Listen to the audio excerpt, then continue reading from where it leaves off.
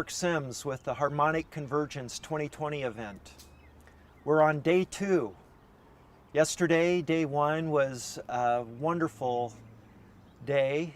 We had a big successful day with amazing guests and a lot of very positive response. I'm told that we have over 40,000 registrants for this event. I don't know how many of you are watching live right now, but welcome. I'm very honored, and it's a pleasure to be of service to humanity and to you. Today, our theme rather, is facing the shadow, and how fear and vulnerability can be transmuted into courage. So this is the theme of the day and the thing I'd like us to focus on during our meditation for the next 22 minutes. So if we can start now, let's take a few cleansing breaths. Again, we're breathing out through our mouth and in through our nose. Okay, we're going to do 3 cleansing breaths. And when we breathe in, I'd like you to hold your breath for a 4 count, and I'll take you through that. So just listen and follow my instructions. Okay, so let's begin.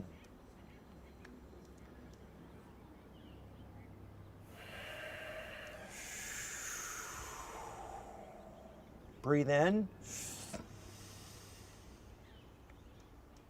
Hold. 1, 2, 3, 4. Out through the mouth. Hold for 2. 1, 2. In through the nose.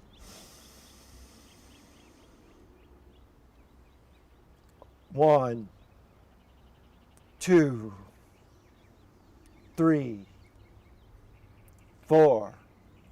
Out through the mouth.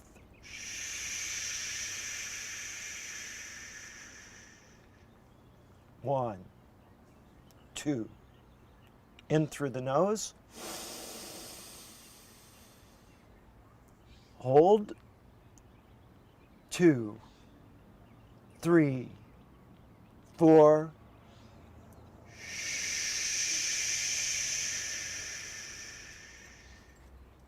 And now, for 22 minutes, let's do the CE6 meditation, singing the note of creation, the song of Creator.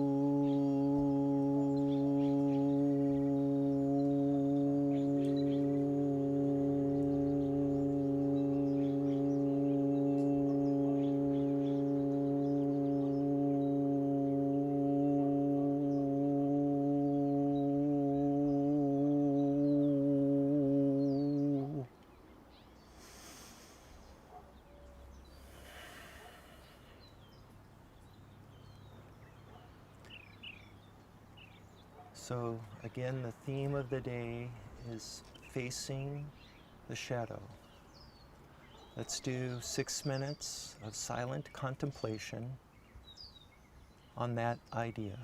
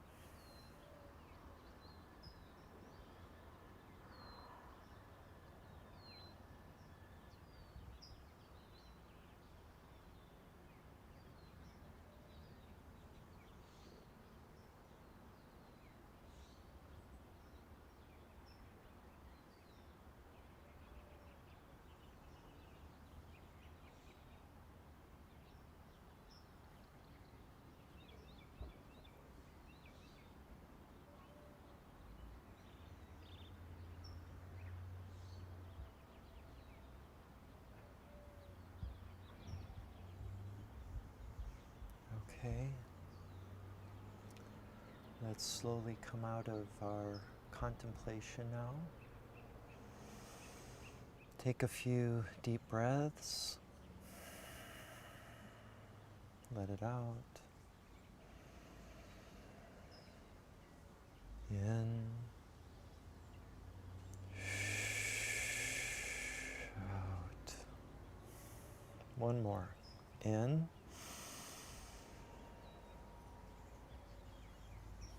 Out.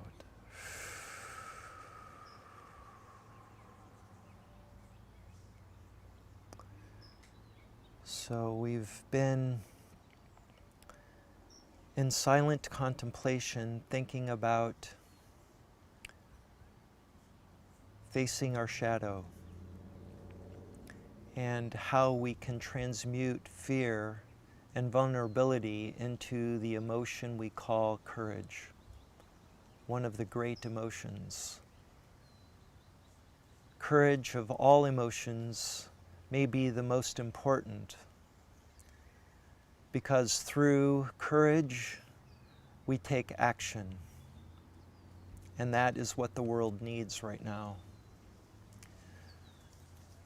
Unfortunately, fear and vulnerability can lead to paralysis, and it is only through the transmutation of this fear that we can create courage. But what we must use is love as the catalyst for that process. With love, we can approach action with rationality, with integrity, dignity, and justice. So justice is a combination of courage, truth, and love, one of the great trinities.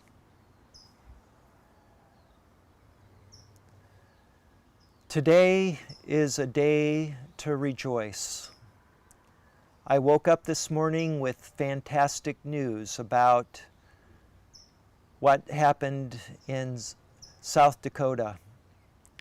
A ruling by a federal judge has mandated that the pipeline that the water protectors protested against at Standing Rock, the water protectors that had courage and integrity and dignity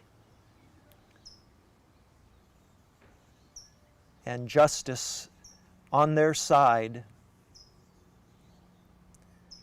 they showed the world what's possible through peaceful, loving, patient action. Today, the judge ruled that the pipeline must stop. It's done. It's been ordered that by August 6th, 1 month from today, that the oil must stop flowing. It is a great victory. It's a great victory of courage. How apropos that our theme of the day, courage, and facing the shadow, is. I'm going to introduce you to some other amazing, courageous people that have inspired others in the world to transmute their fear and vulnerability into courage.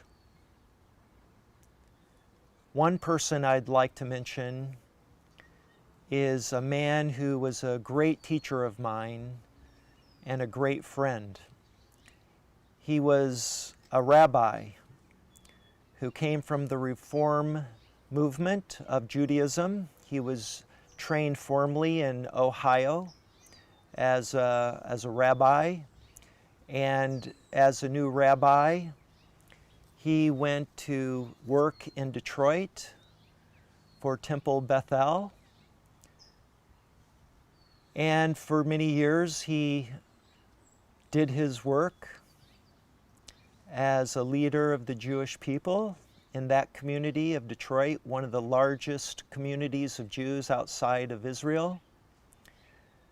And he did his thing. But this was at a unique time. This was in the early 1960s. And the Second World War and the atrocities and horrific tragedies that took place in Europe, starting with the pogroms in Eastern Europe, in Russia, and the surrounding areas. And then, as we know, that led ultimately to the rise of power in Germany, and horrifically led to the concentration camps in which Jews by the millions were taken from their homes by force, led to camps where most of them met their fate. You can only imagine the fear and the sense of vulnerability and powerlessness that many of those people had. My heart still goes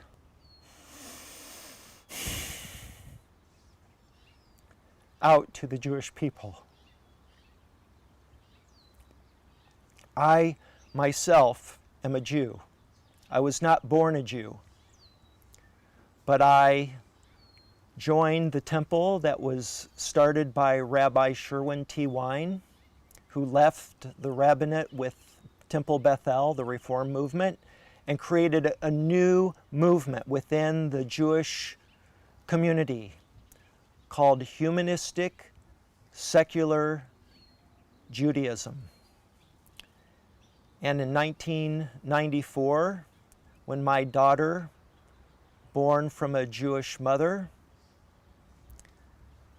we decided that she needed to learn about her Jewish identity and the great culture of the Jewish people, the great history. We wanted her to grow up in a place that was in alignment with our personal philosophy. We were both, my wife and I, were both atheists at the time. And at the Birmingham Temple that was started on September 14th, 1963, with Sherwin and 8 families, survivors of the Holocaust, that made their way to America. What courage that took for them to come from a foreign country, their homeland, and make the incredible, brave decision to leave everything behind but their families and bring to America all that they could carry, and to start anew a life of courage. And these families found in Detroit a large community of Jews that shared the experience of the Holocaust and all that came with it. And they decided they couldn't any longer, in the Reform temple that they belonged to, listen to the words that were spoken and led by the rabbis there, including Sherwin T. Wine. They felt conflicted that they were praying to a God that would allow such atrocities to occur. And that's very understandable. So these 8 founding families of the Birmingham Temple in Detroit approached Sherwin Wine. This was again in the early 1960s, and suggested that they start a new temple, the Birmingham Temple, and a new movement within the Jewish community.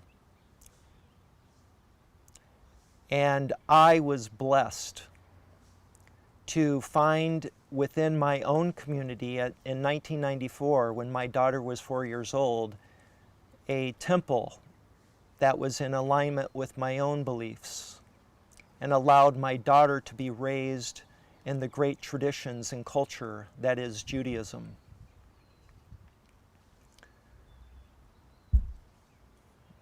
So I converted to secular humanistic Judaism, and my daughter was raised, and my wife at the time of 27 years was a Jew herself, but she was an atheist. She, at the age of 6, decided that God probably didn't exist. And so when I first met her, we had this philosophy in common. And we got married, we had our daughter Erica, and we had a wonderful life together.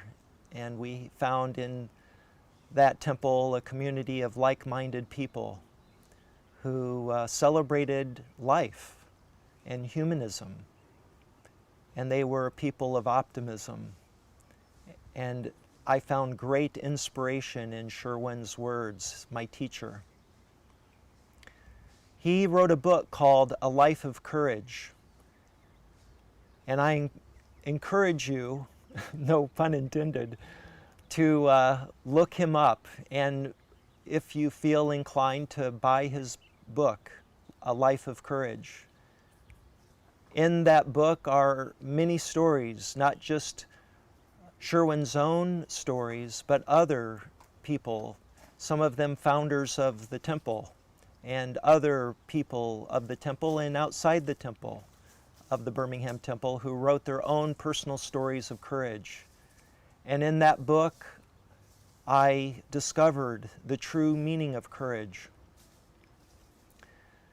And it deals ultimately with facing our fears, our vulnerabilities, and those things associated with fear and vulnerability, and transmuting that into courage and ultimately into action based on truth, love, and justice, the great Trinity.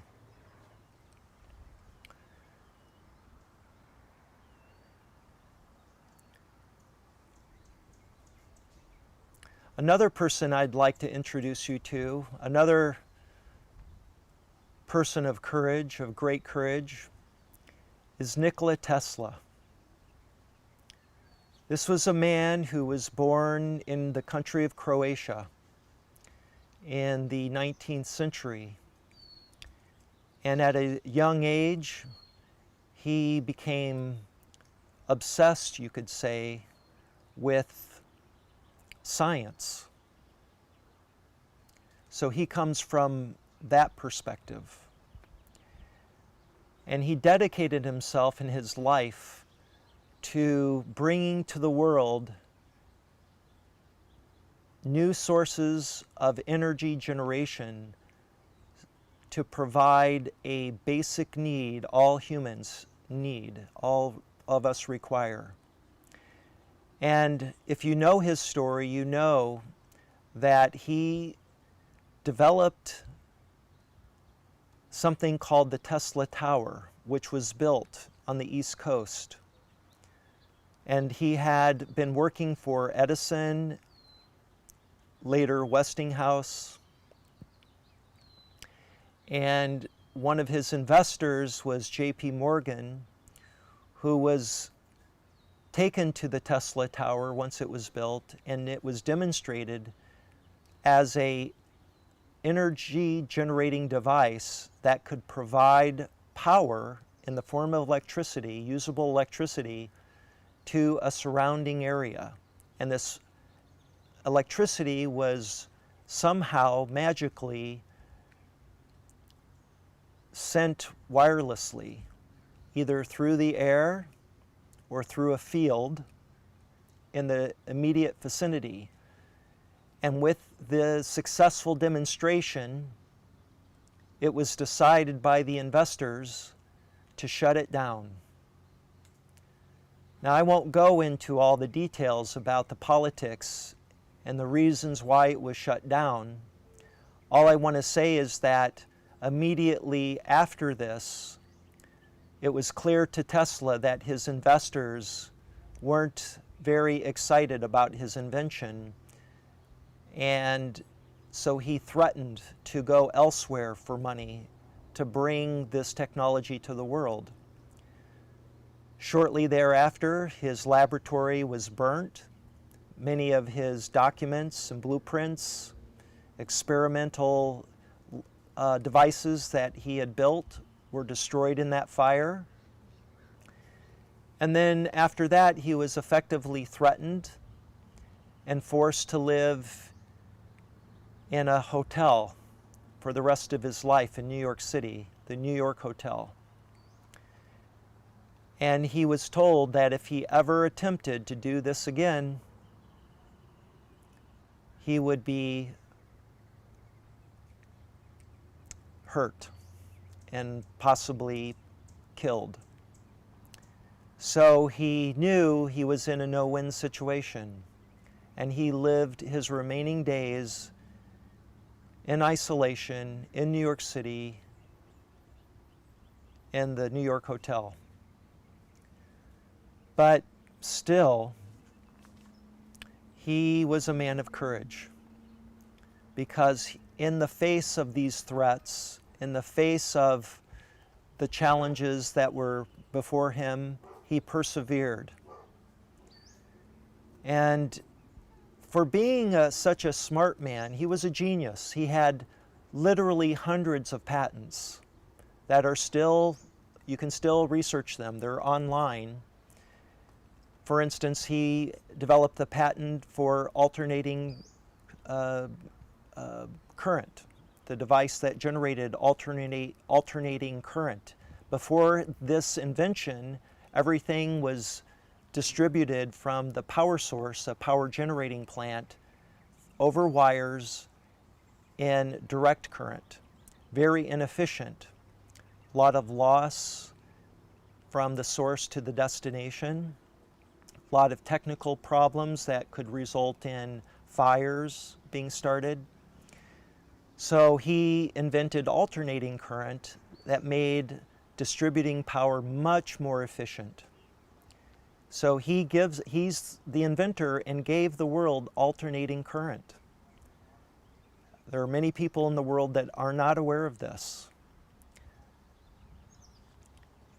But there were other inventions that he also created that were never brought to market because they threatened the status quo, other established businesses and industries, and the investors that own them, the businessmen that own them. And because of that, he became under increasing watch and threat. But this man was very, very intelligent. But he had some rather odd habits that made many people think he was eccentric, for sure, and others used this as a basis to call him a bit of a mad scientist. And I'm going to give you some examples.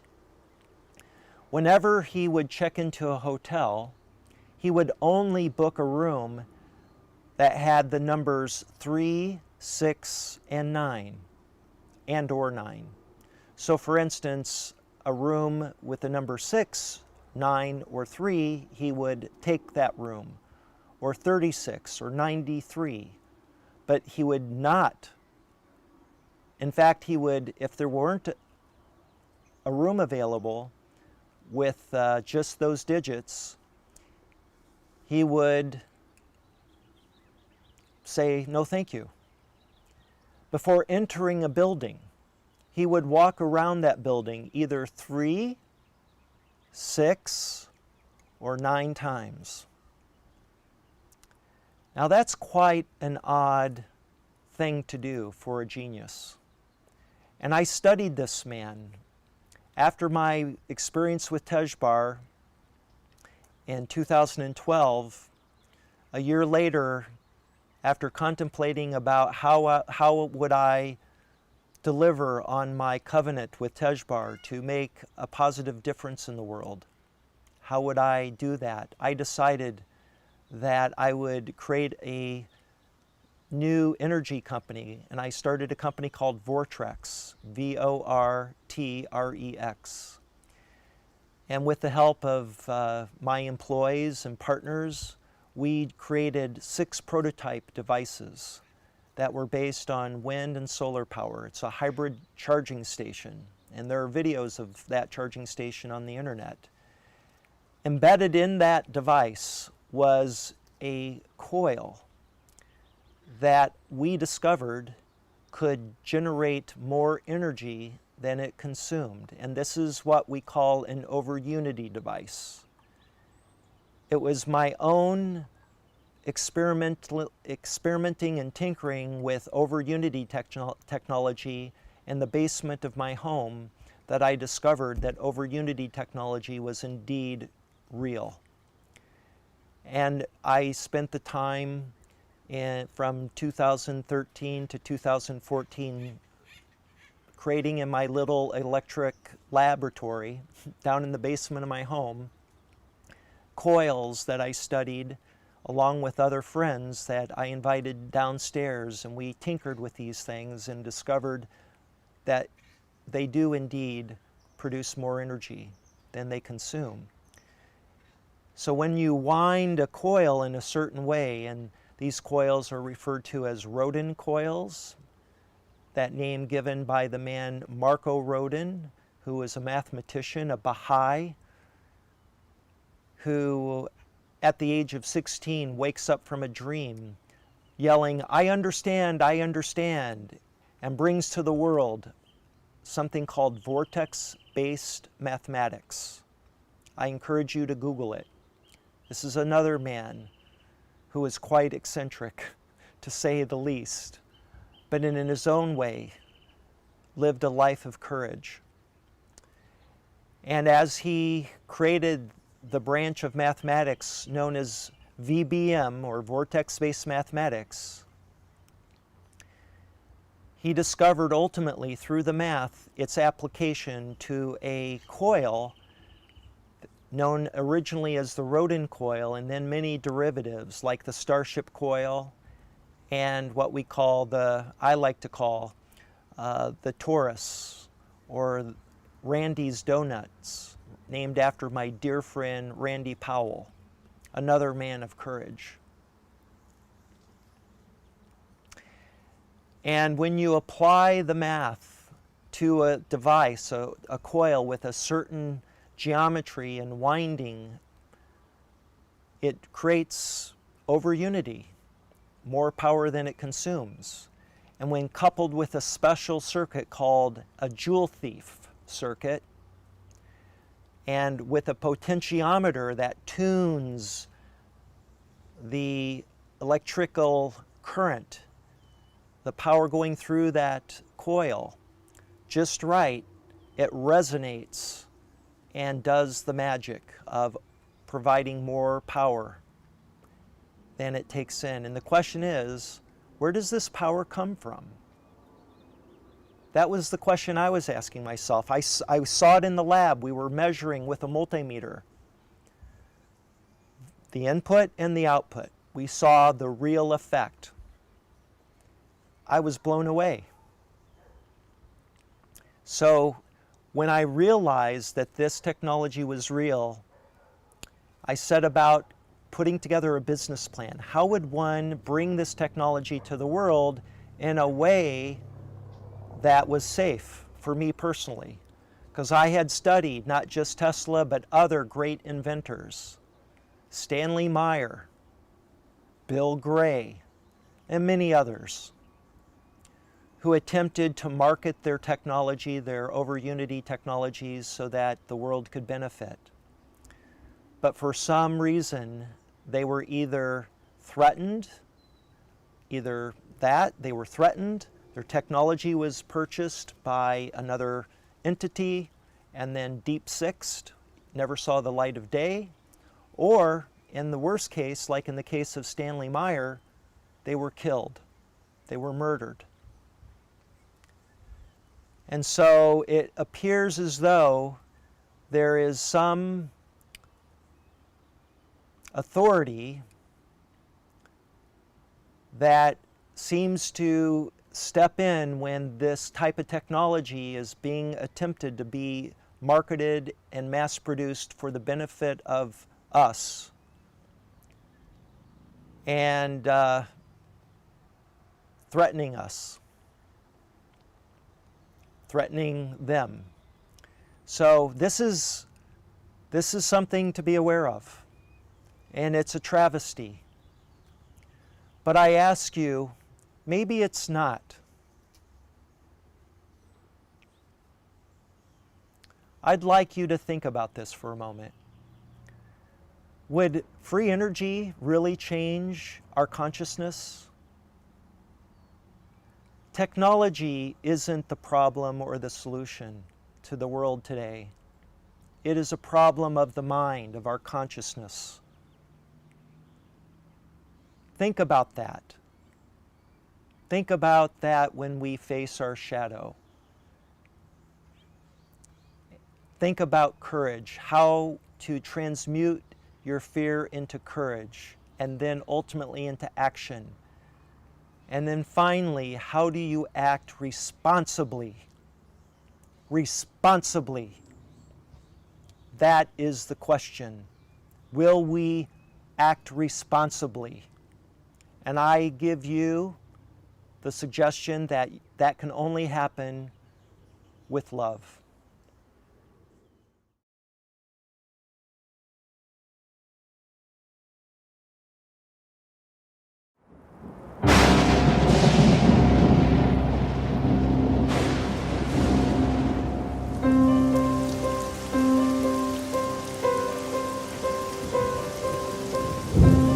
Sometimes we find ourselves surrounded by dark clouds with nothing to be grateful for.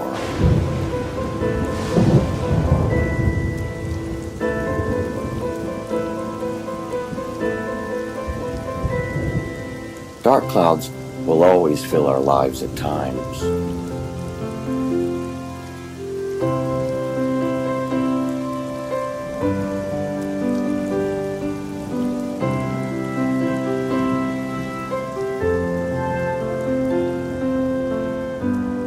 But when we see others celebrating the storm,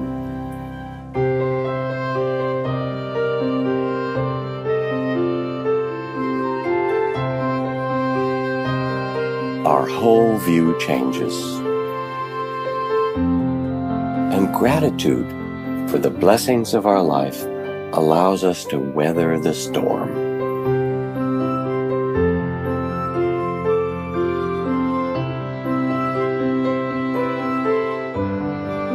If every day is a gift, then the only response is gratitude.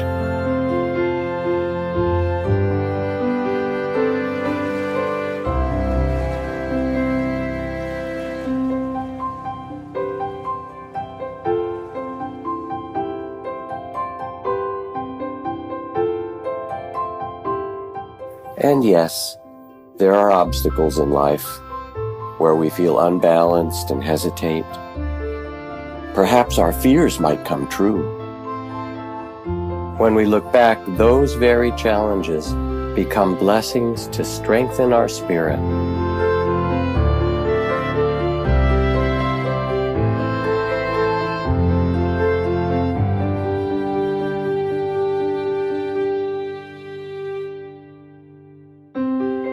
Planting a seed is a miracle.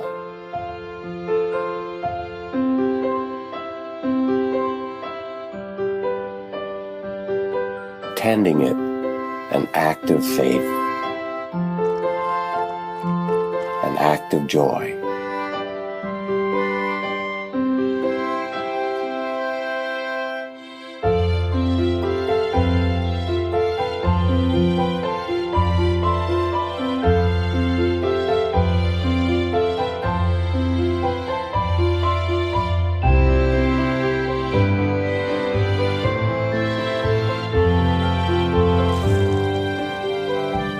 Always, our adventure has spills and losses,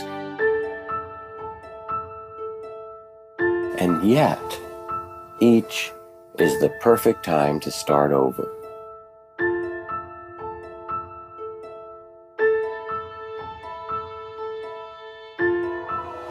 Still, there are times in life's great journey when again we are lost or sad. We lose our spirit.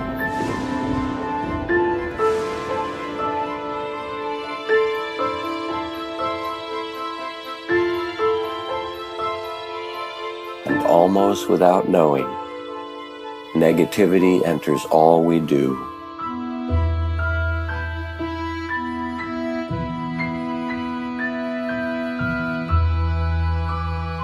It's a weight to carry until we finally learn to let go. Then, what joy when we see the shining heart of another who joins us on our way.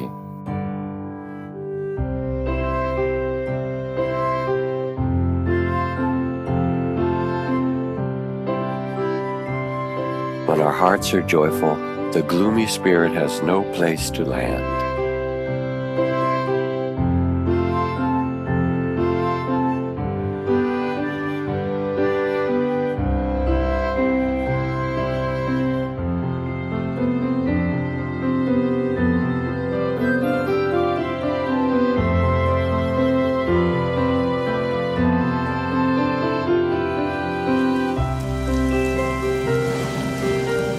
With joy in our hearts, we take our place in the mysterious unfolding of the world.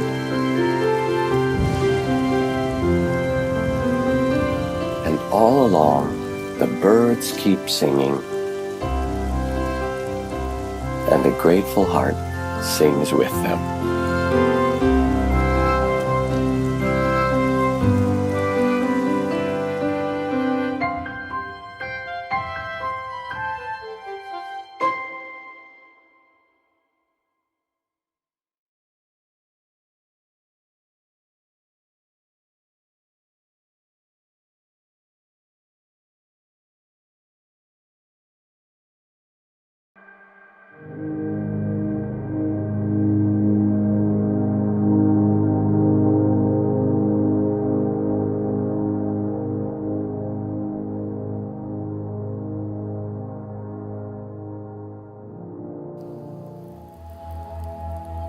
Welcome to the Harmonic Convergence 2020.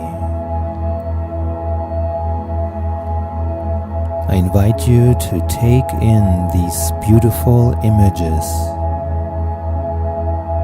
of Mother Earth.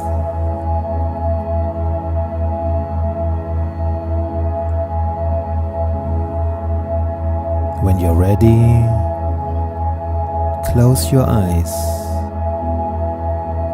and allow these sound waves take you on an inward journey.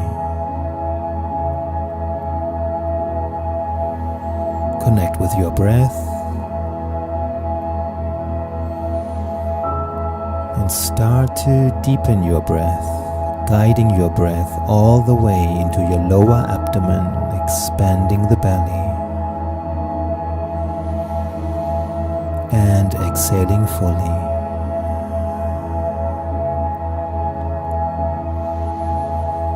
Take a few deep cleansing breaths.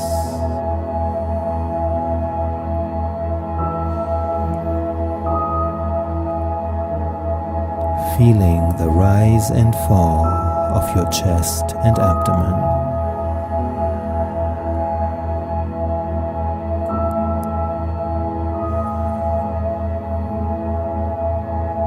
Let your exhale be slow and long, sending a signal to your nervous system that you are safe.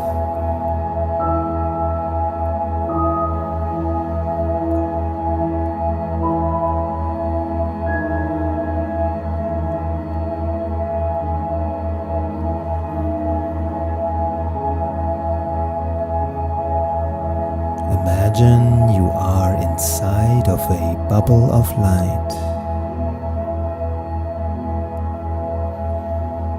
Your own safe and sacred space.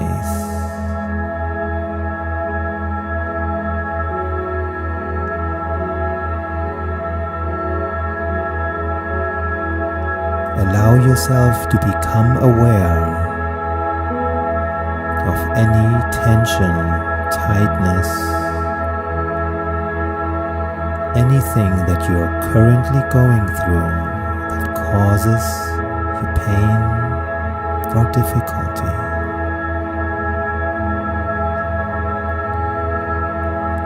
Simply seeing it for what it is.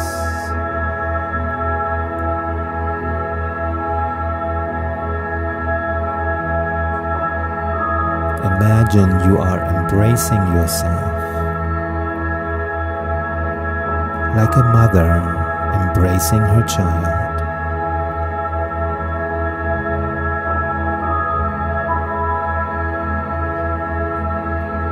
Holding yourself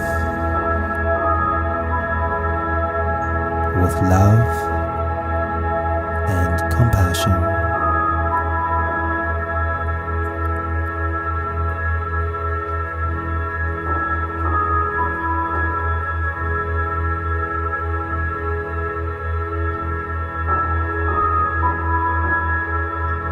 Allow these sound waves be like a healing flow moving right through you, releasing any tension or tightness, suffering or pain.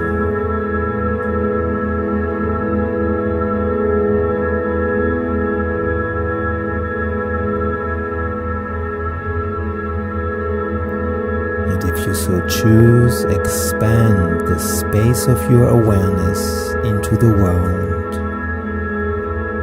towards everyone else who is currently going through a difficult time.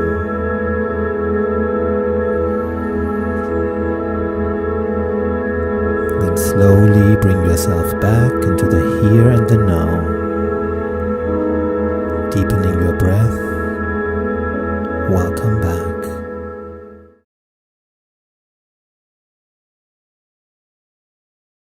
Welcome everybody to the Harmonic Convergence 2020. We're here on day 2 with Mark Sims. Our theme for today is facing the shadow, fear, vulnerability, and courage. So thank you, Mark, for being with us and sharing your experience from your perspective and your wisdom from Tejbar. When we last left on day 1, you were speaking a little bit about, you were talking about moving into peace, inner peace, and you were speaking about your hero's journey that you had, Right. Moving through some of the challenges in realizing and actualizing that peace. And to me, it sounded a lot like some of those fears and insecurities or things in standing in your own experience that came up, and I wondered Sure. if you would like to share a little bit more about that. Sure. To give a full story or picture of what my hero journey's been like to get to this point of inner peace, we have to go back to 2012, and there was a moment in which I'm talking to Tejbar, we're in communion, and I asked him about ascending. You know, he claimed that he had once been human 3,000 years ago, and when he died, he ascended to a place he called the astral realm. I said, this sounds like the Christian concept of heaven. And he said, yes, it's basically that, but it's much more than that as well. It's a very simple model for, you know, astral, the astral realm, this place that the soul goes, evidently. So I said, is this where I'm going to go when I die? Is this place that you went to, the astral realm? And he said, no, not necessarily. One of two things happens when someone dies. Typically, they're reincarnated to continue their journey of soul development, of spiritual development. It's only when the individual has met certain criteria, that they then move on to the next stage of their evolution. And this is what's referred to as the first ascension. And I said, so what is the criteria then of one ascending as opposed to becoming reincarnated? And he said, mastering unconditional love. So I asked him, well, what is that exactly? Right. And he said, that is not something I can tell you. You have to experience it for yourself. You have to discover it yourself. So that became part of my journey, my spiritual path, to ask or discover the answer to that question. And I began reading books on the subject of love, and specifically unconditional love, and I heard from a lot of people that I admire or trust, and wanted to get their take on what they thought it meant.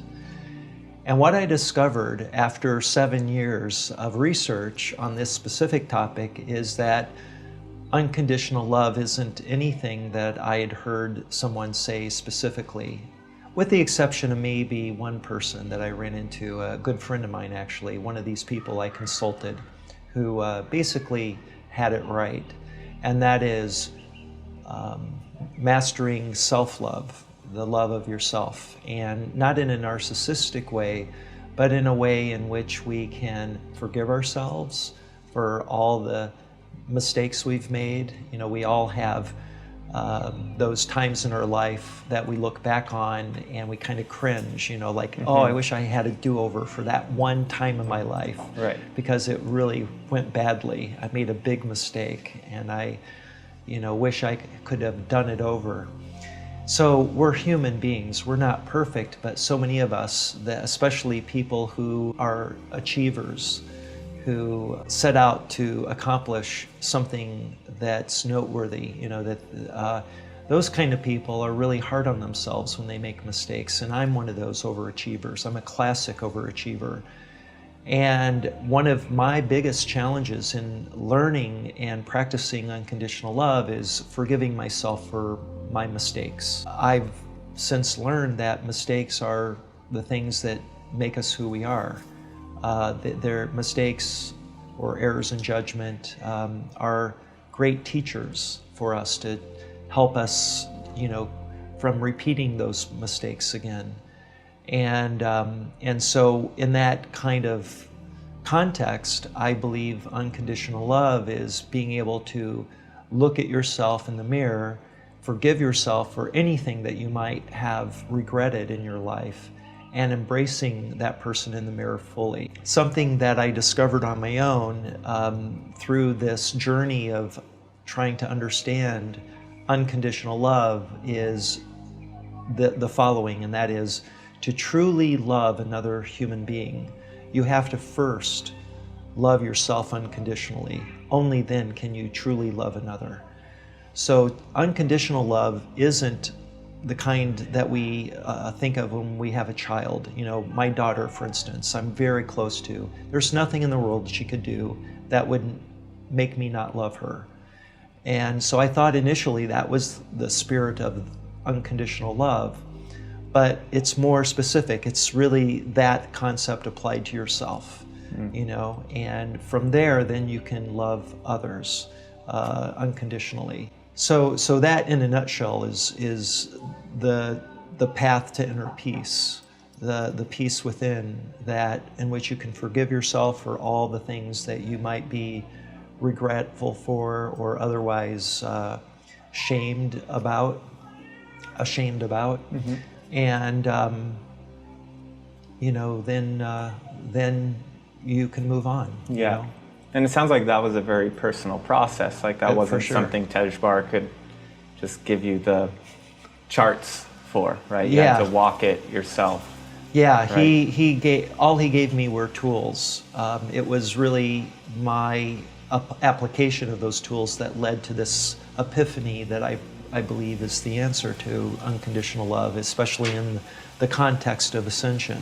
Right. In this process here of the Harmonic Convergence 2020, through your time in doing C5 protocols, having interactions with Tejbar, going through your hero's journey, as you put it. What were some of the fears or challenges or difficult energies that you had to move through in order to do what you were tasked in having this relationship with Tejbar?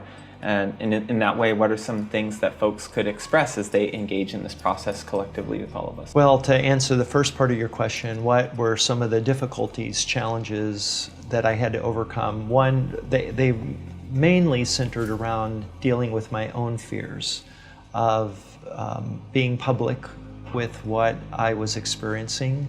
It's a very private matter. It opens one's self up to criticism and skepticism, and it's very understandable, but the reality is that it was happening, and I knew it was happening, and so I had to deal with that first, just embracing the reality of it in the face of opposition from family members who thought I was crazy, and that has, a process that ends up ending lots of different ways depending on the individual family member. For my wife, it ended up in divorce. For my mother and my father, it ended up, changing our relationship in ways that required me to set a barrier between us that had never existed before, because I was so close with my mother my entire life. But in order to protect myself and her, really, because she became so afraid of my mental illness that she thought I had, that any word spoken of this subject would trigger her, into thinking I'm being manic or something. That changes your behavior with your key loved ones and the relationship as a consequence. My daughter, who I'm very close with, is turning 30 in a few days, and I've chosen just not to bring it up with her. It just is such a sore point with her, and it's something she's uncomfortable with, and on top of it, she's now in her 4th year of residency as a psychiatrist.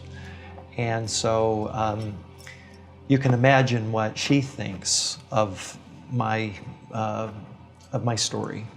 And so I just choose not to discuss it with her. And I've learned over the time that I've had this experience and I've been growing that you have to be very aware of who your audience is. That some people will always, no matter what you say, how convincing you are, they're going to think you're crazy, or they're going to be fearful. I have a relative who literally thinks that I've been visited by a spirit of darkness. And she's very concerned for me because she thinks that I am interacting with spirits of darkness. And so you just need to know who you're talking to, and what has happened over time is I've shed those relationships that aren't serving my purpose, and have found new people who are open-minded and very loving and supportive, and even have some of their own experiences that are unusual that they don't feel comfortable sharing with the family members or others.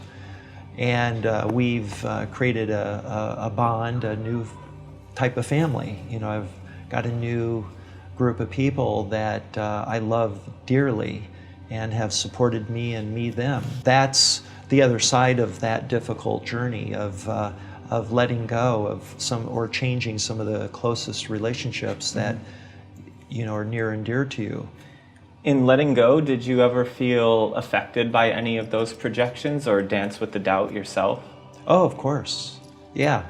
And there were times over the last 7 years that I almost threw in the towel. I just said, this is too much. What's being asked of me is too much for a single man, and I'm not comfortable with it. And I felt, especially when I was called upon to organize the Harmonic Convergence and everything that goes with it, I got to the point where I just felt it was self-defeating to have only one person championing this event, that, and so in 2017, I made a decision to take a step back, and I told those in the higher realms that if they really want this to be successful, that they've got to call on others and bring them to me. And that began happening at the end of 2019. People started showing up in my life that I had never met, and telling me that they have also been called upon to get involved and help put together a global meditation for world peace. And so I found my tribe, and that took a lot of pressure off me to come forward, knowing that I'm not doing this alone. I'm not, in many ways, I'm certainly a leader of this movement, I believe. I've brought on really incredible people that are helping me do this and collaborating together. And when you're collaborating with really smart, open-minded people who see the same vision and want the same kind of outcome, and that outcome being a world in which we finally take responsibility for our planet and for ourselves and our relationships with one another that's more loving and sustainable. And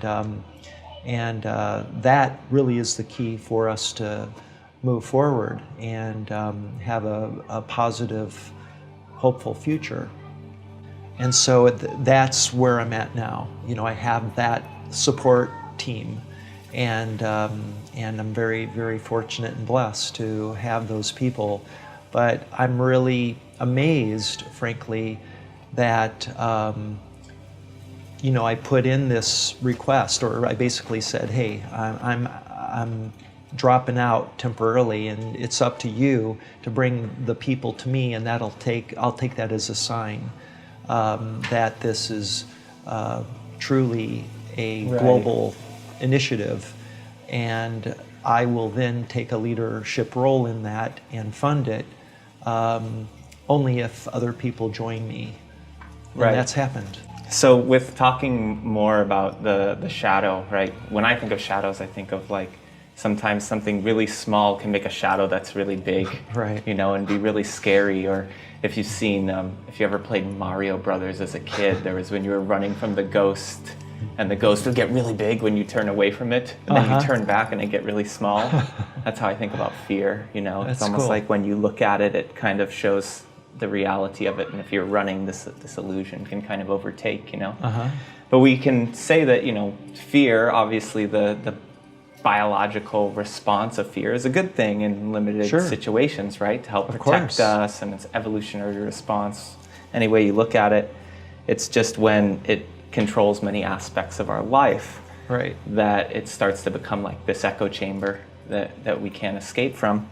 With the ecological concerns in the world, the economic concerns, the grave injustices against mass amounts of people on this earth, and all the different concerns, this recent pandemic, all the different things that are going on in the world that have kind of wrapped a good part of humanity into this fearful state.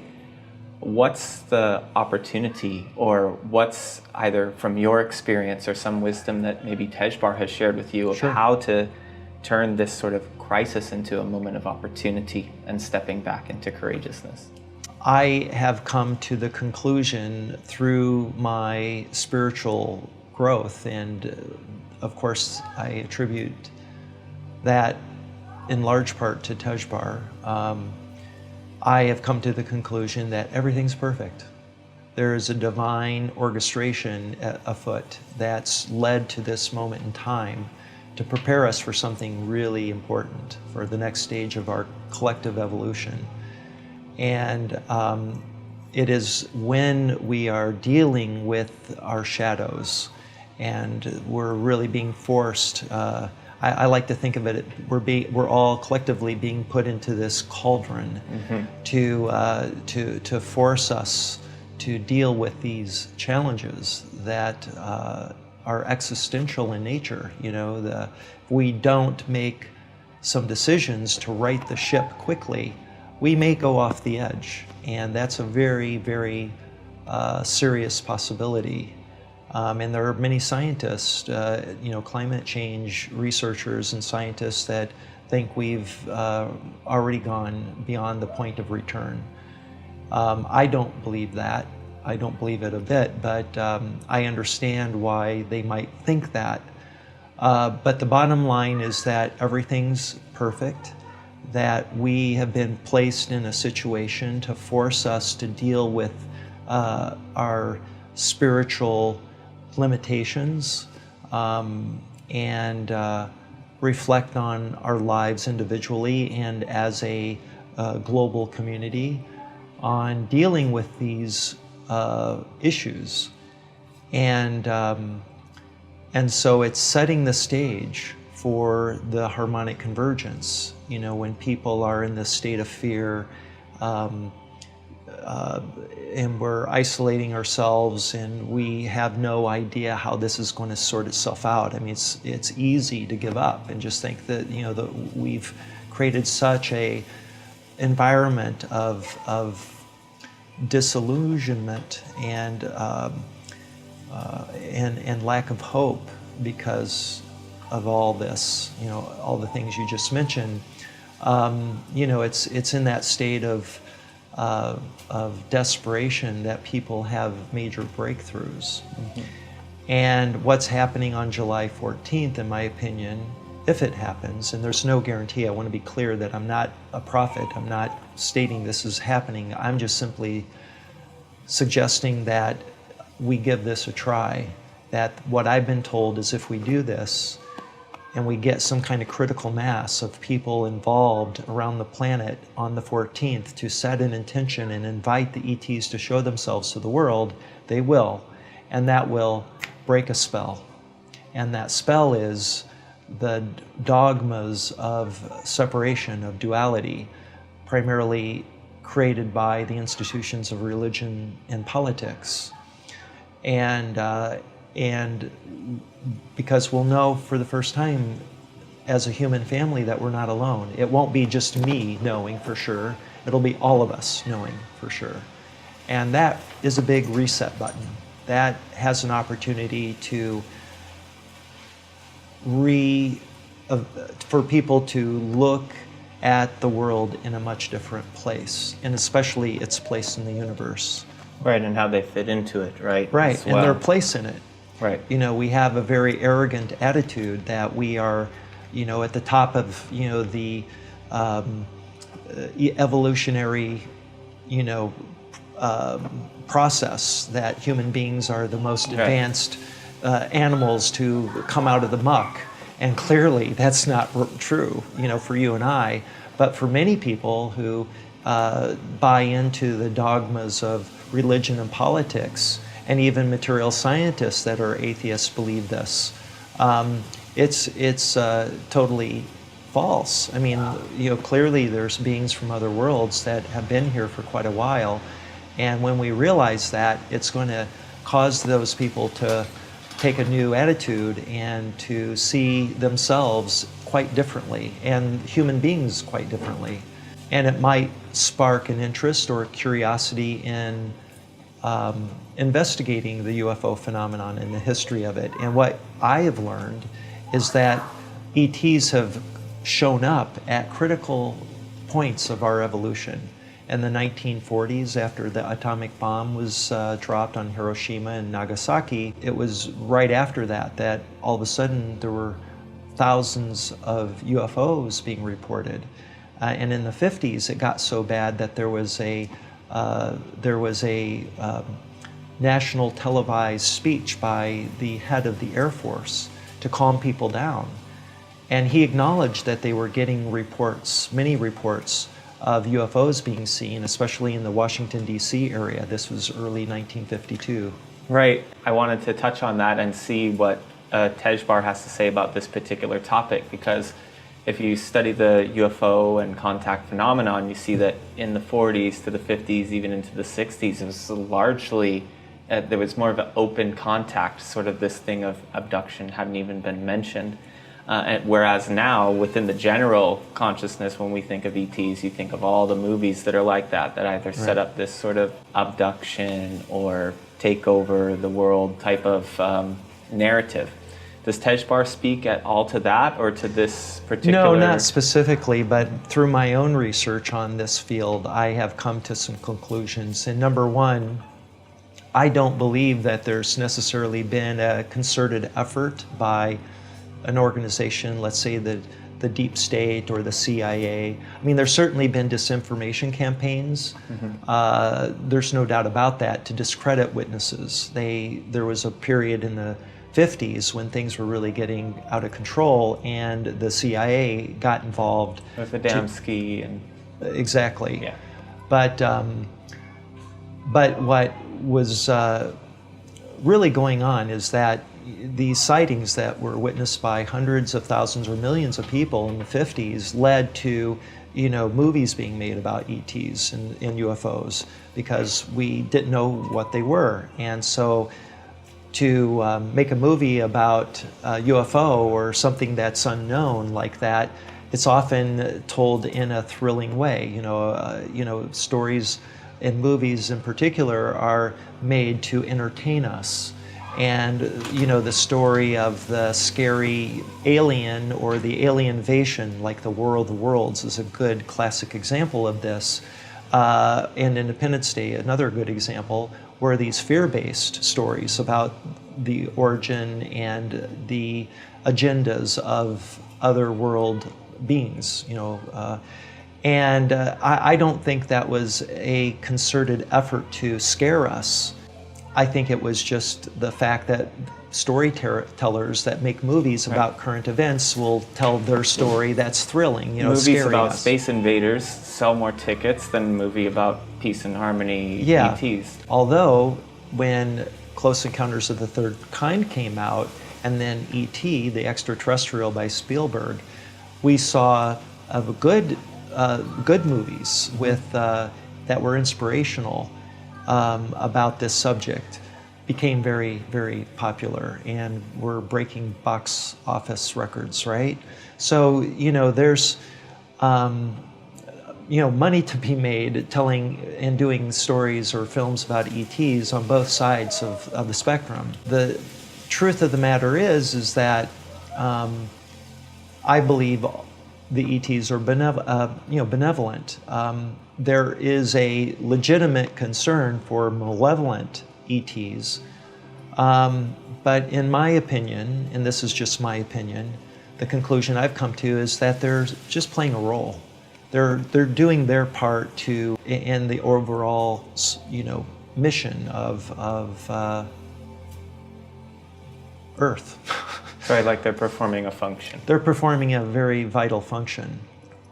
And the abduction phenomenon, for instance, that's a real phenomenon. There's no question that many thousands of people have been abducted, and they're being used for a hybrid program. That's been the consensus by the people researching this, like John Mack, a professor at Harvard, and Barbara Lamb, and Mary Rodwell in Australia, who's a psychologist, a clinical psychologist who's been interviewing abductees for over 30 years, and she's written many books about the subject. These are people who are very well educated, who were skeptics originally and have come to believe that this is a true phenomenon, and it is. It's a real thing, and that's part of our human story, is that we are, in fact, ETs. We are the product of their...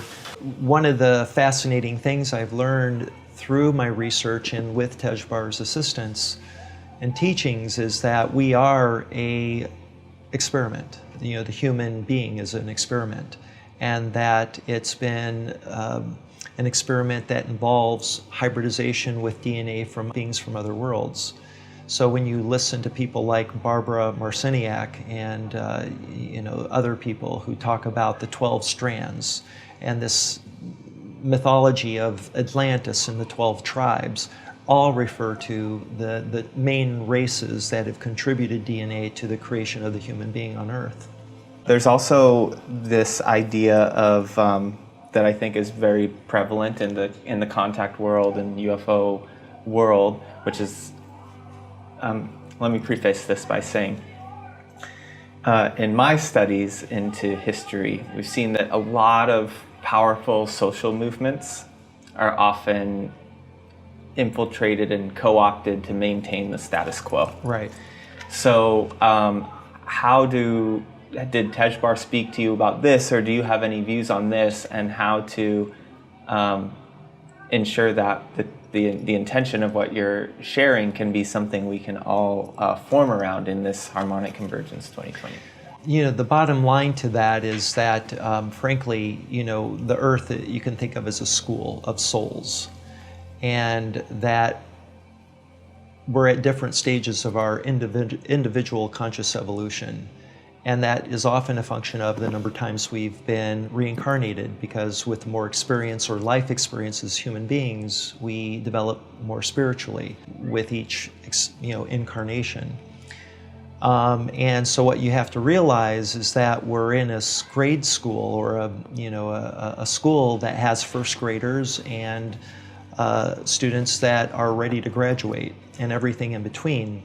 And you need to approach these different levels of conscious people in groups and tailor your message for those demographics.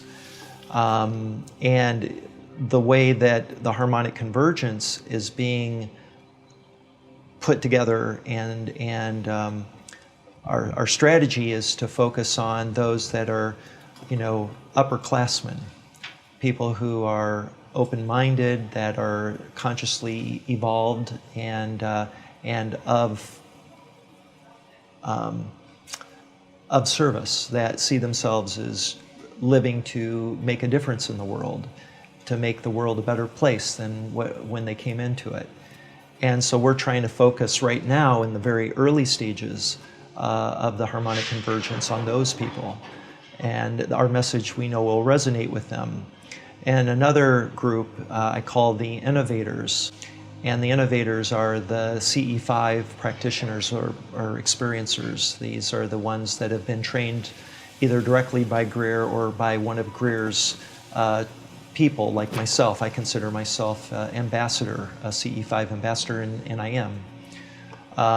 So I've organized my own group in Michigan. I practiced for 2 years. In 2014 and 15, I had a group of about 30, and we were calling in ships consistently whenever we meditated. And we were so consistent at it that I invested in a night vision system and a video camera, and we got footage of ships we were calling in. It's amazing stuff. I'll show you.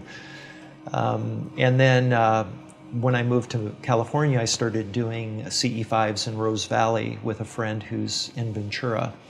And so we've probably, together, he and I have done about 4 CE5s, but I don't spend my time doing that as much anymore, because it's just, I've done it so much, it's frankly not the best use of my time. I'd rather be working on the other things that Tejbar has encouraged me to focus on, and the mandate of creating the Harmonic Convergence. So I feel doing CE5s at this point is more of a distraction, and my time is better spent on strategizing on the Harmonic Convergence and what comes after the Harmonic Convergence, which is a big,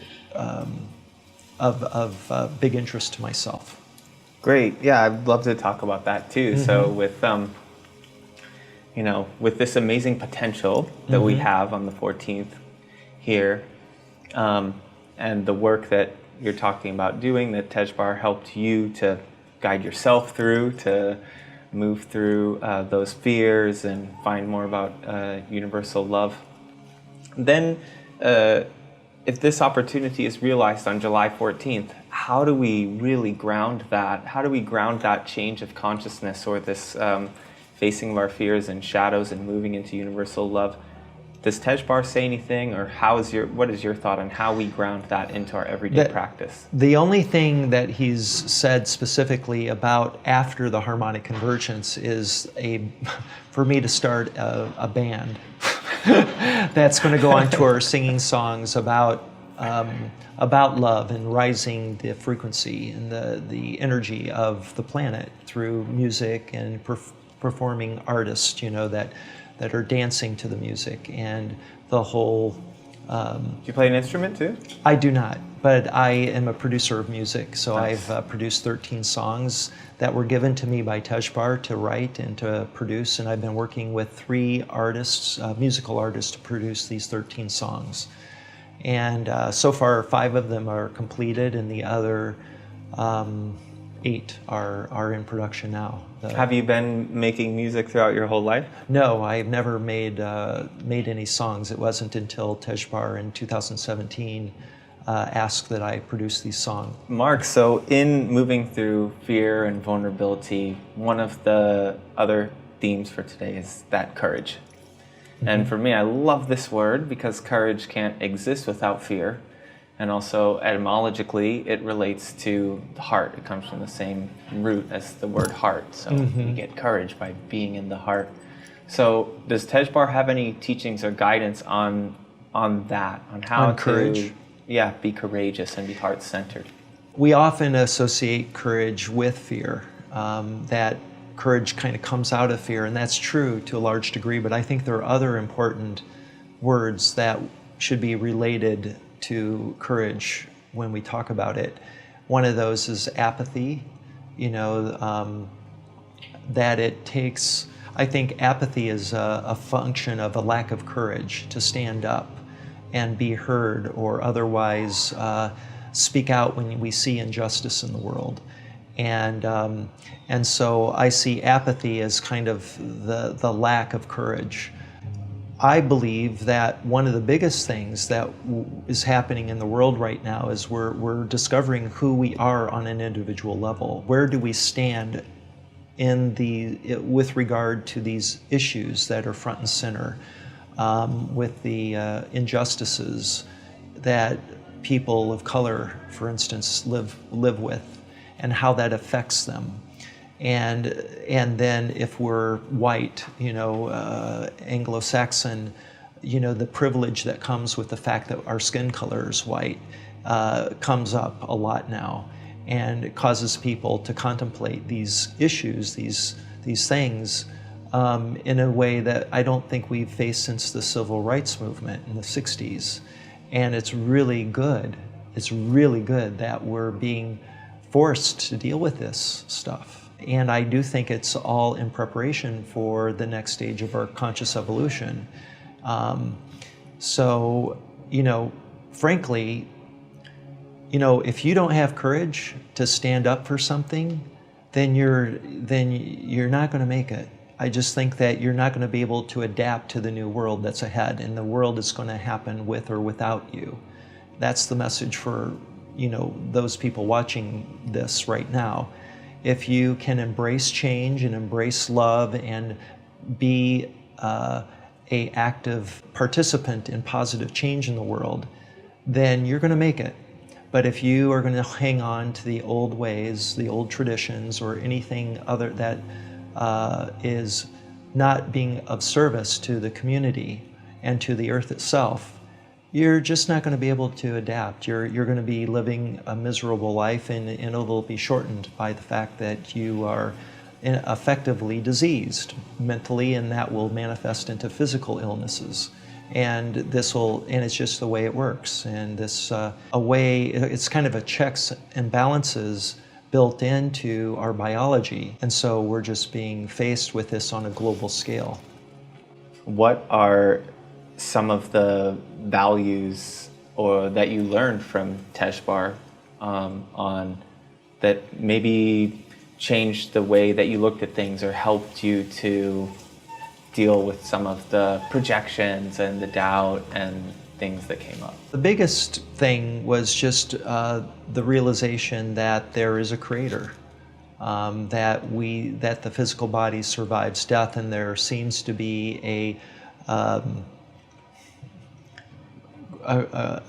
great mind, whatever that thing is, and I couldn't tell you what it is. I just know that it exists, and that you can communicate and have a relationship with that creator, and that relationship and the energy that you put into it will determine just how to find purpose in your life in which magic happens.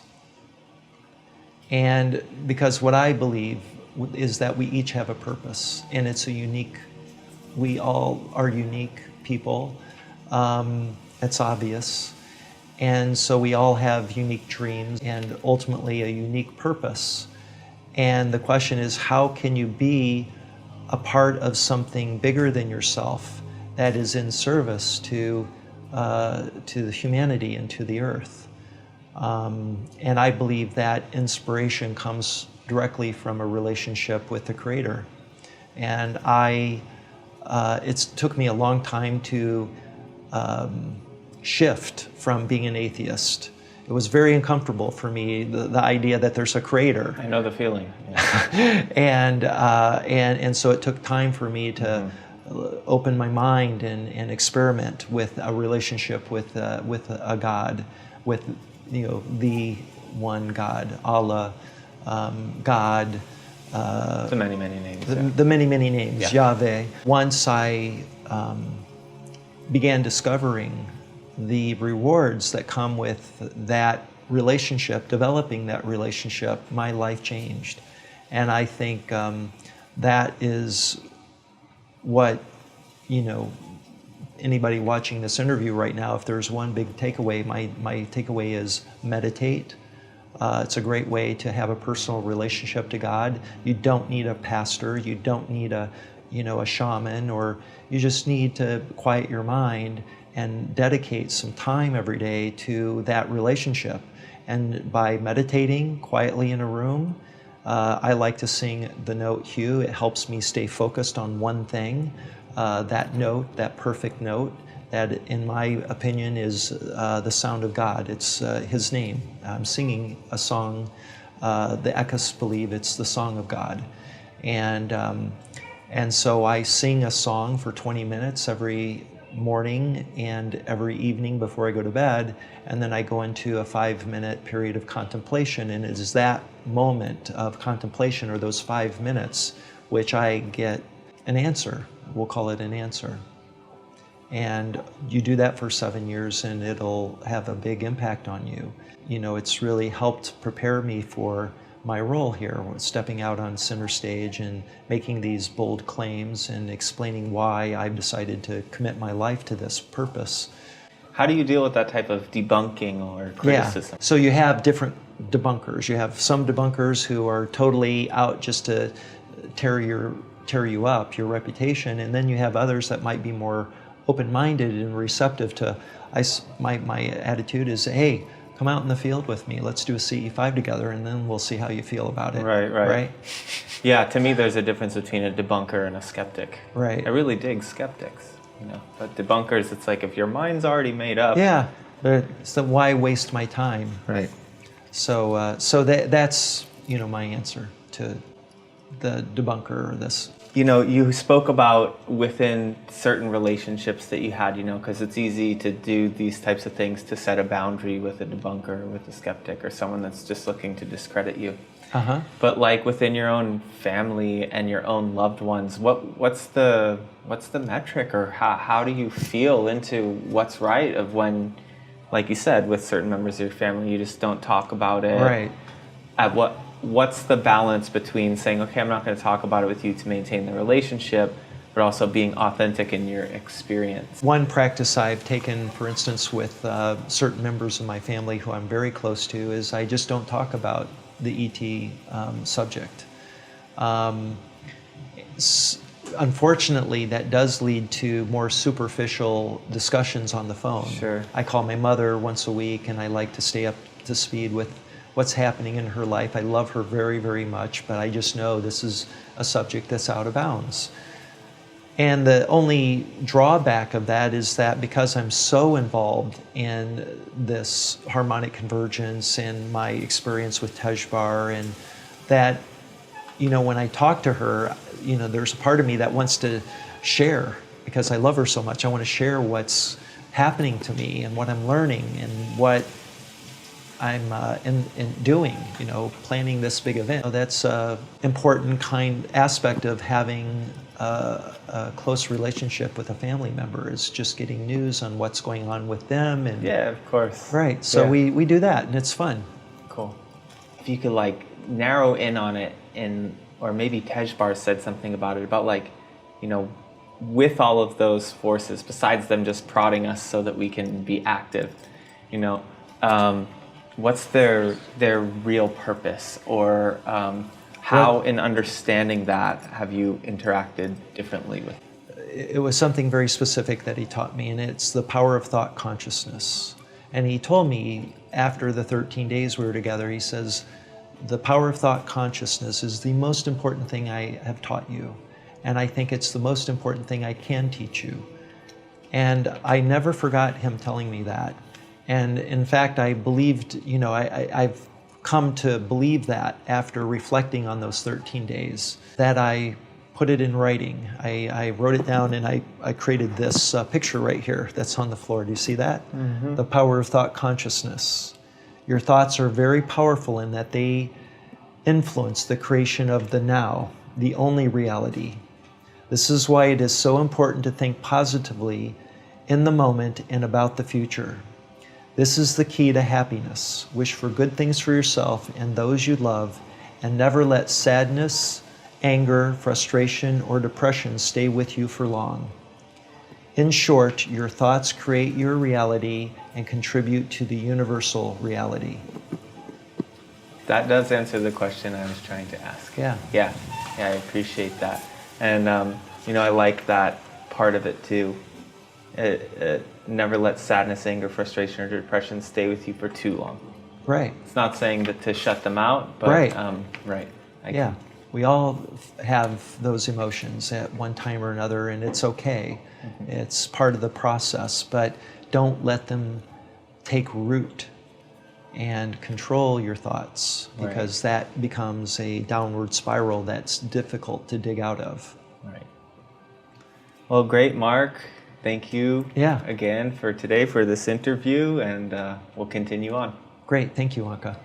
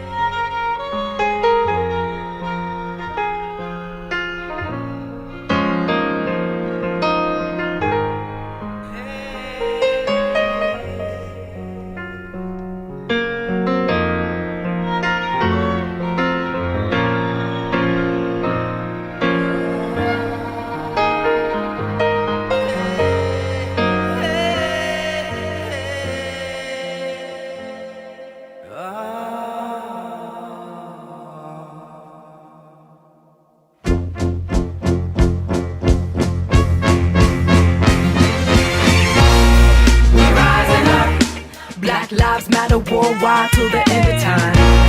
We rising up. Can't nobody stop us. The love we got's colossal. We rising up. White supremacy, your throne's about to topple. We rising up. All imposters of power petrified like fossils. Keep the glow in my smile. I ain't big and I ain't mild and I ain't running. No, I ain't running. Wear my shoes, walk a mile, left my stride in my profile. Yeah, yeah. We're rising up.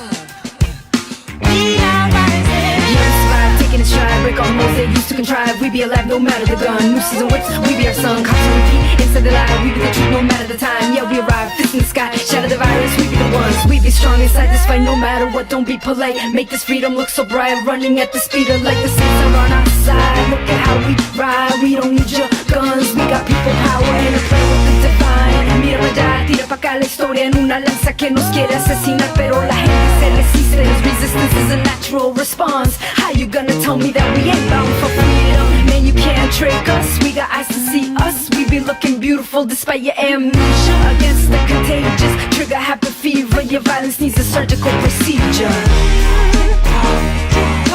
You try to rob, we can't be stopped, we can't be stopped. Tick-tock, now is the time, and we are one. Keep the glow in my smile. I ain't big and I ain't mild and I ain't running, no, I ain't running. Wear my shoes, walk a mile, left my stride in my profile. Yeah, yeah. We're rising up. We're rising up. Black people are powerful beyond measure, beautiful beyond imagination. The children of cosmic dust wrapped in enigma made flesh. Black people are supernatural, drum magic and time travel. Black people are rising. Black people are significant, magnificent, omnipresent, resilient, immeasurable, unstoppable, indispensable, brilliant. Black people are eternal, ancient ancestors of the entire planet. Black people are breathtaking, the creators of this nation, the cornerstone of liberation. Black people are genius. Black people are people on a mission to get free by any means necessary. Black people are the heart of my soul, my breath. Black people are the source. Black people are a gorgeous rebellion by the simple act of being born.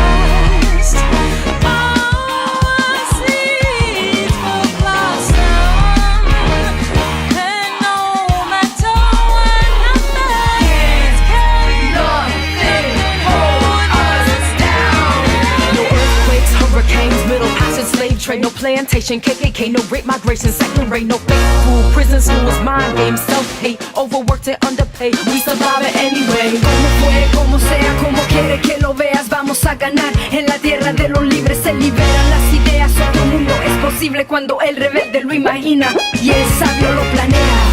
We rising up. Black lives matter worldwide till the end of time. We rising up. From the top to the bottom, Ghana, Haiti, and Harlem. We rising up. My dignified black people got one thing in common. We rising up. No matter what we're tossed, our seeds will blossom. We rising up.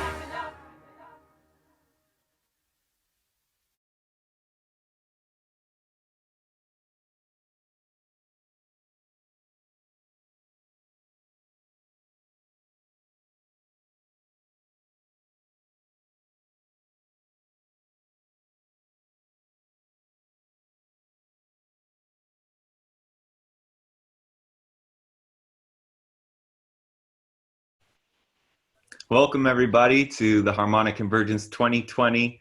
We're here on day 2. Our theme is Facing the Shadow, Fear, Vulnerability, and Courage. And we're here with astrologer Petra Tauchert. Hi Petra, thanks for joining us today. Hi Anka, Thank you for inviting me. It's a pleasure to be here. Yeah, it's great to have you. So, you are an astrologer. You speak the language of the stars and the celestial influences and the celestial connections between us here on Earth. And how, just getting right into it here, how do you feel that the language of astrology can be useful in the times that we're in today? Well, in a number of different ways. One is that it puts us somewhere on the map. One of the things that I love about astrology is that, somebody I've never met can contact me for a reading, and I can look at their chart and look at their transits, and I can tell them where they are on the map, so to speak, in terms of material that they're dealing with. And so when you're in tough material, which I think we can officially say we're in tough material these days, it is really comforting to have something that gives us some place of understanding of where we are. So location, that it's not permanent necessarily, that nothing is permanent ultimately, that it's a process we're moving through. And also it gives us a symbolic language with which to speak about these, larger meta subjects as they apply to the collective, but also as they apply to us individually. Cool. And yeah, we're definitely in tough territory these days. It feels kind of uncharted. Yeah. It's So like that old Chinese curse or whatever, it's like the curse that you would be born in interesting times. Interesting times. Yeah, I think we all got that one. The best I can say about these days is really it's so fascinating what is going to happen next. I don't really want to know, but I totally want to know. And so before we kind of dig into actually the times we're in, I want to kind of rewind a little to say, just as an example, the beginning of January this year of 2020. There was a pretty significant astrological aspect that was happening in that time, right? Can you talk about that a little bit? Yes, it's the long, nervously awaited Saturn-Pluto conjunction in the later degrees of Capricorn. And I'm a younger astrologer, but older astrologers have been watching this since the 70s approach, being like, woo, what's this one going to be? Because always it's big, Saturn is the structure, Pluto is the demolition, so that there can be a new structure. So Saturn can be doing its own thing, Pluto can be doing its own thing, but when the two come together, it's really an undeniable force of transformation and change that isn't going to be comfortable. It's, comfort is not the name of the game here. So, so they came together on January 12th, and the timing as the virus, unfurled itself on the world, we can say that it was officially associated with that signature. There are other things that are happening, but the Saturn-Pluto is huge. Saturn then moved on and went into Aquarius briefly. It's about to go back into Capricorn. So we're going to be experiencing them coming together again with also Jupiter present, and Jupiter augments things. So if there's a way to make the signature even bigger, Jupiter is there to do that. Wow. And again, when does that happen with Jupiter? I don't want to spend too much time going through the days, but we can say that they're traveling together as a force with Jupiter essentially from July on, because July 1st, Saturn steps back into Capricorn. And so Jupiter and Pluto right now are at 24 degrees. And so Saturn will be stepping back to 29 degrees. And that's close enough that that's considered a conjunction. It's not partile exact, but obviously, with the outer planets, wider orbs are used quite frequently, quite effectively. And so that is going to be, that's going to be ushering us through the rest of this year. And then we also have Mars tomorrow going into Aries, and Mars will be squaring, coming in at a hard angle to those. And that is, that's the next thing we're nervously watching, because Mars is the ignition switch. And when Mars was in Capricorn, it joined the team. It was the south node in Pluto and Saturn at that point. Jupiter wasn't there yet, but that was when things really got going. And so Mars then moved on, went into Aquarius. It's been in Pisces. It's very sleepy in Pisces. It is not sleepy in Aries. Right. So buckle your seatbelt. We're in for more turbulence. Yeah. And so that actually, you said that happens tomorrow, which at time of recording, that means that it's happening on the 27th of June. So by the time this airs, we should be into that transit, yeah. And then we will be at the third of our 3 eclipses. We're in the eclipse window right now. Eclipses happen twice a year, every year, and the bracketing time around them is, new moon to new moon. We have eclipse season. So often there's 2. This time there's 3. We just completed the 2nd of 2 on solstice. We'll complete the 3rd on the 4th or the 5th, depending on where you are of July. So yeah, and that's when that is when Saturn and Pluto and Jupiter are together tightly again. And then we also have the Sun in Cancer opposing it. And then we have Mars coming in at a hard angle. So this is the big alignment. This is the thing. Like, it's the thing it's existing this whole year, and it was largely present last year too, but it comes into much tighter focus right now. Right. So since that 3rd eclipse, this eclipse season or cycle is closing, then there on the 4th or the 5th. Yeah, it's the 4th for us. The 4th. Yeah. So that's just about, the 4th and the 5th is the day that this harmonic convergence starts. So is there anything that we can glean from that process that will have just been maybe not ending, but exacting on that date, as far as to like what energies we can expect during this week of the airing of this harmonic convergence? Well, it starts out with the moon also with that team. And so the moon is the most personal taste of the day. We always are tracking the moon because we know that that's going to be, there can be larger things that are happening, but the moon's the one that's going to come along and activate them.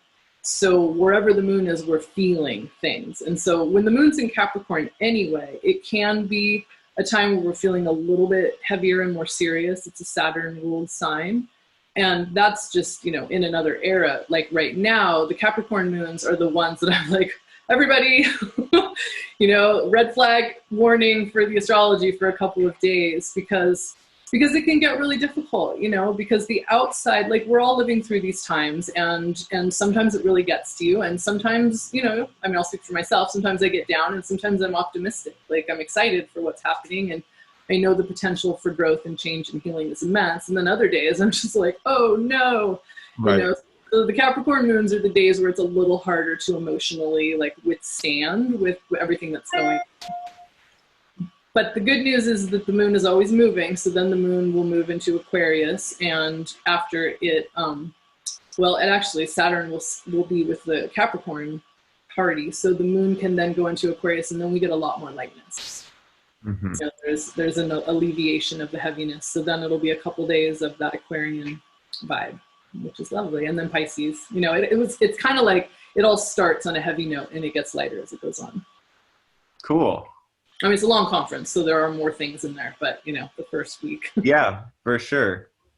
Well, speaking of starting on heavy, when this airs, it'll be day 2, which is, like we said earlier, is like facing the shadow, fear and vulnerability and courage. Yep. And for myself personally, like I experience a lot of these archetypes, at least within like Saturn and Pluto and Uranus, some of these slower moving planets, to have definitely like a heavier, more subconscious, almost shadowy aspect to them. So, but that's just my take on it. But from your perspective, and it's almost. Okay. No, I mean, bona fide shadow work. Like they're. I mean, every planet as an archetypal expression has a full range from positive to negative, but there are some that work more in the shadows for sure. Pluto being the king, like Pluto's the god of the underworld. And so when Pluto is active in our charts or in our world, what's happening is, Pluto doesn't care about your feelings. Pluto cares about your soul. It's all about soul evolution, and it's going to push you into wherever you feel the weakest and make you confront the truth about that. And when you can have that honest conversation, whatever it is, with yourself, really, with Pluto, but really it's with yourself, about the changes that need to happen. And that's where we're at collectively. There's some really big changes that need to happen, but it's also very individual. You know, like when you add Saturn in, Saturn is the structure. So Saturn is the structure of the society that we're living in, but it's also the structure inside of our own minds. It's the paradigms that we're in. And so we need to be able to work through that material too, you know, the places where the change has to happen, like just even seeing what it is, like what our perspectives have been. Right. So that, you know, that's where we all need to do the work. And then what about Uranus? Oh, Uranus. Well, the great Promethean trickster god whose job is to awaken us to what is possible. You know, through the lens of evolutionary astrology, they like to look at layers or levels of evolution of consciousness. So at any given moment, there's about 75% of everybody who's alive who's in the consensus, and then, 25% in individuated, and then the tiny top amount in spiritual. And so the consensus is exactly what it sounds like. It's, you know, people wanting to belong to the group. It feels scary to be challenged with outside things. You know, it's like the most primal of that is like very religious people that just want, you know, they need the 10 Commandments to tell them how to live a good life. You know, that's good. Some people really need that. Sure. And then you get to the individuated, and the individuated people are like, what? Like, what is going on here? I'm finding all this information. I don't care what people think. I'm going to explore this information. And it doesn't feel threatening to them. But if you take that into the consensus, you know, that's the whole heretical view. And Right. so Uranus is what governs that individuation process and that awakening and that progress, where it's scary, you know, like Uranus can be a trauma signature, but it also can be enlightenment, basically. And in a way, enlightenment can be traumatic, because if you think things are a certain way and then all of a sudden they're not, it's like, oh my God, you know. And then the thing with Uranus is that it's very mental, it's brilliant, and it's very fast. But we are emotional beings. And so the work that we have to do in these Uranian times is make sure that we slow down and process our emotions, because otherwise we're going to split, and that doesn't get us anywhere. That's just a disassociation. And then we have to do all of that emotional catch-up work, possibly in another life, you know. Like it has to be done one way or the other. So I feel like as we enter this, you know, more firmly into this age of Aquarius, and Uranus in Taurus being such a strong agent of change for all of us, that we just make sure we're feeling our feelings. Awesome. Can you talk a little bit more about Uranus and Taurus for the folks that aren't familiar with that? Sure. So Uranus spends about 7 years in a sign, which is long enough to, you know, to really be there, to spend some time changing it. And Uranus, again, is the great awakener and the changer. So it's going to make that happen through the lens of whatever the sign is. So Taurus is the sign that is least fond of change. It really is in charge of just staying the course. It wants to hold the form. It's Venus ruled. It's not even clear that things end or die. Scorpio, it's polar complement, very clear that everything has a lifespan. Taurus is like, nope, just holding the form. So here comes these two that have to work it out.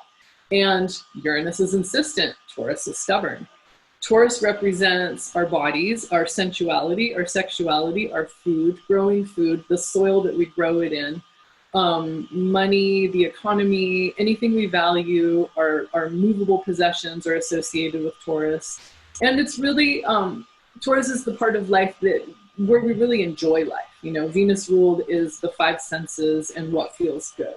And so, you know, the classic Taurus image is Ferdinand the Bull out in the field, you know, sniffing flowers and like having a really nice time. And now Taurus or Uranus is like, wake up, Taurus, we got work to do. And so these two are making it happen. I mean, I got a close eye on the Taurians in my life, because I'm like, wow, how's this going to go, you know? And so the Taurus part of all of us, because, you know, when I speak about these different archetypes, it's not like you're just a Libra, I'm just a Virgo. We all have everything in us. It's all dosage and ratio. So you may be dominantly something more than the other, but Uranus is everywhere in somebody's chart. If you know how to read a chart, find out where Taurus is, you know, what house that rules.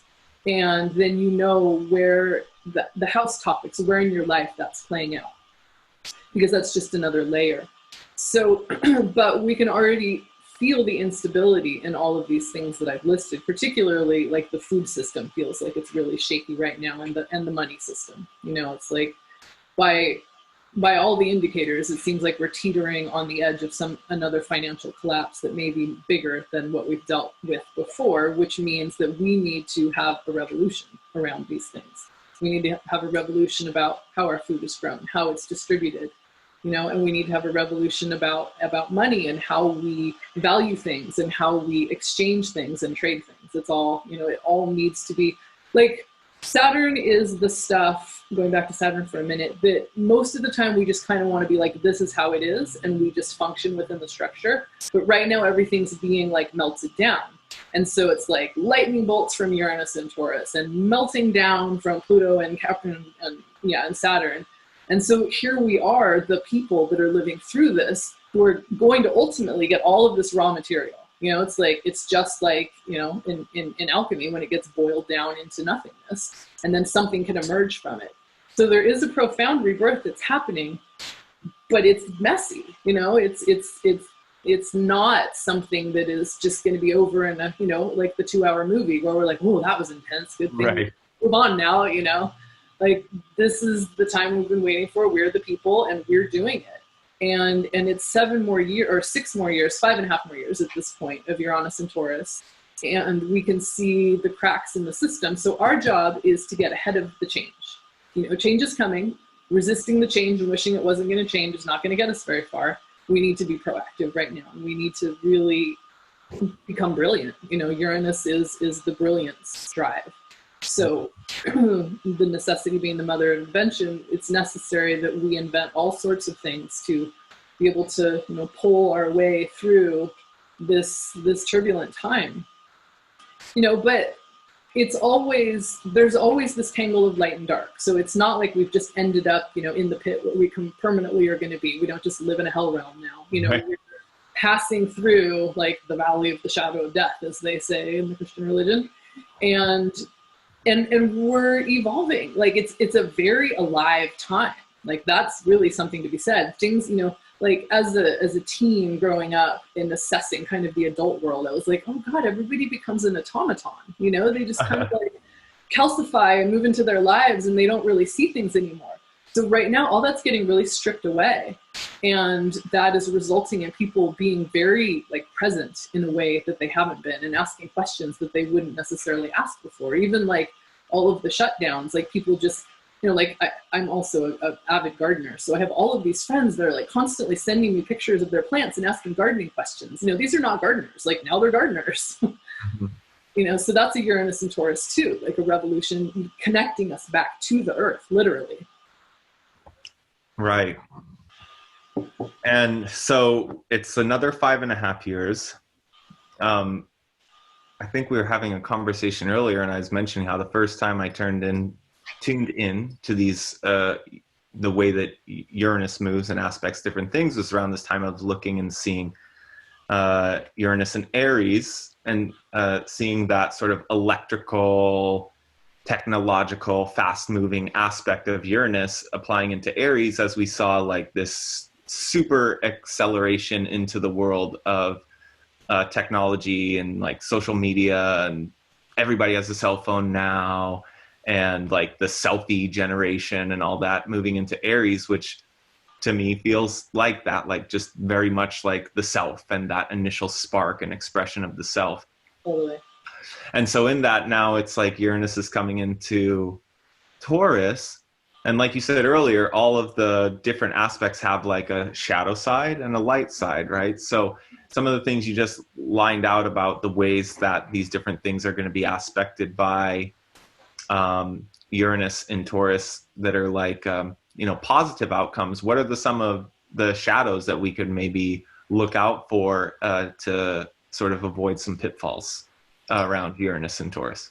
Well, I think the whole, this like biofood, is that the phrase where, it's Right, like, oh yeah, we'll grow. GMOs and lab grown meat. Exactly. Like that's the shadow of that right there. And also, like I think I was saying earlier, like the like AI sex doll thing, like this just really kind of bizarre, removed from life.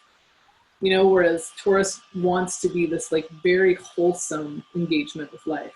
And so kind of these like perversions of of normal, of normal life, which I feel like, bat grown meat is definitely, it's alarming. Yeah. And even the cryptocurrencies, like in a certain sense, I feel like cryptocurrencies could be very liberating, and the whole Sure, yeah. coin movement, et cetera, I feel like there's a lot of potential, but also it could be used as a massive control grid, like you don't have access to anything unless you come through this particular vehicle of digital money, Right. So all the ways those technological aspects, our food and our money and our resources and all things Taurian. Mm-hmm. Yeah. So we've been talking about,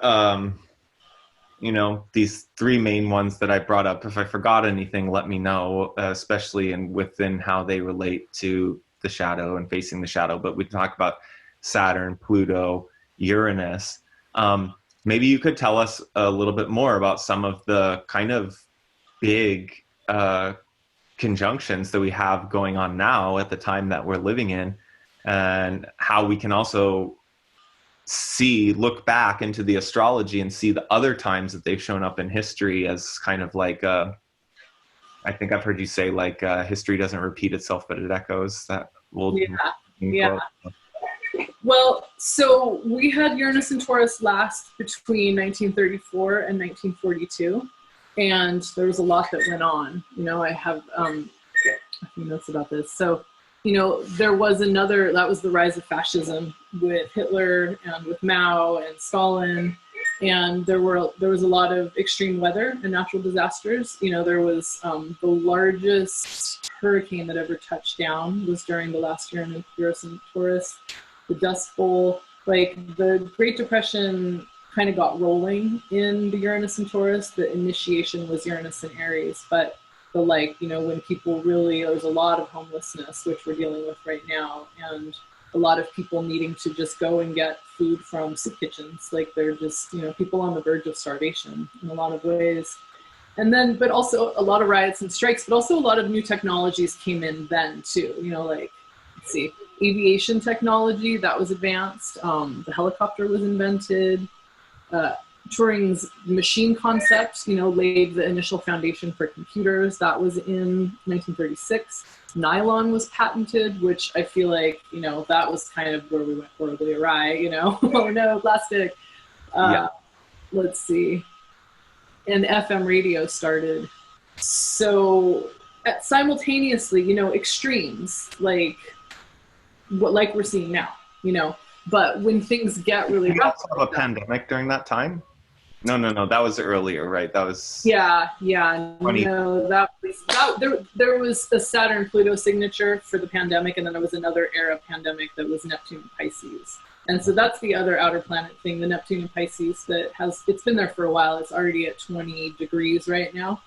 But Neptune in Pisces is a pandemic signature, because it's like primal nature spilling the bounds. Like there's no boundary. Like it's at its best, it's like nature being amazing. At its worst, it's like being completely overcome by nature. Like to just talk a little bit about the archetypes, because you were saying between Aries and Taurus, like if we're coming from anywhere, it's Pisces. Like there isn't really a start to the zodiac, but if there is, it would be, like that spark of life. But before that, we come from somewhere, so we're in the womb of God and we're part of everything. And then we're born and we come into this world where we remember that feeling. But now it's like, it's dangerous here. We have to actually take care of ourselves and protect ourselves. And that's kind of Aries, approach to life. And then we shift to Taurus, and it's like, oh, I'm not just a spirit, I actually have a body, so it's like getting used to the resources of the body. And then, like, oh, this pen, oh my gosh, a cup, But then we get to Gemini, which is like, well, I didn't know it was called a pen or a cup. What do we call these things? What direction, like, beginning to incorporate the mind. And then from there we move to Cancer, which is the feelings. And so that completes the first elemental set. And from there we move into Leo, which is the first repetition of the element. We're back in fire again. And Leo is creativity, because we've established ourselves in these ways, all these parts. And now it's like, what am I going to do with it? Mm-hmm. And then Virgo is where we work. There's systems, and The Virgo consciousness is acutely aware that everybody's dependent on all the systems working and functioning very well. And that's why Virgo gets a reputation for being kind of uptight, because we get it. Like if everybody doesn't do their job, everything's going to break down, everything's going to be sick, and we're all going to die, you know? Like Virgo is like winter is coming. And then Libra, Libra is when we cross the horizon. With Virgo, we've run out of fuel. We've used up all of our fuel, essentially. With Libra, we need the other. That's where we begin to encounter, you know. And so we relate with another person and learn through the eyes, learn about life through the eyes of another. Scorpio is when we go into the emotional realm again. It's still very much partnership. It's emotional and sexual fusion. Sagittarius is, again, the last fire sign. So it's where we maximize our will to be like, what can I achieve in this life using my will? And then we cross into Capricorn, and that's the Saturn-ruled territory where we realize there's something much larger than us at play. And if we want to succeed in life, we actually have to align ourselves with the principles of Saturn. And if we don't, we're welcome to, knock yourself out trying to go against Saturn, but it's probably not going to go that well. So that's one of those like great maturity, moments where you realize like humbly, I need to align myself with something larger. And then Aquarius is where we leave behind tradition. We leave behind all the things that supposedly have worked for so long, and we say we can see a better way. This is where we move into the age of brilliance and the place that we're going now, where how can we, from a transpersonal place, be a part of everything, but also achieve things in the world. And then Pisces is where it all goes back into the wash. It goes back into the great, the great spirit.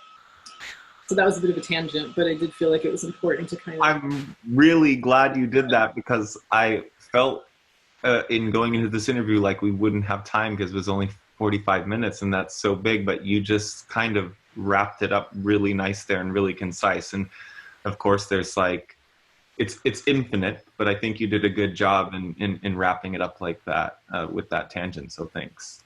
Yeah.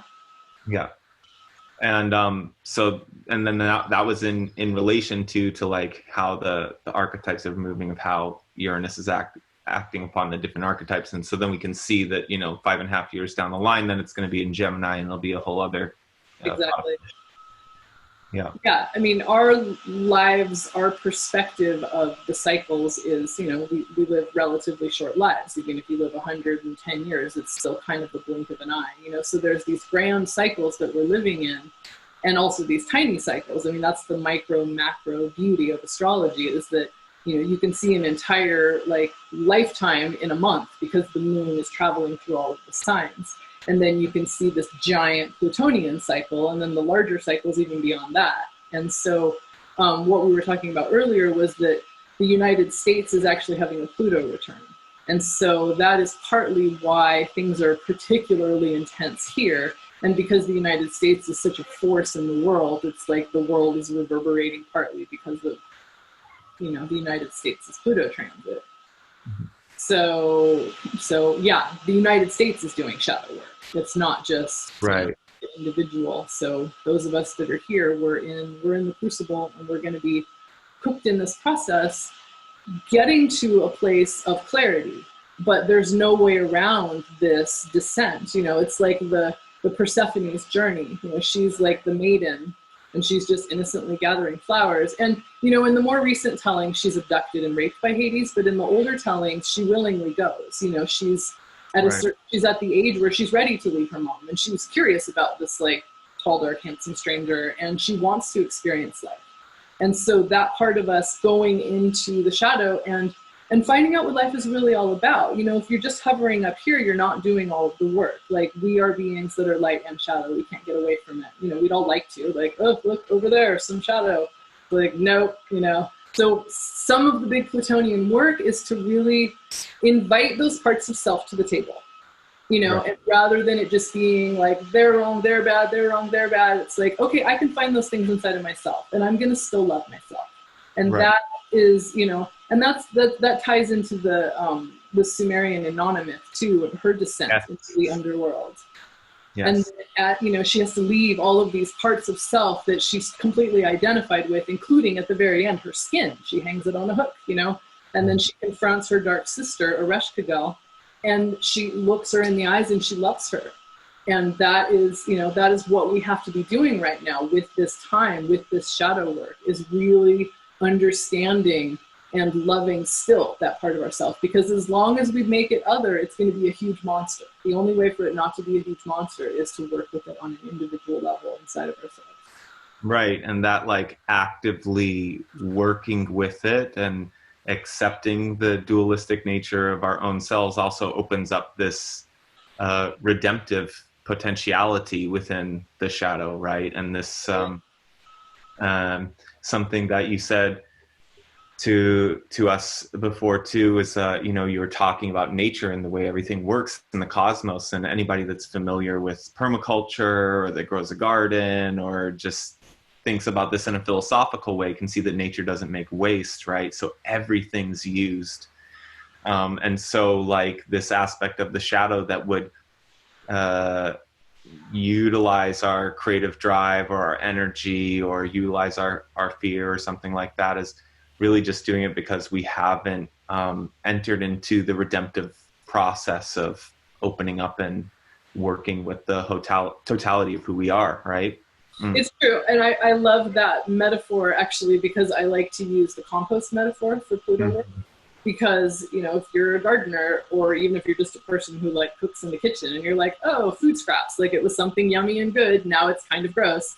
And if you're, live in the country like I do, then you put it in your compost pile and take it out there. And it's pretty gross for a little bit. It's not anything you really want to hang out with. Might even smell. Yeah, really gross things. And yet, have you ever tried to grow something in soil that isn't fertile enough? It doesn't go very well, So this necessity for the rich fertility of life and experience, and composting the shadow and composting everything and allowing it to be the full circle. So that's the point that we're at, is like we're composting. Right.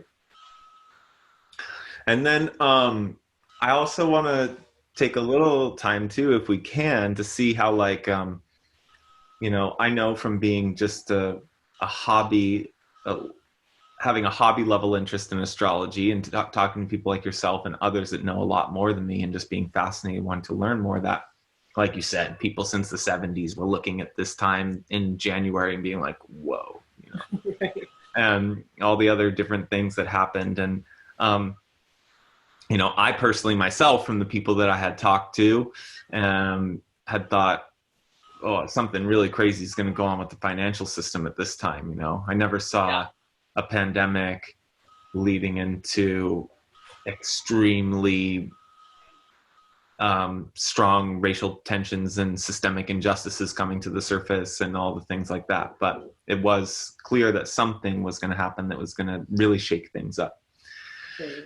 And so as we look forward, to, the end of the month when this is going to be, or, after, at the end of this month when this is airing, and then going into autumn and winter, is there anything as an astrologer that sticks out to you in terms of transits that are potentially going to be powerful times, or aspecting in strong ways, or things happening on the world stage?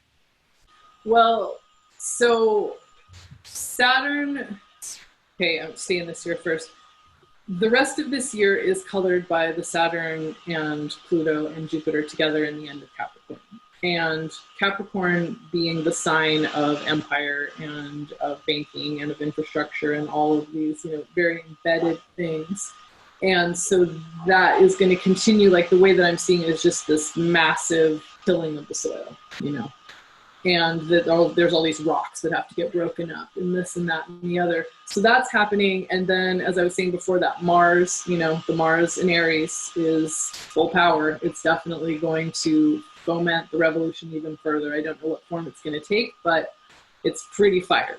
It's hard to interpret it any other way. And we're going to have a Mars retrograde too. So when Mars goes retrograde, it gets even more intense.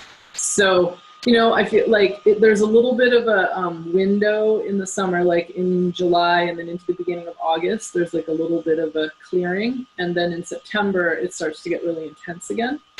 And then we're pretty much just riding it out until we get to December. When we get to December, then as we approach the winter solstice, we have Jupiter leaving Capricorn, where it isn't very happy at all, and we really want Jupiter to be happy because we need his help really bad.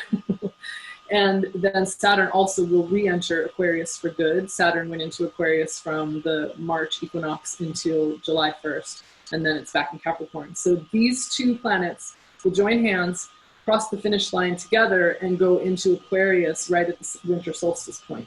So that's very hopeful in terms of, you know, like, we're not going back. Like what we've left is gone. That's a different society now. But we will continue to evolve forward and figure out how to work with this, because who knows what's going to happen, you know, in terms of like COVID, like, but there's disease signatures going several years forward. So we are still in a position where it appears that we'll be vulnerable.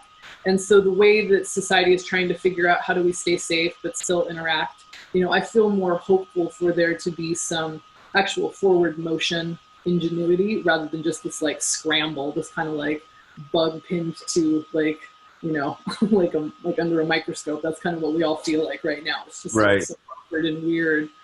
But I feel like maybe some grace will re-enter then. And then this is a point where when those two planets come together, they, you know, Saturn being structure, Jupiter being expansion, when they work together, it's very powerful. So those two moving into Aquarius, as Saturn goes into Aquarius, paving the way for Pluto to go into Aquarius beginning in 2023, this is when I think we start to see some glimmers of like the solutions and what comes next. Cool. And with all that talk too, it's about, you know, these different big planets like Saturn, Jupiter, and then Pluto in 2023 going into Aquarius. Something that, you know, even people that don't know a lot about astrology have probably heard of, you know, whether they watched Hair or saw the musical Hair or whatever. I love that movie.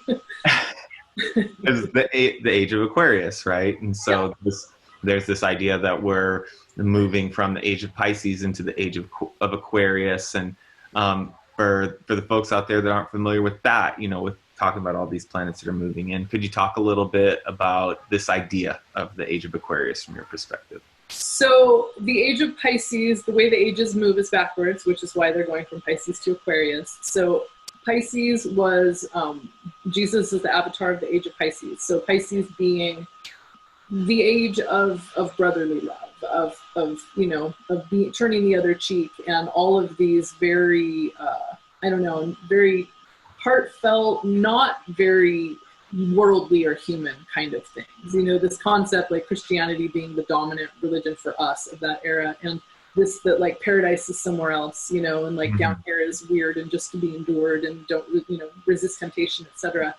Aquarius is like the age of human and the age of technology. And so it's when ideally we really find out how powerful we can be. And of course, the caveat is that we have to do it with heart or we're going to get into trouble, which I think has happened a lot of different times through the history that we don't read about in the history books. And so, you know, it's go time, it's show time, it's test time. And right now, the Pluto-Saturn, I feel like, is like a stress test where this is the kind of pressure that makes diamonds. And diamond is something that you could equate to Aquarius, because it's that crystalline structure of the mind and that brilliance. But it has to be connected to heart. You know, we have to learn in the ages that we move through. We have to bring the heart from the age of Pisces into the age of Aquarius. It's the same with the North Node and the South Node. You're not trying to just leave your South Node behind. You need to bring those lessons in as you move towards your North Node. So as we move from the age of Pisces, if we don't stay connected to our hearts, then it's not going to go well. So as the ones that are living through this, the ones that's on our watch, we need to do that. You know, more than anything else, always come back. So again, the message of being in the feelings, being in the heart, we have to integrate this stuff. Otherwise, we're just in our minds. Then we're just big brains. Yeah. Like in what's the Madeline L'Engle book, The Wrinkle in Time? Yeah. Remember the like giant brain that was like the bad guy, you know, in the book? Totally. Weird world. Mm-hmm. So we don't want to be giant brains. Like, we want to be fully integrated people that are connected to our hearts and connected to our souls, and are then from that place able to create this world of brilliance and world of, you know, solving these problems that we're in. But we have to solve them in those ways. Otherwise, they're not really solutions. Right.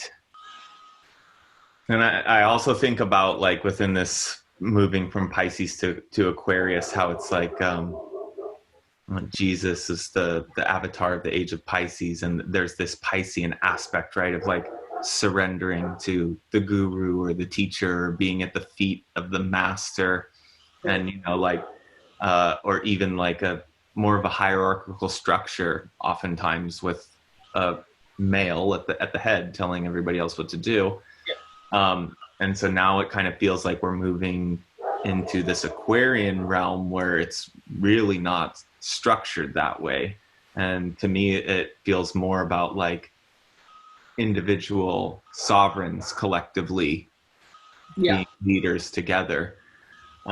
Which, we're going to talk about a lot of things in the course of this event, from everything from the leadership of love, like you're talking about leading with the heart, food and food sovereignty, technology, a whole range of subjects, because I think it's all necessary, and kind of, as you're saying, as the raw material melts down, then recreating how the world looks and is structured and feels and is energized moving forward. And would you say, in your view, would you say that, like, if we're looking at, say, the leadership structure in a Piscean age, how is that going to differ from like an Aquarian age within the language of astrology in your perspective? Well, I think of one of the keywords I think of for Aquarius is like think tank, where it's like a bunch of equally brilliant minded people coming together and coming up with solutions, rather than there being like one guru or one leader that we're bowing down to. Sometimes you'll hear Aquarian referred to as like the anarchy sign, which I don't think is really, I think it's an aspect in there, but I think it's much more the innovation of the structure.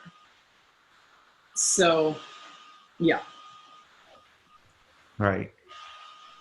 Myself personally, a lot of times when I think of anarchy, I kind of think of volunteerism, of like growing your own food and, being self-determined and things like that. Not necessarily like lighting everything on fire and smashing it, Right. No, that's like the common concept, right? I saw a funny meme that was like, yes, I'm a radical anarchist, and it says quietly waters plants, Right. Right. And so much these days, so many simple things about just being a sovereign, caring, kind human being have become revolutionary acts. Exactly. That's the revolution right there. Like, that's kind of what we've lost. In the days of social distancing and wearing a mask, it's a revolutionary act to show kindness to one another, to look each other in the eye, and to, just be human. It's true. And to be compassionate for people wherever they are within this experience. It's really weird and stressful for everybody, and for different reasons potentially, but to remember that, basic kinship, companionship, that's another you. Yeah. I often think like, within the realm of all the different perspectives of ways to look at how things are happening in the world, like if I really get to a place where I don't agree with someone, it's just like, well, those are your beliefs and those are sacred. Yeah. Yeah. And I kind of, I've been finding that a beneficial way to look at things and how things have been. That's a good way to hold it, because it just feels like there's so much. I felt there were schisms before this era, and now it just feels like, my God, the schisms are deep. And so any way that we can hold a space for another person to, even if they don't share the same views, to just still, like, your views are sacred. I think that's a really good way to hold it. Yeah. Even if they're different. And so, we're getting here close to the last 5 minutes, but I guess since we've had time to, talk on these big topics, it'd be cool to share just with the folks out there, just you personally, like, how did you become involved in astrology? Well, it just was a very bright and shiny path that made a lot of sense. I mean, I tracked it to some degree when I only even knew that there were sun signs. It just seemed significant. I always knew everybody's birthdays and signs. And then when I was 18, I met a wise sage in Big Sur who turned me on to the ephemeris, basically. Like, oh my God, you have a moon sign and a Mercury sign. And it just felt so familiar and so deeply significant, you know, for understanding myself and understanding other people. And in that era, I was a traveling gypsy. So I just started asking everybody their birthday all the time, you know, just correlating data. And I was traveling and hitchhiking and stuff. So I'd be like, oh, the moon's in Capricorn. And like, you know, 5 people that are Capricorns picked me up hitchhiking kind of thing. And just, you know, like I've always been very open-minded about it. I think one of the reasons that people get down on astrology is because they think that people are like, oh, you're a Libra, I know all about you. Right. I don't know all about you, but I have some ideas of maybe some things that matter to you, you know, maybe a little bit of where you're coming from. So that's a nice entry point in relating to people. And we're all trying to relate with each other. So it just has felt super, super, super helpful the entire time. It's just gained more and more momentum in my life. Mm-hmm. And do you find it a useful tool to, you know, once again, just like bring it back around to our themes of the day of like facing the shadow? Do you find it useful, or has that showed up in your life, astrology as a way to do that type of shadow work? Definitely. And to support other people in it too, you know, like, you know, with my clients, if I see that somebody's having a Pluto transit, I know the territory that they're in. You know, I've had a Pluto transit. It's not fun. It's hard work. And so to be able to hold the lantern for somebody or for myself, you know, like once a month, you know, the moon's going to activate my Pluto. That can be a rough day kind of thing. And just have the compassion for the unfinished parts of self, you know, the parts where you're trying really hard and maybe you're not there yet. And then you have breakthroughs, you know, then there's a point where you just, boom, shed a skin, rise from the ashes, you know, it's like a whole new day. Right. So it's the most useful language I've ever found apart from English. Spanish has also been very helpful, actually. So maybe it's like the holy trifecta. Those are my 3 languages. Yeah. I personally like Spanish and Portuguese a little more than English. Sometimes, like, to arrange my thoughts in English, it feels like trying to make origami with boxing gloves on or something. Do our best, right? Yeah, exactly. Amazing, Petra. Thank you so much for joining us. For everybody that's listening that maybe wants to get in touch with you, you know, Petra doesn't do this and just do interviews. She also, you know, reads people's charts, your birth chart, your natal chart, your progressions. She's an amazing astrologer, as well as having the knowledge of the language. She's also very intuitive and hilarious, has a really good sense of humor. And so how can people follow the work that you're doing around astrology or get in touch with you for a reading? My website is Petra Taucher Astrology. I can probably see my name in conjunction with this talk. It's kind of a complicated name, but you can spell it out. So it's just my first name and last name, astrology.com. And yeah, that's how you can reach me. I also have a radio show. You can connect, you know, if you want to listen to that. It's astrologically based, but it also has music. And all of that you can find through my website. I also write a monthly forecast too.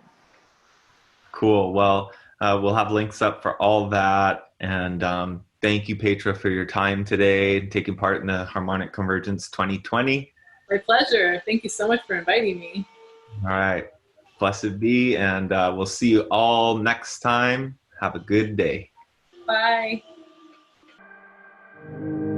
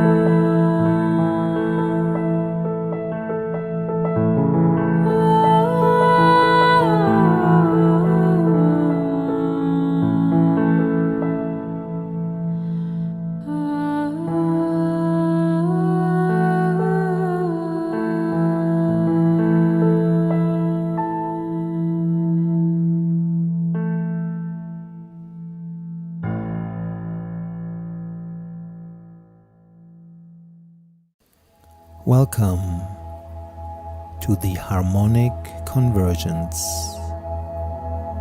2020.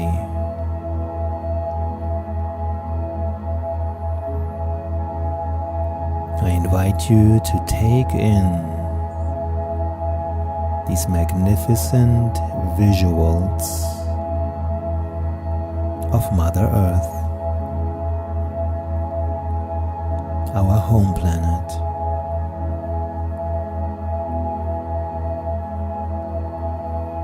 When you're ready, close your eyes and bring your attention inwards.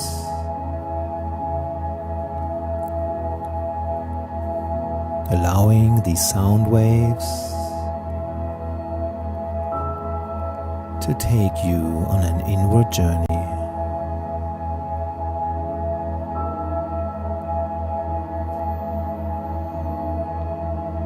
Connect with your breath like an anchor. And take a few deep cleansing breaths, feeling the rise and fall of your chest and abdomen. Deep breath in and long breath out.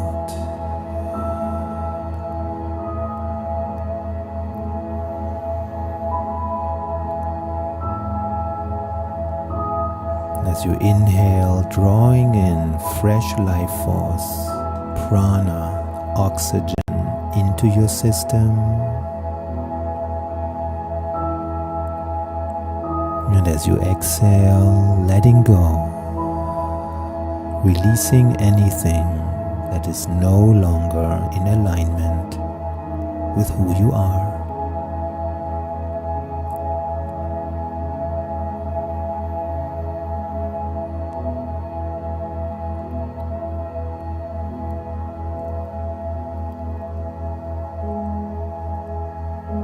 Allow the space of your awareness to expand.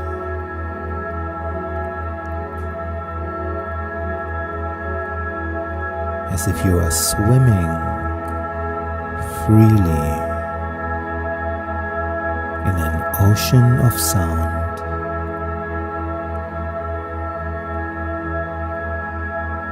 Set yourself free. As if you are shedding your skin.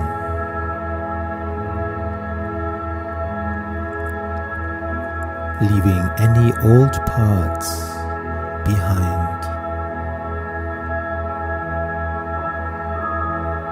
As you are swimming through this ocean of sound.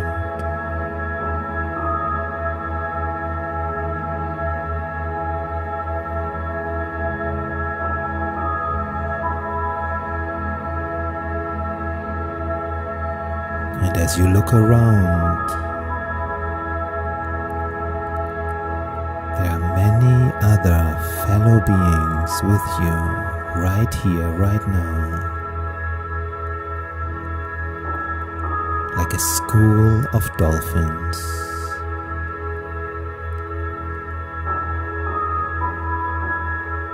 Swimming, playing, interacting with each other.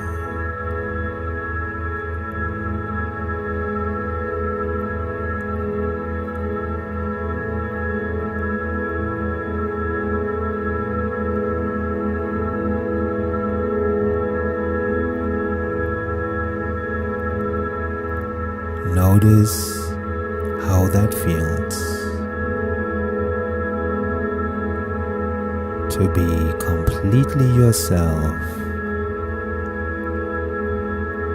in community.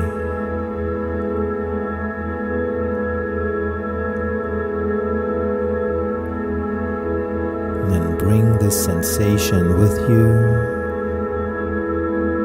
Deepen your breath.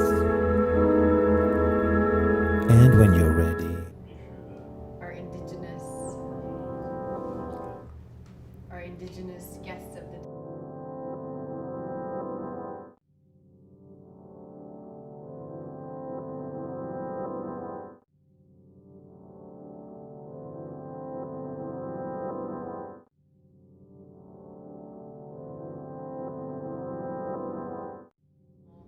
Caretakers Program at the Earth Ethics Institute.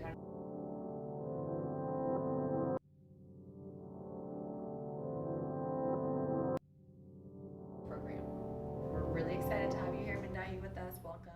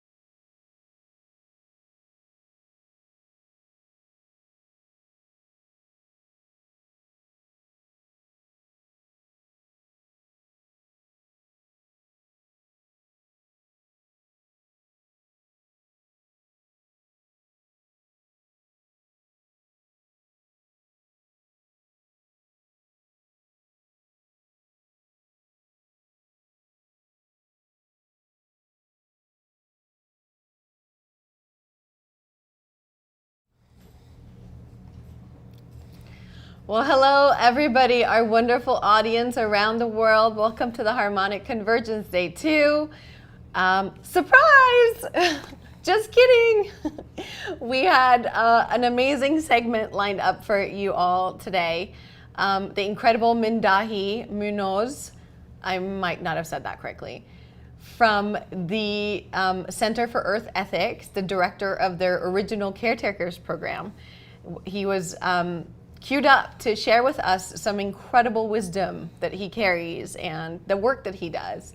But due to some severe technical difficulties, our attempts to connect with him via video and audio have not borne any fruit. So we are here to say hello and to improvise together here and talk to you a little bit about what's going on behind the scenes of the Harmonic Convergence that we are shooting live currently from Ojai, California. And Patrick here is the director of our campaign for the Harmonic Convergence, and I'm working on the broadcast production. So you're getting a little insight into what's going on behind the scenes, and running a live broadcast during Mercury retrograde has been quite the interesting adventure. And it's not just Mercury that's in retrograde, right? Like there's a few planets in retrograde from what I hear. I'm not an expert, but maybe you know more than I do. We recently had all the planets in retrograde, and they're almost all of them out. But currently, Mercury's still in there, throwing some interesting curveballs for us. So we would love to share with you a little bit about our experience of the event so far, recapping our first day and some of our second day. And so I would just say, Patrick, what have you been learning in all of this incredible content? So I'd say that the number one thing that I've been learning is the importance to be open. I came into this whole thing a skeptic, and Right. believing and knowing logically that there are most likely extraterrestrials out there, and most likely being in other dimensions. But I haven't yet had a practical, tangible experience myself. So I came in here skeptical and open at the same time and riding that edge. And actually what I realize is at the core of that skepticism ties in with this day's theme, which is facing our fears. And that vulnerability, plus fear turns into courage. And so I've been working on showing up vulnerably open to what's possible. Because to be honest with you, I don't think I could handle seeing an extraterrestrial right now, let alone 1,000 ships in the sky. It would be completely change my life. Yeah. So, and Bita and I actually met in Egypt with Mark Sims, and they did CE6 meditation on this sailboat as we were going down the Nile. And I conveniently that night went to sleep early. And so I didn't get to experience it, but they did. I was wondering if you wanted to share a little bit about that. Yeah, I mean, I'd say my first question to you would be, have you ever done a C6 meditation? Have you actually ever practiced it? Yeah, I mean, I believe we did a few nights later in Egypt when we were outside that big temple. Which one was that? I forget it. Anyways, and UFOs didn't happen to show up that night. And then I did it again a couple months ago here in Ojai, and UFOs happened to not show up that night. And then last night, we were all at a different property here in Ojai, and everybody experienced like seeing a UFO, but I was like too busy doing production stuff to really like dive into the meditation. At one point, I saw like a blinking light, and I was like, whoa, for a moment, but everyone seemed to have seen more. It's true. We were shooting our evening CE6 segment last night. And while we were filming Mark leading the meditation with the backdrop of the incredible moon rising and Jupiter shining, we, at the end of the meditation, had 3 ships appear in the sky. And it was very exciting. personally, for me, it was really exciting because I'd never seen flashing ships. I'd only seen the light ships. And the ones that appeared last night were bright flashing, and it was really extremely, incredibly exciting and beautiful. So, but Patrick was, again, not on site and missed it. But I would say that if the sincerity of practicing the meditations and hewing and doing the internal visualizations and the centering in the heart with love and gratitude, the way Mark talks about it, the way Mark is teaching and sharing about it, and the sincerity is there and the belief and the faith is there, then there, in my personal experience, the probability of a UFO sighting is 100%. That's my experience. And last night, I wasn't really even participating in the meditation because I was simultaneously also doing other things. But I was in the area, I was in the field of the group of meditators. And when they were done, we all looked up in the sky and we all saw the bright flashing ones and then the little one with the tail that circulated around a little bit. So the exciting news is that there's hope for you still, and for everybody and for all of us, there's hope. But we have to put the effort in. It's not just going to randomly, magically happen if we don't actually attune ourselves and connect with what is required of us to become an antenna to then create that contact and the connection. So that's really exciting. Yeah, and you're touching on something that's really important, that all the speakers, including the indigenous elders, as we've been interviewing them beforehand and even live, is saying that it's so important for us to prepare ourselves internally. Right. Yes. In order to be open to receive. And I think it's true of all things, that it's important to do our internal work in order to be in a place of receiving instead of resistance and fear and skepticism. True. Yeah. That is true. And Mark does emphasize the importance of skepticism, to not just believe everything at face value and blindly follow what anybody says, but to each of us do our own research and investigation and inquiry into whatever we're curious about, including the possibility of life outside of our planet, in the cosmos, and the possibility of us as a human civilization being able to make collective contact with other civilizations, and to really approach that from a curious and skeptical mindset as well, and not just to be a blind follower. So I think the skepticism is very healthy. And I personally never sought this out. It just showed itself to me several times in my life now.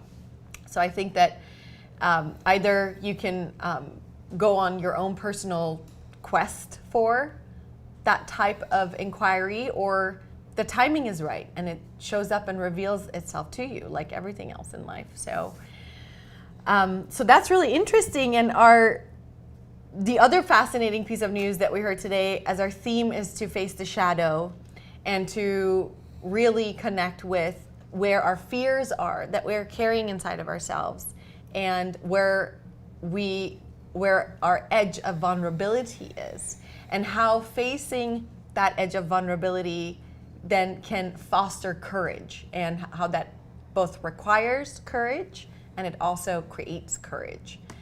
And in the light of that news this morning during our CE6 meditation, Mark shared with everybody, with all of you, the incredible news that the DAPL pipeline has been completely struck down. Oh, nice. Entirely and forever, has been stopped and is done, and no oil can be flowing through that pipeline ever again. And so it's just a beautiful piece of news on this day that was shared with us, and this spirit of facing our shadows collectively and personally on the planet. So I'd love to hear your thoughts about that, Patrick. What's your personal approach to how you can foster courage within yourself in the times that we're in and all of the challenges and complications of our world? Good question. For me, fear is like it's a stimulating force. It's like a catalyzing tension that like inspires me to step up bigger. Because how I experience fear is a resistance to like my full self showing up into the world. It's like the energy of our earth and the energy of the universe is moving through us. And as it's moving through us, it's like moving through all these patterns that we've developed through our lifetime and developed, from generations and generations of patterns that have been passed down to us. So as these, energetic forces start to lift up, especially in these times when there's so much uncertainty and unknowns happening, that as things pause for a moment, way more energy flows. So as way more energy flows, there are way more opportunities for us to step up and step bigger. And as we step up and step bigger, we start moving into realms of ourselves that we don't completely understand. And so that's where the fear kicks in for me. I'm like, holy shit, like what's next? How do I be in this situation? And it's really just a matter for me of putting one foot in front of the other, experimenting, thriving, falling down, getting knocked back, getting up again, opening up, being vulnerable, and taking action. That is a formula for success. Fall off your horse, brush yourself off, get back up, and take some action. That's pretty much what the conclusion is.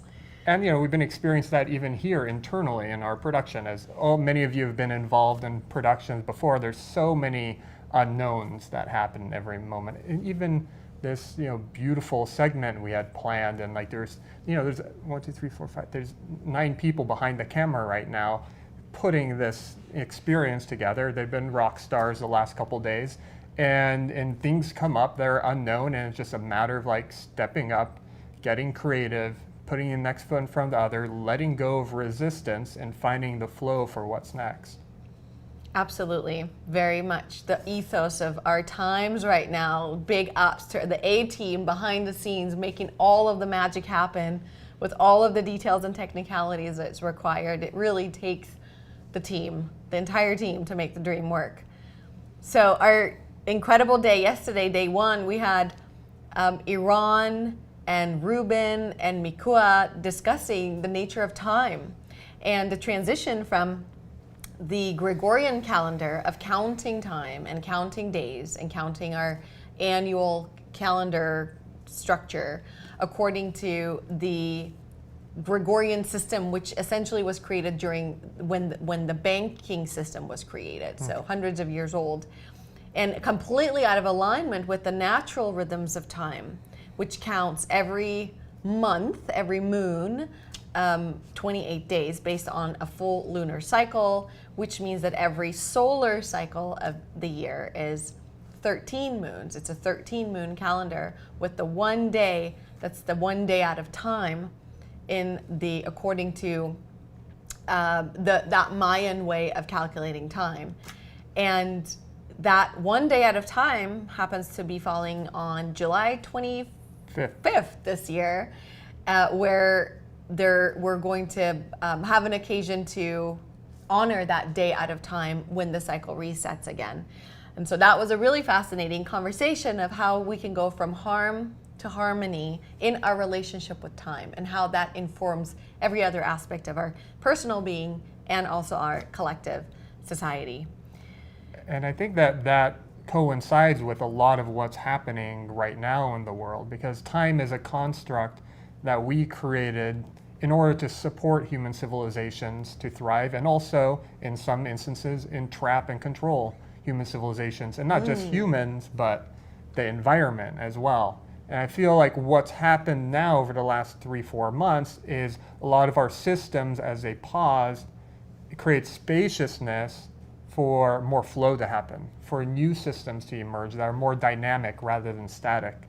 Systems that continue to grow with us to support us in our thriving, just like nature, instead of systems that just get stuck and hold us back from thriving and continuing to grow. So I feel like we're feeling like, and I'm even feeling inside myself in these times, like my own internal system starting to crack to allow newness to emerge. Isn't it refreshing to hear a guy talk like that? We love it. This is truly the beginning of a new paradigm.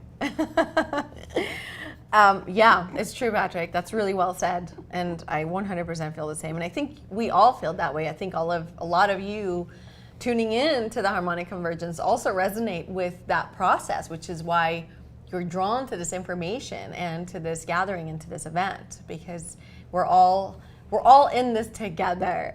And that seems to be the message coming through. All of our teachers, elders, wisdom keepers, experts, from all the different perspectives and all the different genres that we have curated for you, the message consistently seems to be that we're all in this together, whether we like it or not, whether we want it or not. We're on this one planet together. And it's about time that we learn to get along and take care of our planet, because it's all we got. And our star family, coming through different formats, are wanting to connect with us from what we understand, because having that galactic perspective of our planet is helpful in putting things into perspective on the planet, and realizing that even though we look out the window and all we see is Earth, and we feel like it's so immense that that's all there is, it actually isn't an infinite resource that we can just continue to plunge and do whatever we want with. And it comes with a sense of deep and profound responsibility of how to be human and how to engage with all of the elements of our planet. So that's a really good and beautiful teaching coming through so many different channels and so many different cultures and minds and hearts right now. And yesterday too, we had Chief Phil Lane speak with you, Patrick, about his perspectives on what's going on, and the prayer that he shared with us was so beautiful. Yeah, and I think that, you know, what he brought yesterday that I felt was very important was the notion and the importance of yes, connecting and being open to our star family to receive that wisdom and help us realize that we are not alone in this universe, and that on a tangible physical level, from like the center of the universe and the center of the galaxy, we're all made of matter. We're all made of Earth here on our planet. You know, we're half energy, half spirit, and half Earth. And he really brought home for me the importance of like realizing that I'm half Earth, and just as it's important to connect to higher dimensions and to the spiritual realm and to beings from other planets, that like it's important for me to connect with the rocks and the water and you know, the other humans. I'm still not 100% fully connected to humans. I still have my judgments and create all types of boxes and barriers. And even now I'm looking out the window behind, and there's these beautiful, gorgeous mountains, and I'm here fully focused creating this production and thing and trying to, you know, get, you know, people to sign up and handle technicalities, and you know what Chief Phil Lane and truly honestly also our Indigenous elder who opened up the ceremony yesterday morning reminded me to just pause every once in a while for a moment, no matter what I'm doing in life, and just take in the world and the nature around me and just breathe. Yes, that was a beautiful opening prayer by Chief Julie Tumamite Stensley of the Chumash Tribal Council in the entire region here that we're in, the Ventura County, Ojai region of Southern California. And having the voice of the land that we're on, broadcasting to you from, help open up the space and open up this experience that we're in together, and to honor where we're at, first of all, before we start to look at where else we're going, to remember where we're from and where we're at in this moment. And that was a fascinating segment yesterday. And we had Dr. Lynn Katai sharing with us the incredible experience that she witnessed during the Phoenix Lights that occurred, where a pretty profound series of constellation of ships flew over the Phoenix, Arizona area, and in the 80s or early 90s, and were very close down to the ground. They weren't far up the way I've personally seen them, and a lot of us have seen them. They were actually further down where people could feel them even, and how impactful and powerful that was. And she has since then dedicated her career and her life to sharing this information and to doing the research around this type of phenomena and how it occurs and why it occurs and where it occurs, and all of the disclosure elements around these massive UFO experiences that happen around the world. And really fascinating to look into her Phoenix Lights network and to learn more about her book and her stories and her photography. She was able to capture them on camera from her bedroom window, and it's really quite spectacular. Speaking of the speakers that we have on board, next up we're going to have Billy Carson. Yes. And I honestly don't know much about him, so I would love for you to give us a download on what we're going to experience next. I heard he's absolutely incredible from multiple people. Yes, Billy Carson is incredibly well versed and informed and informative. I think, Patrick, you're in for a surprise treat, and so is everybody else. So I'm just gonna leave it as a surprise treat for now and not really spill the beans and let everybody explore for yourselves. I mean, we just can't let the cat out of the bag all at once. Okay, so I have a question going back to what you asked me a moment ago. How do you face your internal fears? Oh. And transmute them? Well, my personal process, my relationship to fear has been a very interesting journey since I was a child. And getting to be exposed to fear from early on, and different levels of fear and different types of fear, and what fear can do to the developing mind of children and teenagers and young adults, and how fear can form our beliefs about ourselves and about what's possible and what's not possible. And then as a young woman coming into adulthood, learning to dive into those fears within myself and explore all of the sensations and dimensions of fear, all of the emotions that come with fear, all of the repercussions that come with fear in life when you decide to really look at your fears. And when I realized that so much of my life was being controlled by my fears, and so much of my own identity was being controlled by my fears, and the pain and the trauma behind those fears that we all have, because being born human is a traumatic experience, period. It's just traumatic to come in through wherever we come through into this incarnation. It's just a very traumatic shift. And then adding to that all the experiences that we all have as children, and the difficulties that we might go through in our homes or in our cultures, and facing those fears, and then deciding, having the internal determination that I was going to overcome every single one of them. And that has been a very powerful and difficult journey of facing everything within myself that I've always avoided to face personally. My insecurities and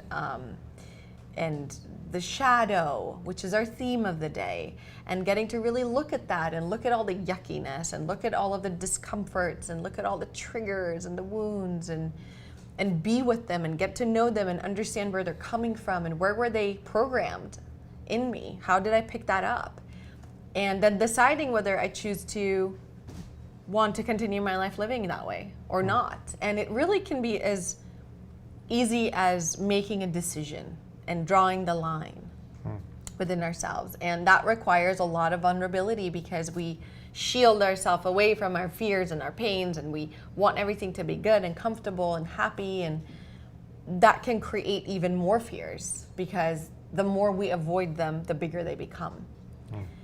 And that's where that vulnerability comes in. Is it takes, you have to be vulnerable and you have to let that pain come through and be released, and finding healthy outlets and healthy containers to do that, and through prayer and ceremony and healing and support systems and therapies and tools and skills.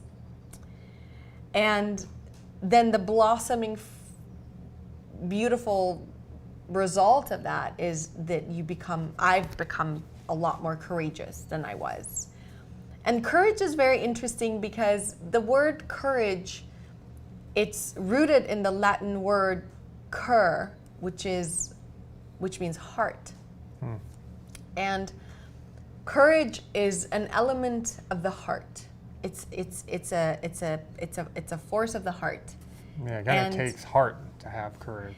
It takes heart to have courage, but it's even more than that, because courage is not, to be courageous is not to be fearless. It's not that you're fearless and you've overcome all your fears. Courage is when you face your fears, you know you have fears, and then you go through it anyways. That's what real courage is. Courage is not having fears, but it's to acknowledge the fears, embrace them, and do the thing despite the fear. That's where the vulnerability comes in. That's where that comes in. And that's the root of the word courage. And that's also the way the mechanism of courage works. So for me personally, I see it as an opportunity to make my life more awesome. Every time things get shitty and difficult, is to pause and realize that, it's an opportunity to upgrade my software internally. This is an opportunity to make it better. This is not an opportunity. I mean, it's an opportunity for so many things, but the way I see it is it's an opportunity to improve and grow and live more in alignment with what truly makes me happy. That was a long-winded answer. So I'm just looking at our program for the rest of the day. After Patrick's interview with Billy Carson, we have an amazing conversation between our host Anka and Paul Levy, who wrote about Wetiko, this concept of Wetiko. Are you familiar with it? No, what's that? Another treat. I think Patrick should tune in more than work behind the scenes. You should just watch the broadcast. This would be really helpful. Yeah, I'll tune in. Wetiko is a indigenous concept of a mind virus. And it has to do with fear because, and he will break it down. So I'm not going to go into it too much, but Wetiko is another word for a mind virus, and how I think I we heard pick Anka talking about this. Pick up viruses in our mind, and how that affects our mind and our consciousness, and they're going to have an amazing conversation. So is it like an external factor that comes into our consciousness and has an effect on it, or it's more of like an internal consciousness defect that's being framed as a virus? Because when you think of a virus, you think of it as like an external. It's true. It's not even an organism, it's just a protein that comes into the body and has some type of impact internally. So I'm curious to see how they're framing the mind virus. Curiosity is building. Yeah, that's a good question. Where does that virus, where's the seed of the thing that disrupts the harmony within? Where is it coming from? Is it coming from within, or is it coming from somewhere else? Yeah. And I used to actually for many years, 15 years, believe that really nothing externally has an impact, that everything is internal. And then my experience is solely being stemmed from all my shit that I have inside myself. And I've recently realized that it's a balance between the two, that actually my external environment is in sync with my internal environment, and it actually does have an effect. So instead of numbing myself to the external world and the gifts and the signs that it's giving me as I'm feeling triggered inside, I could look at both the external world and the internal world and how they're dancing together to grow and evolve, rather than resist, like, oh, that's an external thing. I used to also, for many years, like, not take herbs or not do this or not do that, because I was like, everything, is internal, and like no external thing is gonna help me grow and evolve. So I'm glad this conversation is coming up in relationship to the mind virus. Yeah, it's true. Yes. Because I also, for many, many years, and I think I still believe it, I don't believe in dark forces. I don't believe in evil spirits. I don't believe in, like, there are things outside of myself that are negative that could have an impact on me. Because I feel like it's more of my own resistance internally that I'm projecting outwardly to create some type of story to validate what I'm going through inside. So I always get in, like, real strong debates with people that actually believe there are dark forces and witchcraft and, bad energies. And for me, I don't experience that yet. Yeah, that's very fascinating. I mean, the concept of the Maya is that everything is an illusion. Everything is an illusion, and even all of reality is a dream that we're dreaming together. And from the perspective of Maya, then that would make sense that everything comes from within, because ultimately none of this is real. It's all a dream that we are collectively dreaming together. It's a very fascinating conversation. And so moving on from the mind virus, and so many tangents and roads we can go down on all these topics and fascinating conversations, is our final segment of the day, which will be a conversation between Paul Hynek and Mark Sims. And for those of you who are not familiar with Paul Hynek, he is the son of Dr. J. Allen Hynek, who was the person in the 50s who created the classification system for the different forms of making contact with extraterrestrial beings. The CE1 system, the CE2, the CE3. CE standing for close encounters. So the close encounters of the first kind, close encounters of the second kind, close encounters of the third kind, the fourth kind, the fifth kind. And what we are creating here is close encounters of the sixth kind. And the conversation between Paul Hynek and Mark Sims this evening will be discussing this new classification and what that truly is and means. And hearing about his father's work with the military and the government, and how that was the foundation and the inspiration for the Steven Spielberg film Close Encounters of the Third Kind, for James Cameron's film Avatar, and so many. You can read his bio on our website. There are so many fascinating projects that have come out of that work. And Dr. Allen Hynek, the work that he did with Project Blue Book, which is what that campaign was called within the Pentagon where he worked. And he entered there as a skeptic. And based on all the evidence that he found and saw, he then spent the rest of his life researching and writing about it. So that is what we have in store for you today, day 2 of 10 days.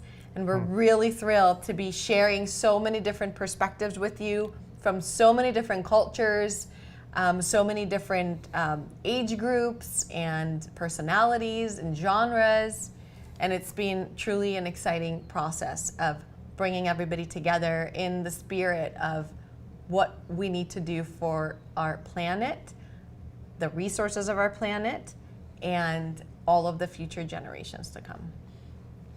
Thank you, Bita. And we're going to take a pause here in about 10, 9, Yes. 8 seconds.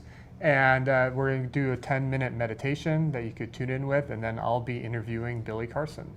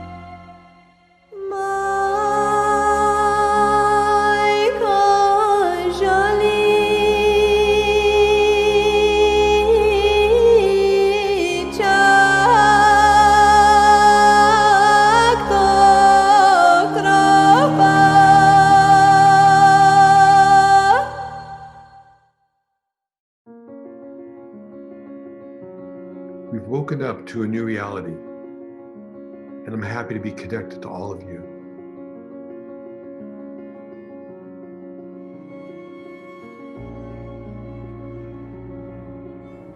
Everything is connected. What happens in China, New York, and Italy affects us all. Why do we have to suffer to recognize how connected we are? We can empower and enhance our connection by living in harmony with nature. Connection is all around us, everywhere. Networks of underground shared economies where ecosystems flourish without greed. Mycelium that can grow out even just this big can have trillions, literally trillions of end branchings. Almost everyone knows about the computer internet. The mycelium shares the same network design. When they're connected together and carbon is moving between plants, the trees are supporting the weaker ones. If she knows that there's pests around and that she's under danger, she will increase her competitive environment towards her own babies so that they regenerate further away. It's a magical thing. We found novel molecules highly active against pox viruses, novel molecules highly active against HPV. They have incredible capacity to make things change very, very quickly. So if we can work with them, if we get it, if humans get it, we can change this thing really fast. So I am super hopeful. Nothing lives alone in nature. Communities survive better than individuals. Let's use our connection to Earth and to one another to preserve, protect, feed, and grow.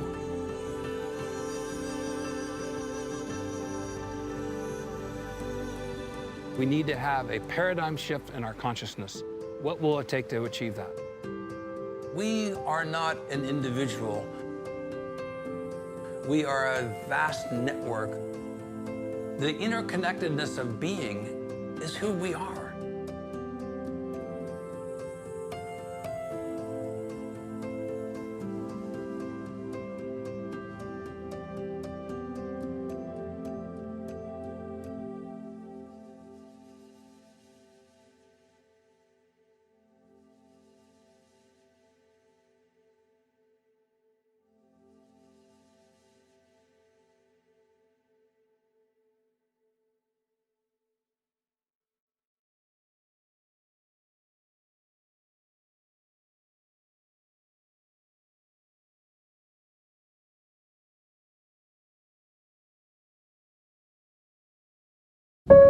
Geologic timelines warp here. Glaciers that predate humanity cling to vastly older mountains, while islands spontaneously arise from the steady flow of silt. To millions of approaching birds, the Copper River Delta is an oasis in a world of ever greater danger. A 50-mile wide spray of braided channels, themselves migrating, dances and twists out to sea. For millions more spawning sockeye, there is no other way home. Their serpentine journey comes full circle in upstream rainforest heavens of hemlock, iridescent berry-lined muskegs, climbing through misty glens along with their guardian brown bears. They ascend toward the wrinkled faces of mountain fortresses that speak the tumult of eons. As ice retreated long ago and forests grew up, the Eyak people grew to fill their place in this habitat. This heaving, rippling fabric of life holds them and their dreams. They look at these mountain peaks and see allies, not coal fields. And so far, they've stood the siege of a schizophrenic modernity and the straight lines it swears by. Road, rail, mine shaft and pipeline, the path of bullets, the myth of progress. Their fight for conservation is self-defense, but they have Earth's power behind them, and their victory will belong to us all. Stand with us now to protect one of this planet's last truly wild places.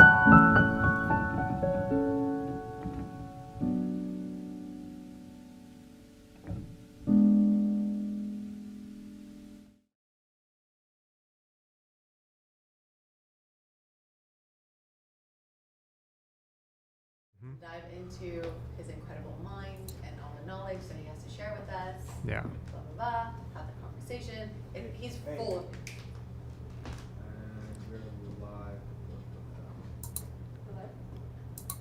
Oh, we are live. Welcome back, everybody. Patrick Cronfley here with the Unify team. We are live here from Ojai, California, in our studio for the Harmonic Convergence 2020. Over this next segment, I've got Billy Carson with me here, and he's been involved in so many fascinating and deeply interesting realms in relationship to ancient civilizations, and then also fusing that with the transformation of the humanoid and enlightenment. So with that, I'd like to welcome you, Billy Carson. Thank you for making the time to be here with us. Do you mind giving a little intro on yourself, and then we could dive into some questions? Sure, fantastic. Thanks for having me, first of all. I really appreciate this opportunity. My name is Billy Carson. I'm the founder of Forbidden Knowledge with the number 4, Forbidden Knowledge, and also Forbidden Knowledge TV, which is a new streaming TV network on all platforms as well. I'm a host on Deep Space on Gaia and host on Ancient Civilizations. I've been featured on many, many TV shows. If you look at my IMDb, probably in over 100 different TV shows and documentaries. I'm currently on the Travel Channel on 3 shows, the History Channel, the Discovery Channel, the Science Channel, and just many other shows. I keep finding more and more shows that I've been part of that some I wasn't even aware of. But I'm the co-founder of the United Family of Anomaly Hunters. And what we do is we literally look for anomalies in space based off of official data from NASA and the European Space Agency, mostly some China Space Agency and also Russian Space Agency data. And we've cataloged now about 58,000 space anomalies in our solar system. And I'm also a part of, the consciousness movement, trying to help bring forth enlightenment through entertainment and also awakening people to a lot of the ancient cultures that were here long before us, specifically a lot of the Egyptian mysteries, which I've done now 36 hours of teaching in the Egyptian mysteries. And today I'm going to be talking about portals and stargates. So I'm looking forward to this. Oh, amazing. Welcome. And you piqued my interest when you talked about portals, first of all, and then also Egyptian history and ancient civilizations, because both my parents were born in Egypt, my dad in Cairo and my mother in Alexandria, Egypt. And so anytime I go to that region of the world, I feel alive. And I feel the ancientness of that area. It's just like, I feel the momentum of history there. I was wondering if you could touch on that a little bit and then connect it to our modern world and also the Anunnaki that I know you're going to go into in this talk. Oh, yeah, absolutely. Those are 2 phenomenal places, first of all, to be tied to, genetically. So congratulations, because those are really 2 of the most amazing places.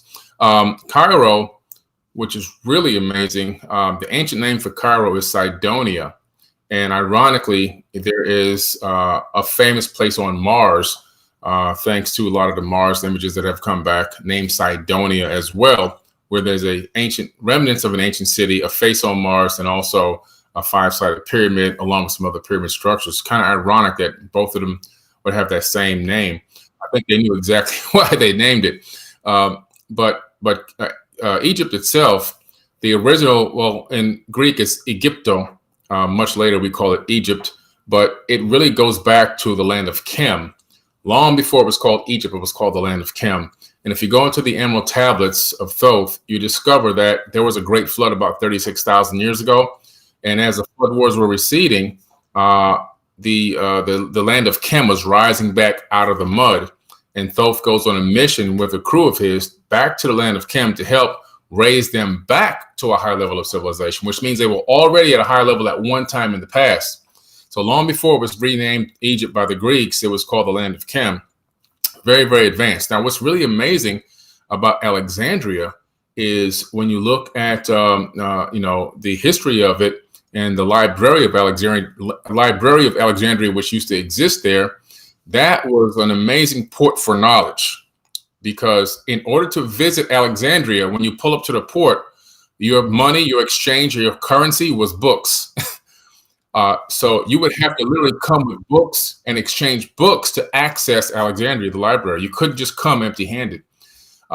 It was truly a real, exchange of knowledge. And Alexander the Great. Yeah. And wisdom. Wow. That is correct. Knowledge was the main currency. That's a great statement. Knowledge was the main currency back then. And I really do believe that the burning of Alexandria was a distraction. I believe that the majority of those books were actually stolen and moved out of there. And the fire was the big distraction. Somebody came to steal the knowledge. And what better way to steal knowledge than to, fake its own death? Where's that? Where do you think it is now? I think Vatican? I think it's most likely inside of the Vatican. This is my personal opinion. I really do think it's inside the Vatican archives. Yeah. Cool. I'm sorry to interrupt you. Keep on going. No problem. How does this connect to the Anunnaki? Well, the Anunnaki, I just want to turn this, make sure this device is turned down here. The Anunnaki are the Atlanteans. This is where a little bit of confusion comes in. So the Atlanteans, they created this civilization. It wasn't just a ring city on Earth. It was an extended city. It was extended capitals around the planet. I mean, so basically the Atlanteans were a global civilization. They covered every single corner of the planet. Now, Anunnaki is a term that means those that came from heaven to earth. So it's a generalized term of people that came here from space. So anybody that comes here from space, depending on the ancient culture, they all were referring to these same Anunnaki beings. So that's a generalized term of different races, even species of aliens that came to this planet. And the Atlanteans were one particular of those race that really went around this entire planet and kickstarted different civilizations, ruled over men in certain areas of the world, and also developed these capital cities. And that one ring city that became famous for sinking is just one capital that existed on the planet, but they literally were a global civilization. What are the remnants of those civilizations and the proof that you've seen and witnessed that gives and tells that story? Well, the biggest and most famous one right now would be the Giza Plateau in Egypt. So you're looking at the Great Pyramid complex in Egypt, where Thoth claims to have built the Great Pyramid himself. And he talks even about the way that he was able to manifest the blocks through a science of photonic light and cymatic frequencies to generate those blocks. And when you look and analyze the way that the Great Pyramid is built on top of an aquifer, or well, it used to be an aquifer underneath there, now it's just dried out tubes. But those aquifer would create a physiostatic electricity, which would then be pulled up into the pyramid, where you had the Grand Gallery, which probably had these resonating rods going up to the King's Chamber. You can see that it was definitely a technological device made of stone that obviously generated some type of power source. And then when you go around and look at these other ancient cities, you look at Göbekli Tepe in Turkey, and you see these giant stone columns coming up out of the ground with dinosaurs etched on some of them with the meat on their bones. And then you go to Cambodia, which I was in Cambodia just a couple of years ago, and you go to Angkor Wat, and you start to discover at Chao Prom the same dinosaur etched in the stone on the side of ancient temples with the skin on its bones. This is linking civilizations. And then you begin to travel around the world and find out that there's literally thousands of pyramids all over this planet. No matter where you go, you're going to find pyramids. Specifically on the 33rd degree parallel, you find megalithic structures all across that line around the entire planet. So it's really amazing. They left so much behind in Peru, the Nazca lines, Cusco, Machu Picchu. No matter where you go, you're going to find these structures, these megalithic structures, and these incredibly put together stone blocks that almost look like they're molded together with no mortar. And it's all over the planet. So they left all the evidence behind of their construction techniques and the types of technology that they probably used. But we are now just opening our eyes to understand that these civilizations were put together by a much more advanced culture. Interesting. And a lot of those are, from my understanding, also underground and underwater, right? And why the 33 degrees? Have you done much studying into that? Yeah, there's a couple reasons. So a lot of the ancient sites are underwater, and they keep discovering more and more. Like they just discovered Dwarka not too long ago. Now, Dwarka was considered to be this mythical city that never even existed, and all of a sudden, we just discovered Dwarka. Atlantis, I think, is pretty much was in the middle of the Atlantic Ocean, in my opinion, the circular city. And the Bimini stones that have been discovered, the Bimini Road and everything else kind of leading up to it, I believe. And also the pyramids now that have been discovered off the coast of Cuba, close to the Bermuda Triangle, a massive pyramid complex. Side scan radar show the structures down there. And one of the pyramids is actually larger than the pyramid at Giza. There's just so much of it that has gone. The Unigoni pyramid that's underwater in the Devil's Triangle. And if you go to the Bermuda Triangle and go directly over the center and do a scan down there, you'll discover there's a pyramid down in the Bermuda Triangle. And if you draw a line straight from that pyramid through the earth to the other side, you come out at the Dragon's Triangle in Japan, where there's a gigantic pyramid called the Unigoni Pyramid that you can actually dive to it. You know, it's very well known.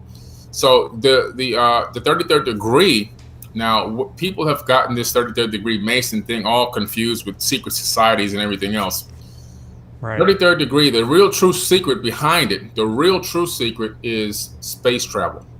That's really what it all boils down to. If you read the ancient text, there's this last pyramid war where this one group loses and they're banished to be stuck on this planet and the moon for all eternity. And the technology was stripped away from them from the planet Earth as well as from the moon, leaving them stranded. In other words, they didn't have the capability of going to deep space travel. And when you analyze that, you begin to realize, wow, this might be true because you look at how all the pyramid caps have been removed, all the technology has been removed from the pyramids. In order to leave Earth, you have to travel 33 times the speed of sound. You can't break Earth's gravity and enter into orbit without doing 33 times the speed of sound. And that's why the launch pad in Florida at the Space Coast is launch pad number 33, the only one launch pad that exists.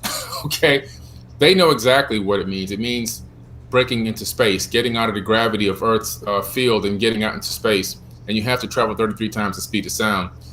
So they do a lot. They like a lot of symbolism. They love it, and they link these things together because they believe that linking these symbolic things together, it adds more power to what they're trying to accomplish. Got it. And when you're saying they, who are you speaking about specifically? I'm talking about the elites that run this planet that believe they're the direct bloodline that leads back to the Sumerian Kings list. So when you analyze the Sumerian Kings list, which is on display at the Ashmolean Museum in Oxford, England, you discover that there are just a handful of kings that rule over Earth for over 200,000 years. And when you track that bloodline, move it forward in time, you find that it leaves out of Sumeria, migrates into the land of Kem, then it becomes a great flood, and then it re-kickstarts again, where these beings that rule for so many years that have these enormous lifespans started mating with humans, creating the pharaonic bloodlines. And then that pharaonic bloodline can be traced up until the point of Alexander the Great, where Egypt was overthrown 7 times. And after Alexander the Great, a lot of the pharaonic bloodlines started migrating out of Egypt through Arabia up into Europe. And this bloodline and this path can be traced moving forward in time. A monarchy was established in Europe following the same exact style of monarchy civilization that the Anunnaki had on their planet Nibiru. And then from there, you can move forward in time all the way to the American presidents. And you discover that, and you go around, you discover that this line is still existing today, all the way until the current president of the United States. They're all related by blood. The only president that wasn't related by blood was Van Buren, but he was still related to French kingship. So they all pretty much have the same exact bloodline. Even Obama, through his mother's side, Stanley Ann Dunham. And this is not just me doing this research. This is now research that has been done by hundreds of researchers in genealogy, as well as it's been openly admitted by the presidents themselves, Bush, Obama, even Trump, He knows that Hillary Clinton is his cousin, Obama's his cousin. Obama admits that Bush is his cousin. So the blood, and I think Dick Cheney as well is even Obama's cousin, and Dick Cheney's wife wrote a book about the lineage and how they're all linked together. So you see, these people are still on running and controlling the planet through bloodlines till this very, very day. And these are the people that are looking to move back into space. Unfortunately, they handpick the people that are going to be able to go with them and do these breakaway civilizations. And the majority of the work is done by the citizens of the planet. So it's really an unfortunate thing. But this is why we're here, to awaken people up, enlighten people, so that we can literally take back control of our own lives and even take back control of our planet as well. So with this event that we're organizing, the Harmonic Convergence 2020, every day is a preparation to get ready for like a big mass contact event on the 14th of July during a specific planetary alignment. And the goal is to create like a real deeply transformative experience through these 10 days that lead us to a place of being ready as a planet for mass contact, so we can all open up to the realization that we're not alone and really start taking care of each other and being one with our Earth here. And the theme of the day today is facing our shadow, where fear plus vulnerability equals courage. I wonder if you could share with me and with our audience your practical tools for how you face the shadow internally and how that can relate to this first contact experience. This is really great stuff. And what we see going on the planet right now, with what appears to be a massive amount of turmoil, hate, anguish, fear, and everything else, is part of the growing pains. When a baby comes out, the baby is extremely limited to what it can do in terms of interacting with the world. Eventually, the baby gets strong enough to hold its neck up. And that's like, wow, the baby can hold its neck up. And then eventually the baby can roll over on its own. And then the baby can crawl. And even crawling is a hard task. And this is where we are right now in humanity, where we're trying to move from the crawling stage to the walking stage. And every time you lean up on something to pull your body weight up and take a few steps, you fall down again. And then the brain, that can be the conscious collective, has to remember why we fell. And so that it can make an adjustment to the balance the next time. So the next time you take a couple more steps, you got a couple of steps, and then you fall again. And then the brain says, oh, when you move in this angle or that angle, and this way or that way, now you've got the balance has to be shifted. These muscles have to be used. So we're in that position right now of getting up and falling down and getting up. We're trying to walk, and we're getting very close. And this current era that we're in, this current state that we see right now going on the planet, pretty much globally, is an example of the brain, the collective consciousness, trying to readjust the balance of mankind and help us get back to the ability to get that balance back so we could take more steps. Eventually, we'll be walking without falling, and then eventually we'll be running. This is all part of the process of the growing pains. And so on a daily basis, I just try to meditate every single day. I have to deal with so much because I'm putting out information to the world. So that means I have to access that information, so it's a little bit of a blessing and a curse, because I'm so aware of what's going on, but taking in so much information all the time, a lot of people don't realize how much pressure people like myself and you guys are going through on a daily basis, having to process all that negativity and try to put it out there, and at the same time stay positive within our own selves and the lives that we affect. It's not an easy task. So I try to get a meditation in every morning before the day starts. And I try to find a way to balance. If I have to put out something that's kind of dark, I have to also come out with something that's light as well to try to balance things off. And I'm really looking forward to a day where we're really moving in that golden age mindset, and we're really opening up and exercising unconditional love for one another to the point where everything is mostly positive. And I think that we can get there because I think mankind has done this before on this planet at least 4 times, according to the Mayans, and we're heading into the 5th age or the 5th world. So I know that we're moving in the right direction. The age of Aquarius is upon us. 2025 is when it officially starts. I'm really excited about where we're going to be able to go as a species as this global awakening is happening. Some people see it as negativity going on. I understand that there's negativity, and we have to battle, against the dark brothers. But at the same time, there is light at the end of the tunnel, and we are moving towards the light. Can you speak to that a little bit more specifically? Because I experience it somewhat similarly that you do, where I feel like human civilization and us as a planet is moving into deeper and higher realms of existence on this planet, while other people are experiencing that, like, we're going through way more trauma and chaos and craziness than ever before, where I'm like, I definitely think we're way better than we were in the Middle Ages.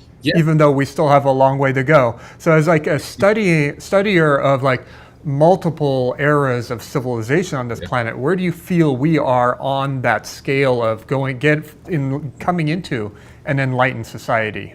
That's a great statement you just made, because a lot of people aren't really studious to history and where we are in terms of historical trauma on the planet.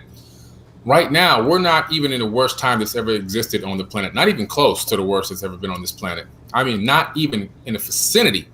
If you really want to see turmoil and anguish and what would be considered the end times, you'd have to go back to things like the Papal Inquisitions and everything else, where 80 million people were tortured, all the plagues, the bubonic plague, and all these other plagues that were unleashed on mankind that went around the planet and almost eradicated us several times. Or the geological disasters that just pretty much decimated the planet. I mean, I can go on and on. We aren't even close to what the end times people that preach this is the end of times. This is really not even that bad compared to what it's been in the past. It seems bad to a lot of people because we were spoiled. We had gone through this little tiny era of time where things seemed almost Disney in a way. It seemed like Disney World. You got a theme park. There was some trauma here, some trauma there. Yes, there was slavery and these other things, but for the most part, it wasn't as bad as it was. And what's happening now is, because of technology is exposing things that had already been happening. It's just making us more aware. It's not that things have increased, to be quite honest with you. It's that people are becoming more aware because information now can travel around the planet in less than a millisecond, and you can see what's going on somebody's street corner before the news can even get to the information. Matter of fact, the news has to stay online so they can find people's cell phone data to put on to make the news up now. So we're getting information at such a lightning speed, and we're able to see what's happening in every corner of the earth. It's like we have the all-seeing eye. And because of that, we're seeing everything all at once. It's information overload, where normally, if this was the 1980s, for example, and this stuff is already happening, you wouldn't know about it. So in your mind, it would be like, oh, this is a peaceful time. But in true reality, all these little things are going on. I just think that right now is a process that we have to go through. It's awakening a lot of people. It's shocking a lot of people and showing a lot of people that there is more room for growth within themselves and ourselves, everybody as a whole.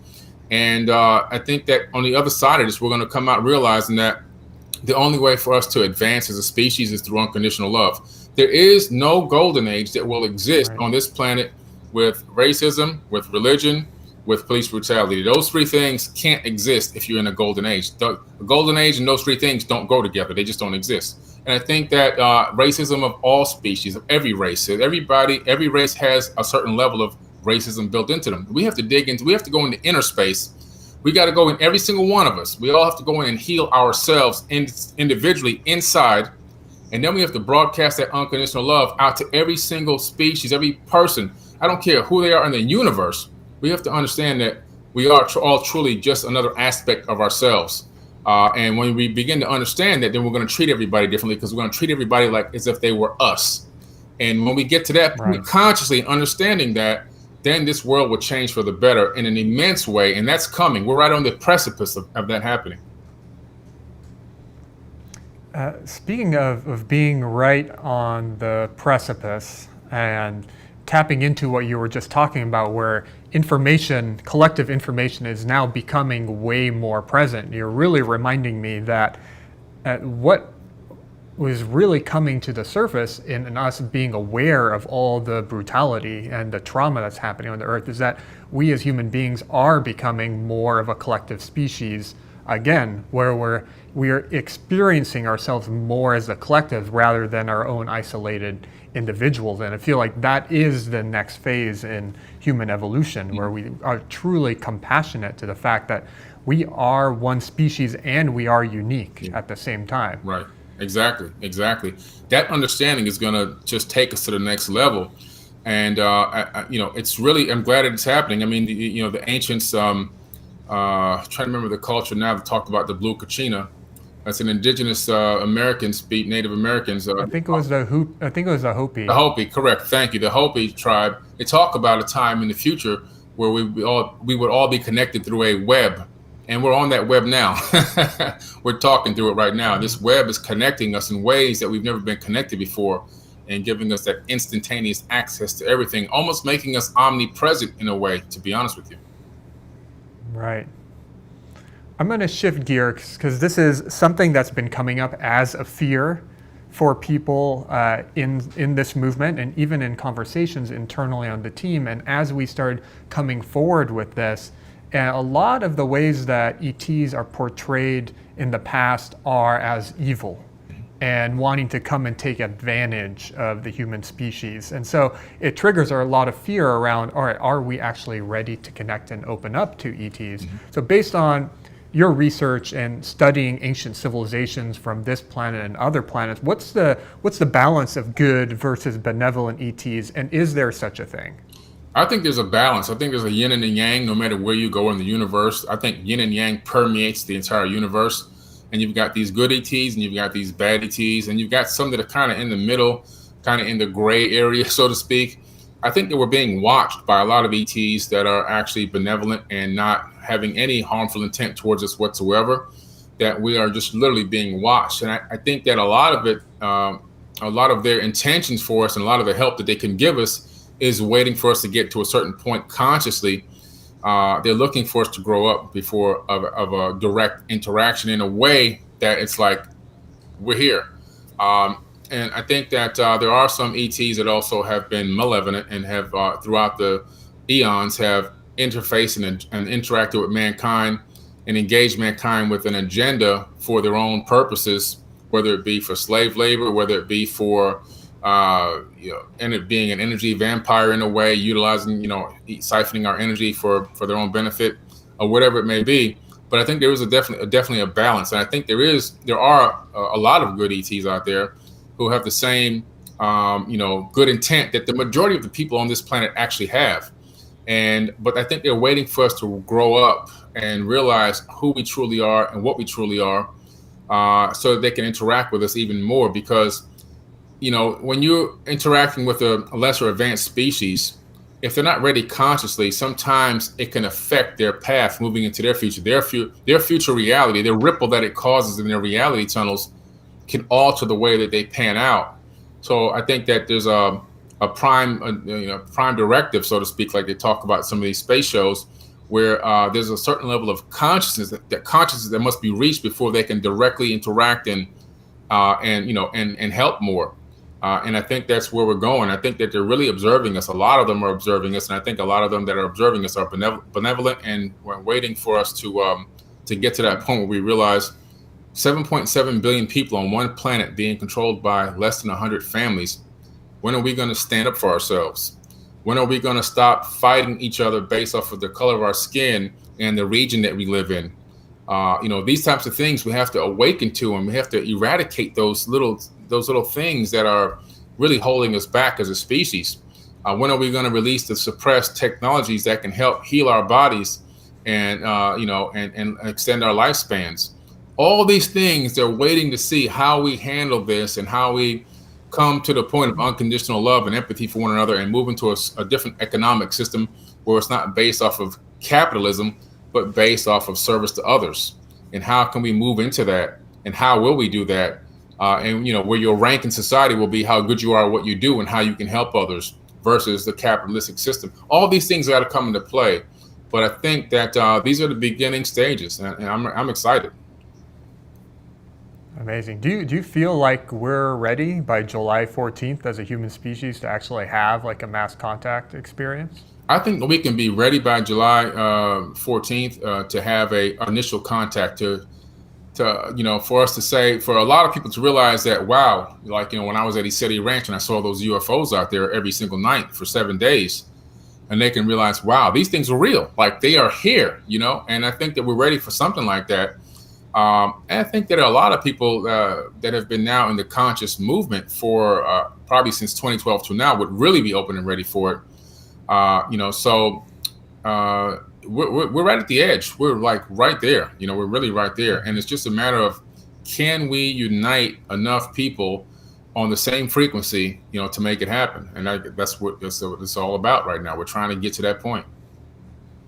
How do you feel what we're going through as a planet right now has supported humanity in reaching that deeper and higher state of frequency with the coronavirus and what's happening in relationship to the race tension that's evolving? Like, how's that contributed, you feel, to human society growing up? Some people, it's that haven't been woken yet, it's angering them to the point where some people are completely losing their minds. But I think the majority of people are starting to realize and awaken to the fact that, wow, there is a situation that needs to be addressed here. This amount of noise that's being made over this topic, over this situation, and then combine that with the coronavirus, you have a perfect storm of two things going at the same time.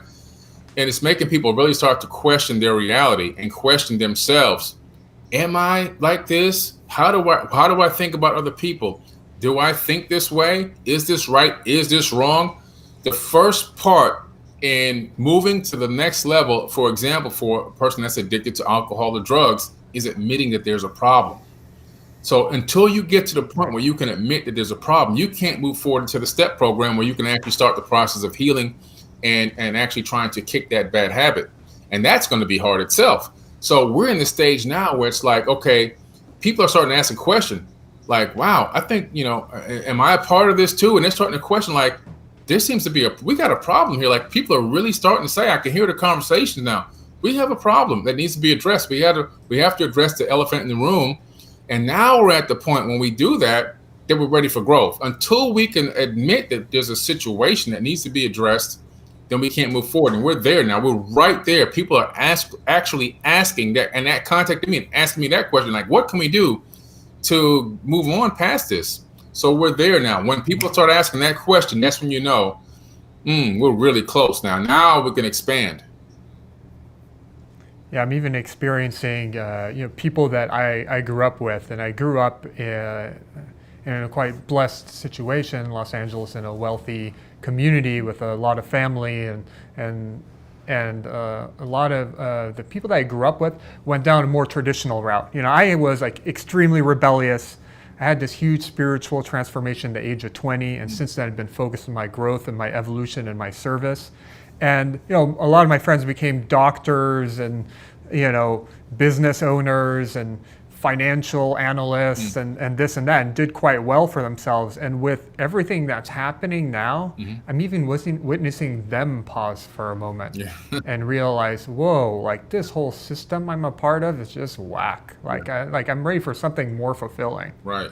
And it's so cool to see that happening. Yeah, absolutely. It really is happening too. I just had breakfast with my best friend. He's an older Caucasian man. I've been meeting with him now for 12 years. So we meet every weekend that I'm available to meet in town. And I give him esoteric knowledge and he gives me financial knowledge. And together we combine the two and we learn from each other. And we've been doing that for a long time. One of the very few people I would trust to take my daughters on a trip by himself. And I know they're going to come back untouched. And, we ask ourselves these questions over this weekend. He was asking me, how do we solve the problem? How do we get into the root of the problem and make it better? What do we have to do to, so everybody's asking these questions now, the rich and the poor. I'm gonna divert us to a random question that popped up for me while you were talking earlier that I'm super curious about. Crimea in Ukraine. It seemed like there was something like really off about it, and then I heard or saw some rumors about there was some type of like ancient pyramid underground that was discovered, and that's why the Russians swooped in to take control of that. Is that a true thing, or what are your thoughts there? Yeah, I heard about this underground pyramid. It was a pyramid that was found in the Ukraine. They're saying that it's well, the mainstream is saying that it's from the Bronze Age, according to Guardian. The Guardian News. But they're saying that they really did unearth. Archaeologists are really saying that they found this pyramid. So it's real. I think it's real. Now, the reason why a government would want to swoop into this thing is because in the pyramids they found technology before. If you look at the ziggurat of Ur, okay, for example, in Iraq. When we went there to invade Iraq, the first place we went was to the museum, us being the military. And the second place was to the Ziggurat of Ur, which a person I went to high school with was on duty on this mission. They went to the Ziggurat. He sent me the photos, which I had posted some of the photos on my Facebook group before. So they went and took this object out of the Ziggurat. He said it looked like what would have been the Stargate on the movie Stargate, the original Stargate movie from the 80s or whatever it was, or early 90s. And he put it back. They put this thing on the back of a giant flatbed truck, like a Humvee type wide body, and it put a tarp over the back, and he never saw it again. So the reason why they would want to swoop in is because historically, like when Hitler went out around the world to these ancient sites, he started finding out technology existed from ancient times, and he was gathering it up and getting all the information on it. And I think that Russia tried to do the same thing with these pyramids, the one that they discovered here in the Ukraine as well, because it could be, if they can weaponize it or turn it into some type of advantage over other countries, they would want to have their hands on it first. Right. The moon. I know I'm jumping around a lot. It's okay. What is happening on the dark side of the moon based on your research? Oh. And also scientifically, like, why doesn't the moon rotate? Maybe you don't know the answer to that question, but I'm curious. I never dug down that rabbit hole to figure that out. I'll tell you why the moon appears to not rotate. First of all, the moon is in a geostationary lock with the Earth. It's geosynchronous lock. So what happens is, as the Earth turns on its axis, the moon turns on its axis at the same rotationary speed, giving us only a view of one side of the moon at a time. So we're only looking at that one side because of the way it rotates. As we rotate, we're only when it's dark, we're only facing that same side. So the moon was put into that position and put into that specific orbit with that specific timed rotation on its own axis by a purposeful act. Intelligence put that there like that. The moon didn't just accidentally get into that type of synchronicity. Now, I had the same questions you had about what's on the dark side of the moon, and it's really not the dark side. We call it the dark side because we can't see it, but because the moon rotates on its axis, it actually gets light as well from the sun, just like we get light and day, night and day.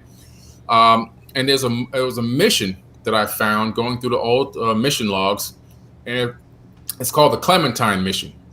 So this Clementine mission by the military, it was a military satellite that was sent up to do a low lunar orbit around the moon and to get a lot of data on what was going on the backside or the dark side of the moon.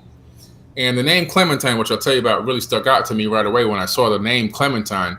Well, this thing went up there and it took thousands and thousands of great images, which I've HD quality too, which I've made available in some of my my United Family of Anomaly Hunter feeds. Anomalies were incredible, dome structures, things that looked like remnants of ancient buildings. This Clementine satellite never came back.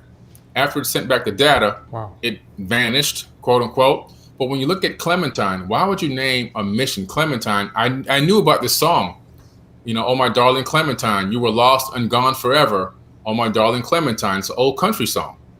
So as soon as I saw the name Clementine, I knew before I even got to the end of what I was researching that this thing didn't come back. And I was exactly right. By the time I got to the end, it never came back. It supposedly crashed into the moon on the backside of the moon. They knew it wasn't coming back. Maybe it was a messenger. Maybe it had some information that was going to leave up there for other people, or who knows? We don't know. It can only be conjecture at this point. But the moon has a lot of anomalies, and there are a lot of images that you can download that have not been obfuscated. In other words, they have not covered up the things that are on there. And you could see them, anybody could see them plain as day, that there's evidence of advanced design, intellectual design on some of these structures. And some appear to be somewhat intact, some appear to be collapsed and destroyed, partly destroyed. But the ancient Sumerian tablets and the Mahabharata and the Bhagavad Gita and some of the Indian Vedas talk about this war that extended from Earth to the moon and to Mars. And it's really incredible because it really looks like that's what happened during this last war. The evidence has gone from Earth to moon to Mars. And it's like the Atlanteans weren't just a global civilization, they were also interplanetary as well. Oh, interesting. Speaking of Mars, what, based on your research, is there anything happening there now from a civilization perspective, or is it more of like an ancient stomping ground, so to speak? Mars is a conundrum. I mean, it is. When you look at Mars, there's a lot of things going on. When we analyze a lot of the and the majority of the images, by the way, come from Mars because that's where trillions of dollars have been spent for most of the data. And so many missions have gone there, hundreds of missions. And you analyze, you realize that this was a place where there were catastrophes. Global flooding is evident. The structures that we find look washed over by mud, collapsed, dilapidated, broken pieces of things all over the place that look intelligently designed, but they're just now shards and broken pieces. But then also what happens is in certain areas, you find things that are actually intact with roofs, things that look like they might be vehicles. I mean, it's so bizarre. And some stuff looks advanced and some stuff looks ancient. So it's a combination of the two. Now, Mars may have had two catastrophes, geological catastrophes. One, many millions of years ago, when the planet which was there, called Tiamat, exploded and turned into the asteroid belt. Some of that debris hit Mars and gave Mars a pole shift and destroyed the atmosphere and everything else. I think Mars recoalesced. It gained its own orbit around the sun, recoalesced. And then the second catastrophe was part geological, part war. I think that there was a directed attack with some type of maybe a massive comet or asteroid was directed at the planet, or it could have been some type of a weapon. But either way, this is why I call it the God of War. Whatever it was, I think it had to have some nuclear signature because they found xenon 231, I believe, is isotope in the atmosphere and also in the soil. And this xenon is a weapons grade residue, leaving like a fingerprint, like there was some type of nuclear event that happened on the planet that was so massive, it's still in the atmosphere and the soil to this day. Interesting. Wow, that's so fascinating. I look forward to looking more into it. We've got a few minutes left. And with these few minutes, I would love to just open the door for you to share whatever you feel is important for humanity to know in these times. And then also some resources, websites. I know you have a book out that can give people more of an experience of diving deeper into some of these subjects. Yeah. I think, the most important thing for people to know right now is we are in a time that is tumultuous, that may for some to seem agonizing. It may put some people into a depressed state of mind, but you've got to look past where we are right now and see and be optimistic for the future. Even though even I myself get agitated, and I'm pretty good at controlling my emotions. Even I get agitated sometimes at some of the things going on, because it's like, I'm human too, and it's only so much you feel like you can take. So it will get you at, that's why I have to go into my meditation. I have to be mindful and resynchronize with my brain-heart coherence and get myself back on track again and realize the bigger picture. We have to see the bigger picture, and we have to realize this is part of an awakening. It's just like a baby learning how to crawl, then learning how to walk, and eventually learning how to run. If we can take that analogy and put it into the conscious collective and understand where we are in terms of trying to move forward as a species, that's exactly what's happening. So I say to people, man, just listen. If you could exercise just one person at a time, if each individual person exercised unconditional love for others, and that spread like a positive virus on this planet, it would override coronavirus and every other virus, and the racism virus and the hate virus and all these other viruses that exist would be deleted and diminished. If we can just see everyone as another aspect of ourselves. The ancient minds used to call it in lakek alakin, I am another you. And when we understand that and we realize that, and we treat each other like that they are you. In other words, when I'm talking here now to you, I'm actually talking to myself. And when you're talking to somebody, you're talking to yourself. There's only one consciousness that exists. So because of that, we're all the same. We just have the illusion of separation, the illusion of distance, the illusion of race and creed and color and regions and all this stuff. There is no distance. We're on the same energetic grid. We're all plugged into the same consciousness. And we're just a different aspect of consciousness experiencing itself from different subjectives. And if we can really tap into the understanding that we're all the same, this planet will change. Literally, it could change overnight. We just have to start loving one another. That's the key. As far as my website is forbiddenknowledge.com with the number 4. You can also go to my new TV network, forbiddenknowledge.tv. It is on Roku, Amazon Fire Stick. It's on iOS devices, Android, as well as Apple TV also. And my book is Compendium of the Emerald Tablets. It's a bestseller on Amazon now for 17 months straight. Even through COVID-19, it's a bestseller. Compendium of the Emerald Tablets by Billy Carson. It is on Amazon, and also it's on my website as well. And you can find me on social media at Forbidden Knowledge with the number 4. Amazing. Thanks, Billy, for being on, and really appreciate all the knowledge and the wisdom and the consciousness and the love that you've shared with us here today. Thank you. We actually still have 2 minutes and 37 seconds. I've got like a counter going on down here. Oh, good. So I'm going to ask you one last question. Unconditional love, as you've just shared it. How do you experience unconditional love inside yourself and as it moves to the environment around you? Well, I began to study quantum physics, and this was the greatest thing that ever happened to me. Because when you study quantum physics, you find out that electrons are conscious. So electrons that orbit the nucleus of an atom are conscious. And we know this scientifically. It's a fact because we did something called the double slit experiment. And when we watched the electrons go through the slits, they made a conscious decision to go from wave-particle duality. They made a conscious decision to go from waves to particles. When we took away the looking camera, they stayed as waves. So we live in an electromagnetic universe that converts from waves to particles based off of conscious observation. And so these electrons are conscious and they make their own decisions.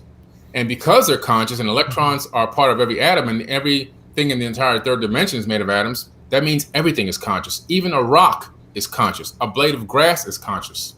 And when you understand that and you treat that conscious object with respect, the same respect you would give another person, including yourself, now the whole world is changing because you're giving respect to everything that exists. Even your computer is made of atoms. That means your computer case is conscious.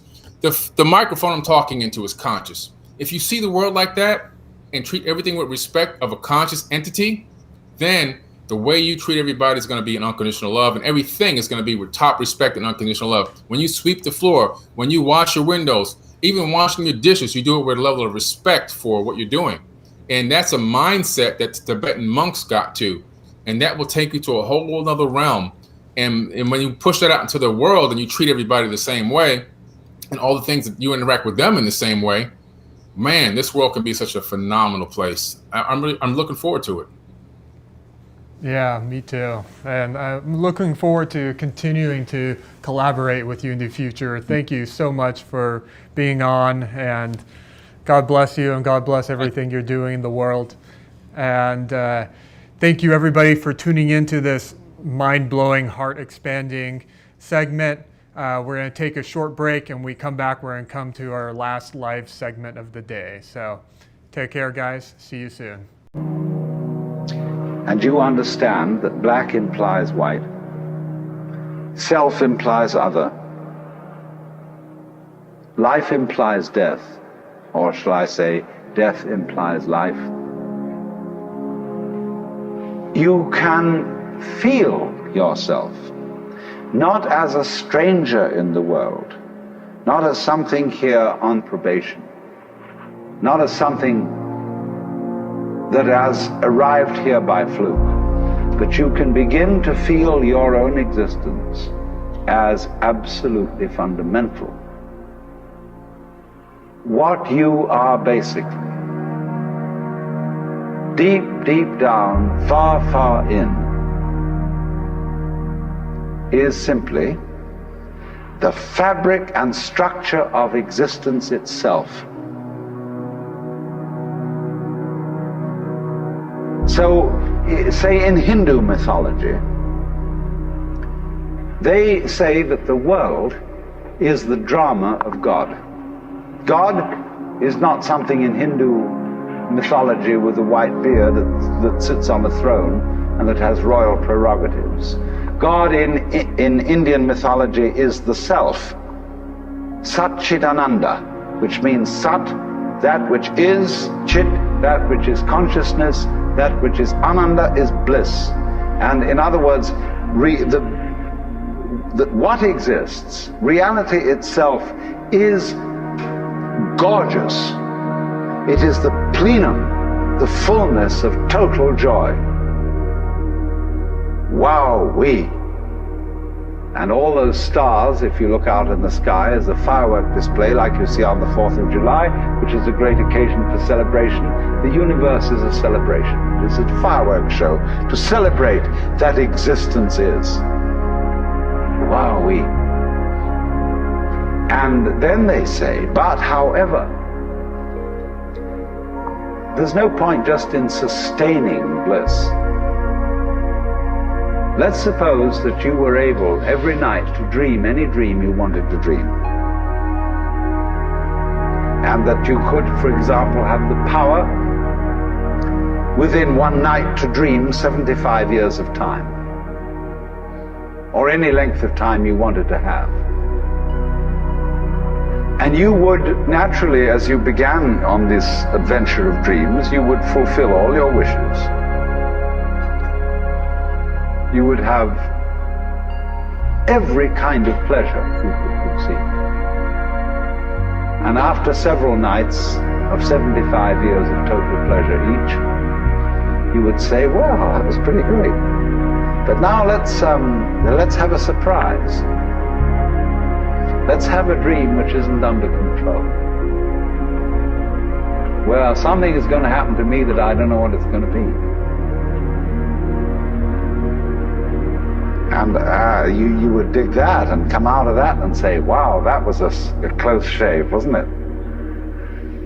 And then you would get more and more adventurous, and you would make further and further out gambles as to what you would dream. And finally, you would dream where you are now. You would dream the dream of living the life that you are actually living today. That would be within the infinite multiplicity of choices you would have, of playing that you weren't God. Because the whole nature of the Godhead, according to this idea, is to play that he's not. The first thing he says to himself is, man, get lost. Because he gives himself away.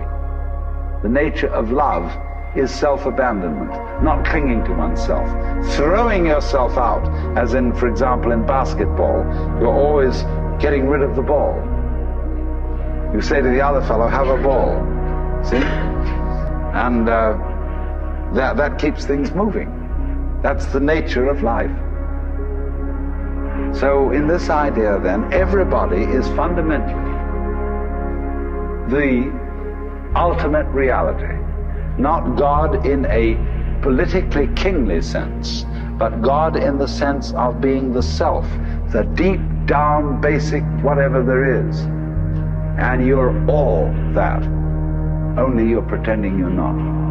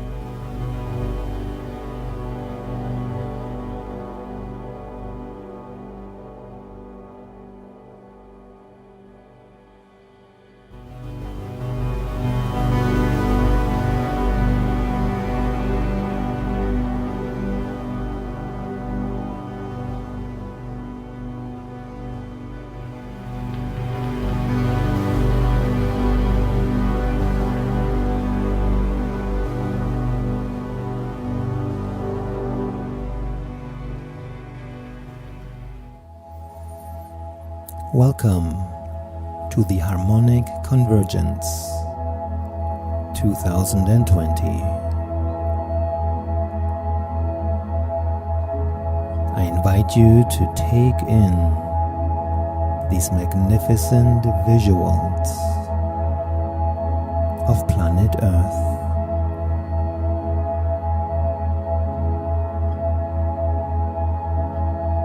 And allow these sound waves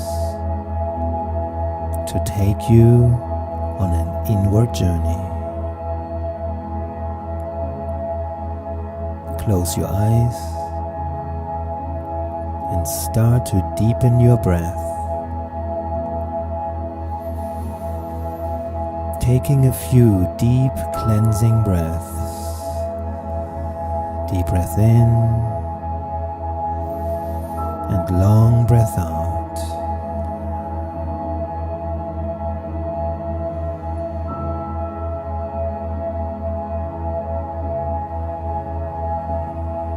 Feeling the rise and fall of your chest and abdomen.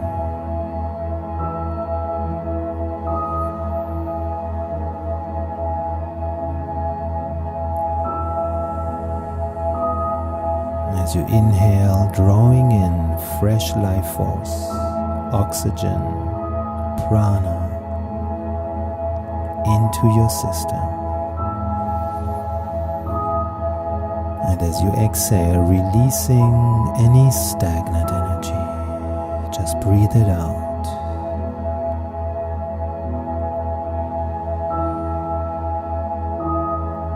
And let your exhale be slow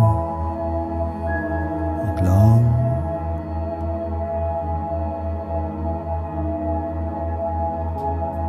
Sending a signal to your nervous system that you are safe.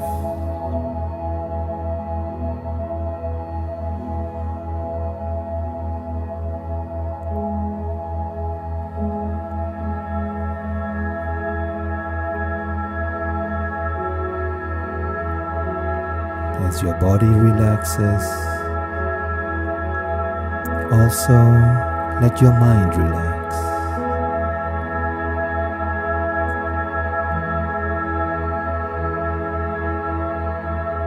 By allowing yourself ample space.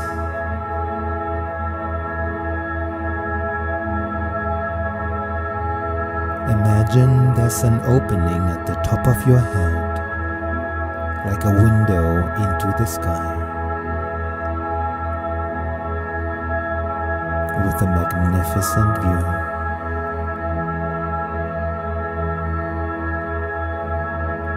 Allow that window to open wide.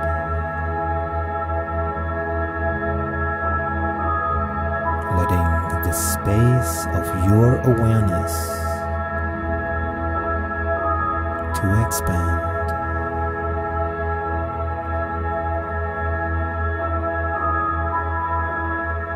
As if you are standing on the top of a mountain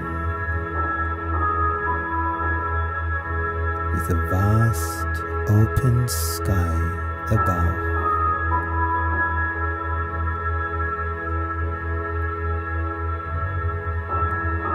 And letting your thoughts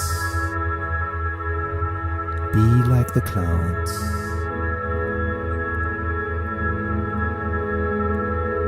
arising and passing away.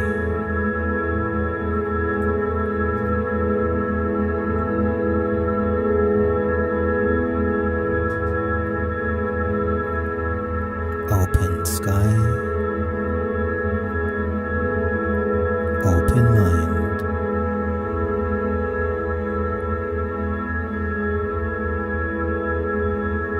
Slowly starting to deepening your breath and bringing this space of infinite possibilities back into the here and the now. Welcome back.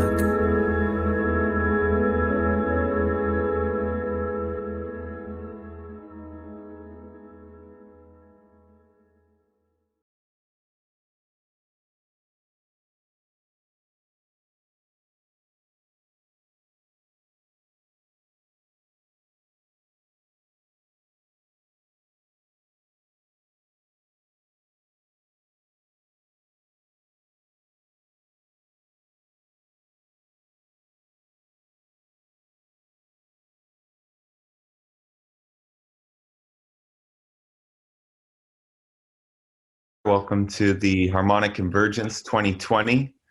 We're here on day 2 with our theme is Facing the Shadow, Fear, Vulnerability, and Courage. We're here with our guest, Paul Levy. Paul's teacher, author, speaker, and pioneer in the field of spiritual emergence.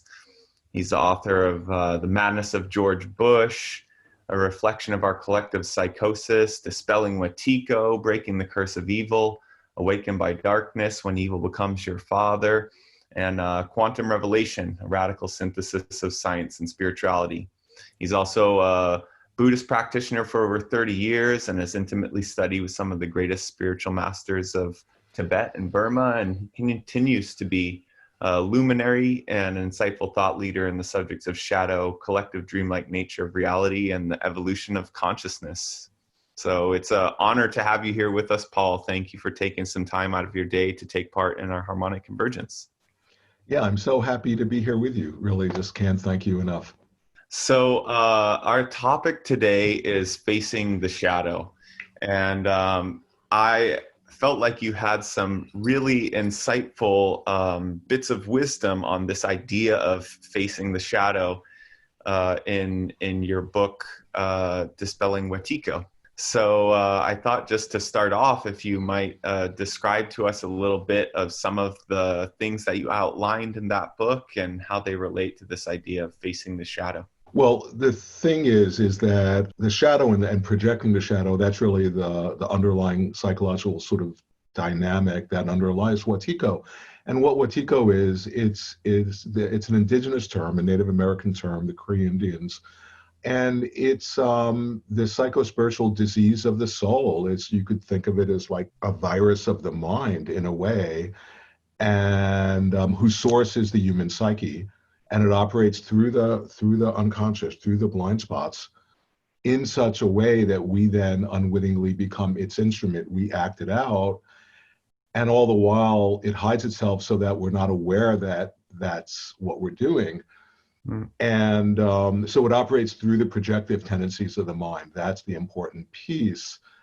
And so that's where, and now also about Wetiko, there's so many things. I mean, I could write a book about it. I did, and I just wrote a second book that, will be published soon. And the idea being that what Wetiko is, the origin is in the psyche, which means that it will influence our perceptions in such a way that we entrance ourselves, that we hypnotize ourselves, and we become, in a way, conditioned by our own reactions and by our own projections. So one of the things about Wetiko, which is just amazing, is that it's an inner disease of the soul, but it expresses itself through the medium of the outside world.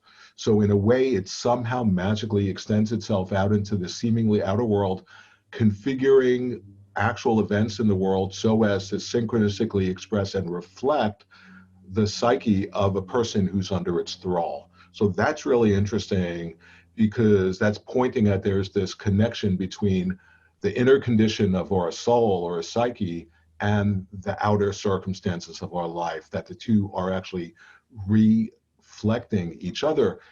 And I would add, that's very much just like a dream. Okay, now then getting to the shadow, if I can say a little bit about that, because the projecting of the shadow is the dynamic, the underlying psychological dynamic that informs and underlies Wetiko. And it's a way of really understanding it. Because the thing about Wetiko, it only operates to the extent that we don't see it. When we become awake to it, how it's operating by configuring itself non-locally through the field and via our inner reactions of our unconscious minds, as long as we don't see how it does that, we're then under its spell. But the point is that what my work is about is trying to shed light on that dynamic, its covert operations, so that we take away its power and we empower ourselves. And how it works through the projecting of the shadow is very simple. So think about it. We all have a shadow, this darker part. I mean, it can also be a golden shadow, but that's another thing. The part of us that we dissociate the enlightened part, we project out too. But I'm talking about, think about the really like the darker, despised, rejected, parts of our psyche. We then, to the extent we're not owning it, we dissociate from it. We project it outside of ourselves, and as a way of trying to actually not associate with it, to get rid of it, to destroy it, because we don't have the strength to see our own darkness and to own it and to integrate it into our wholeness. So then we project it out into the world. You see, the way to see Watiko is to recognize that we're having a collective dream, in essence. That's the real fundamental, perspective that my whole work is based on.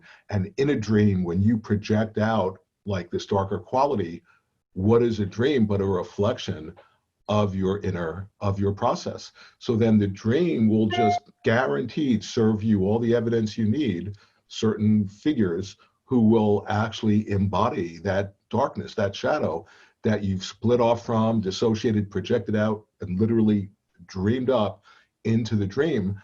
And as soon as you then have people who embody, who epitomize that shadow, all of a sudden, now you have all the evidence you need, confirming to yourself that the evil, the shadow, is outside of yourself.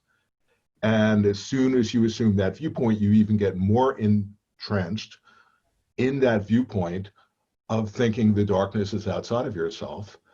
And the more you think the darkness is outside of yourself, being like a dream, the more the dream-like nature will just confirm that viewpoint, because it's nothing other than a reflection of your mind. That's what a dream is. And, ad infinitum. And what the result of that is you've entranced yourself, you've hypnotized yourself by the creative power of your own mind, thinking the evil is outside of yourself. And then what do? Of course, you try to destroy that evil, which is an outer reflection of the inner process that started the whole thing of shadow projecting, where you wanted to get rid of your own shadow. So now you're seeing it out there, so you want to get rid of and try to destroy the carriers of that shadow. But in doing that, you literally become possessed by the very evil that you're trying to get rid of. And that's total madness. And that's Watiko. That's the psychological sort of articulation of how the bug works. And when that's being acted out collectively in the greater body politic, you have a collective psychosis. And that's what Watiko is. It's a collective psychosis, as we see all around us today. And I love this aspect that you're talking about too, where there's an old saying, the hand that crushes the tyrant's head becomes a tyrant in its stead, kind of thing that it sounds to me like you're describing. And what's interesting to me as well, that I would love to hear your thoughts on, how the revealing of this Watiko, or of this mind virus, or the manifestation of it in our outer world, coincides as well with awakening experiences, either on an individual level or a collective level. Yeah, well, the thing about Watiko, it's a quantum phenomena. And what I mean by saying it's a quantum phenomena is that encoded in the virus, in the mind virus, it's the source of the greatest evil that we play out, in our own mind, with each other, and collectively in the greater body politic. And in a superposition of states, it's also the catalyst for us to awaken, for us to recognize the dreamlike nature. And so that's what I mean, that it's a quantum phenomena, that there's a superposition of states of the deepest evil and the greatest light encoded in the Watiko phenomena. And how it manifests all depends on if we recognize what it's actually showing us. And, so that's really, really interesting, because when you really get down to it, there's no such thing as Watiko. It doesn't even exist. It has no independent existence at all, separate from our mind. Right. And yet it can destroy our species. And so the thing is, encoded in the mind virus, which is the source of the greatest evil that is being acted out all over the place, is the medicine. And not just the medicine to cure the virus, but it's actually helping us even more than just curing the virus. It's actually catalyzing us to evolve and to wake up. Right. And that's what my work is about, is trying to show, well, when you look at it this way, when you actually recognize what it's a revelation of, it's revealing to us the creative power that all of us have. And we all have it 24/7 to create our experience of ourselves and our experience of the world. But because we're unconscious of that creative power, we're carrying it and we're using it, you know, in a way that's turning against us and is destroying us. And so all that I'm basically saying is, hey, look at what, there's a revelation happening through the world process, through the Watiko disease, through the coronavirus, which is itself this lower level reflection of the higher dimensional, like the Watiko virus of the mind. And when you begin to see that is when you actually begin to wake up to the dreamlike nature, your place in it, to who you are, and to your unbelievable, all of us have this incredible, unimaginable creative power. And particularly when we connect with each other, that's when all bets are off. That's when we can really change things. And that's what this is all about. And we're being invited to participate in our own, in evolution, in our human evolution. And particularly when we connect with other people who are waking up to that, that's when we can really, you know, make an incredible difference with what's happening in the world. Yeah, wonderful. And that's definitely part of the bigger intention here of the harmonic convergence is sort of like applying that creative power that we all have towards a meditation for peace and moving more into balance. And it's interesting what you talk about, you know, because it's almost as if in the way you're describing it, that this Watiko doesn't actually have any agency within this realm, but is given its agency and its ability to act through our subconscious programming of acting it out. Right. Well, we give it, for example, it can't steal our soul, to use an example, but it tricks us into giving our soul away. Right. So that's the thing. And, you know, now talking about the shadow, one of the shadows in a lot of, you know, the best people I know, a lot of these spiritual people, new age people who are really into harmonic convergence or awakening or love and compassion, one of the shadows is, oh, you know, I just want to open my heart and send love, and all that's incredibly essential and important. But our inner process is actually, it's manifesting via the medium of the outside world, which is to say that the way we actually access our inner process is to step into life and to actually participate. This is a universe, this is a participatory world that we're actively, collaboratively co-creating. So for people who just are like, oh, I'm just all about love and light and I just want to meditate and open my heart, and if that's it, then they're unwittingly being an agent of darkness, because the other half of it is, you know, to genuinely step into whatever role is yours in the dream. And that doesn't mean we need to be like political activists in an overt way or writers like I'm a writer. No, it just means we have to ascend. We're being called like a shaman. We're being called by something higher than ourselves, by the spirits, you could say. And just like a shaman, when they get called, if they don't ascend and say, okay, I will cooperate with the calling, and then once they do that, they get sponsored, they get supported. But if they fight against that deeper calling for whatever reason, oh, I'm not good enough, or, you know, I don't have the right degrees, that's typically when the shaman, you know, and the shaman is the wounded healer. It's when we're all the wounded healer, you know, but if the idea being that if they actually cooperate with that calling, that's when, and invariably that necessitates a descent into the underworld of the unconscious, into the darkness, into the shadow. And but if they don't get caught in that, they're able to bring back these you know, like whatever, some sort of gifts or blessings that are of benefit for the whole community. And what I'm describing is all of us, but the point is that for us to access the creative spirit, and whatever, you know, not in a flatland way, like we just have to paint or draw or whatever, just the way we are in the world, if we're really embodying, you know, being creative, that in essence, and that involves really finding our voice, being who we are. And that in a sense is to really be a real activist. And that's to really be of benefit, you know, for the planet. Mm-hmm. So I can see that, and I've read about you that you're a Buddhist practitioner, and can see that behind you, this beautiful altar, wonderful. And I'm just curious with this idea of Watiko, because you're coming at it from this angle of you're saying as well, it's a Cree word and things like this. And so I'm just curious for how your own personal process of uncovering this fundamental concept happened. Totally. No, I appreciate that. And I'm not writing as a scholar or an academic. I mean, even though I'm kind of a nerd and I study a lot and I footnote all these things, but I encountered Watiko in my own personal life, and it almost killed me, and it destroyed my entire family.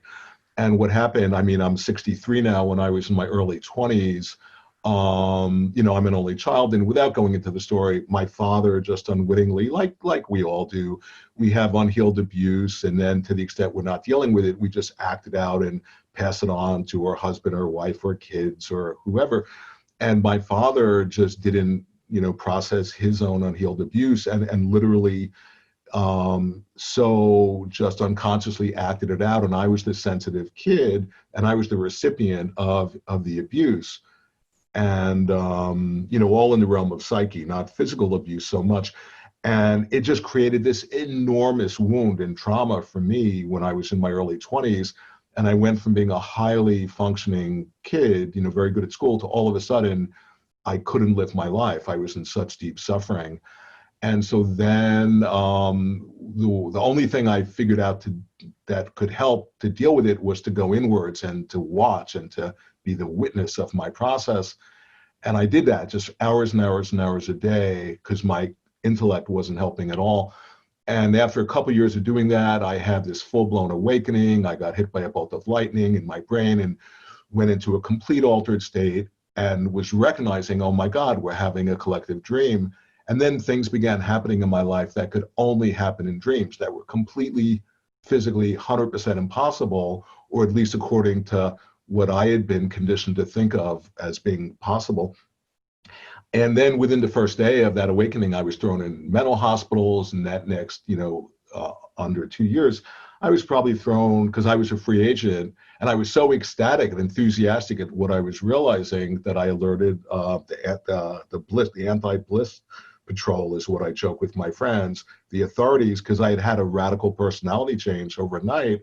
Once I had my awakening, I just couldn't contain the ecstasy and the enthusiasm. So during that next almost 2 years, I got hospitalized 3 or 4 or 5 other times, and always diagnosed as, oh, you're mentally ill, you're chemically imbalanced. They had just come out with the chemical imbalance theory the year before in the DSM-3. And I knew they had no idea what they were talking about. I mean, that's what saved me. And how I... Sorry, what's that? What's the DSM-3? Oh, the diagnostic manual. It's the Bible. It's like the grimoire for psychiatry where they cast spells, right. And that's how they look. Oh, manic depression or bipolar, that's the diagnosis. Yeah, that had just come out the year before, and that was announcing the new discovery of the chemical imbalance. And keep in mind, since then, they've now, the same authors, the same psychiatrists who wrote the DSM-3 have since come out and said, oh, by the way, there's no such thing as a chemical imbalance. That was made up by the pharmaceutical companies so that they could sell more drugs and make more money. But what saved me was that it couldn't have been made more clear to me that I was having a spiritual awakening. And so I just my entire universe had bought into that I was mentally ill. And as they were diagnosing me, I was just diagnosing them as being totally ignorant. So I never got hooked. I never bought into the diagnoses at all. And then I quickly got out of psychiatry and just continued my awakening and, found my teachers, these great Tibetan lamas or other monks or nuns. And, but I was so traumatized, it took me over a dozen years of integrating what was being shown to me. But the point is that same darker energy that was coming through my father that had possessed him and was using him to be an instrument, at a certain point, I had the recognition, oh my God, that same darker energy, it's non-local. It was transcending the rules and law of space and time and was now coming through psychiatry. And I was recognizing, oh my God, it's the same dark energy, that whenever light is emerging, it wants to try to obliterate it. But simultaneously, it was it was showing me something. It was like this living revelation. And, so that's when I began to actually really encounter Watiko in a way that I was mapping it, and I was beginning to understand, oh my God, this is a non-local energy whose origin is inside of us that plays out through the world, that gets activated when we transduce light, but it's actually supporting the light if you actually recognize that aspect of it, and if you don't, it'll kill you. Right, it's kind of performing an important function, right? Oh, totally. Like I say in my work, that if Watiko didn't exist, we would have to invent it. It's the greatest catalyst for evolution of our species that we've ever known. Mm-hmm. And so, one of the tags we have for today is fear and vulnerability and courage, those three aspects. Right. So it's pretty clear to me how fear can play into this idea of Watiko or facing the shadow. How does vulnerability and courage play into your idea? Sure. Well, the thing about fear is like, that's the food for Watiko. It feeds off of fear and separation. As long as we're in the separate self, identifying with the ego, the separate self, I'm here in my skin encapsulated ego, and you're out there separate from me, seeing, and I see you as an other, then, there's fear. Fear co-arises with a sense of otherness, with a sense of separation, and Watiko feeds off of fear. That's why with the coronavirus, the real virus is the fear that it's activating in everybody. And so when we have fear, then one of the other things that Watiko feeds off of is when there's separation and where we get into like sort of this polarized point of view in our world right now. Our body politic, our country has never been so polarized. And then behind the scenes, you can envision the Watiko bug is just feasting off of the fear and polarization. But the idea of actually having vulnerability, having the courage to be vulnerable, to face the part of us that has a shadow. We all were a combination of light and dark, and to have that, that real strength and courage to self-reflect. And what I mean by that is when the universe, whether it's through another person or it's just the field, when it reflects back our shadow, and interestingly, etymologically, mirror, the word mirror etymologically means the holder of the shadow. So when we look into the mirror and we see our shadow, if we don't have enough courage, we turn away. And that turning away, that's our complicity. That's then Watiko feeds off of our being an ostrich and putting our head in the sand, And so you see, the key thing about my work in Watiko is pointing out, how are we complicit with the evil? And so, for example, if we see somebody out there, whoever, say a politician, and they're at a certain moment embodying Watiko, embodying this evil, and if we think, oh, wow, they're embodying Watiko, they're evil, then and if we assume that viewpoint, that they're separate from us and the evil is out there, then having that viewpoint, we then have offered ourselves to be another vector of Watiko by being in that polarized point of view. But if we recognize, wow, that person out there, whoever he is, or she, and if they're playing out Watiko, and if we recognize that, and we recognize we're looking in a mirror, and we're seeing, oh, they're a dream character, they're reflecting that part of me, then all of a sudden, that's to dispel Watiko, and that's to begin talking about the shadow. That's to begin to own the shadow, and that's to begin to cultivate real, like this compassion, genuine compassion, which is the Watiko dissolver par excellence. Mm-hmm. And so you see, the thing about Watiko, it's really seeing through, to the extent that we can see through that separate self and to recognize that the actual fact is that we're not separate. We're interconnected and interdependent with each other. And we're like these cells in a greater body, and we all depend on each other for the survival of each one of us and for the whole body politic of humanity. So within that, then, with this example that you use, and I know that you wrote a book, sounds like it's kind of about some of these topics on George Bush and the madness of George Bush and how it reflects our collective madness. Mm-hmm. You know, in practical terms, when we can recognize this, you know, because right now, all sides of the world, particularly since coronavirus started, there's all kinds of people getting blaming this one or that one, or this group or that group, et cetera, et cetera. So what are some really practical ways that we can address that, and particularly within the contents of this harmonic convergence, how we can address that in a practical way so as we can arrive in a place to actually be cleaned out, courageous vehicle? That's such a great question. I so appreciate that. And two things come to mind. On the one hand, one of the ways Watiko works, so, you know, the way to think about it like, you know, this bug in the system in our mind, and it will actually, you know, by influencing our perceptions, it will like help us to get sort of distracted by thinking the problem is outside of ourselves. So as soon as we put the attention outside of ourselves, then it feasts on that dynamic, because the origin of Watiko is inside of us, inside of our minds, inside of our soul, in a way. You know, it actually exists in the collective unconscious. It's not a personal thing.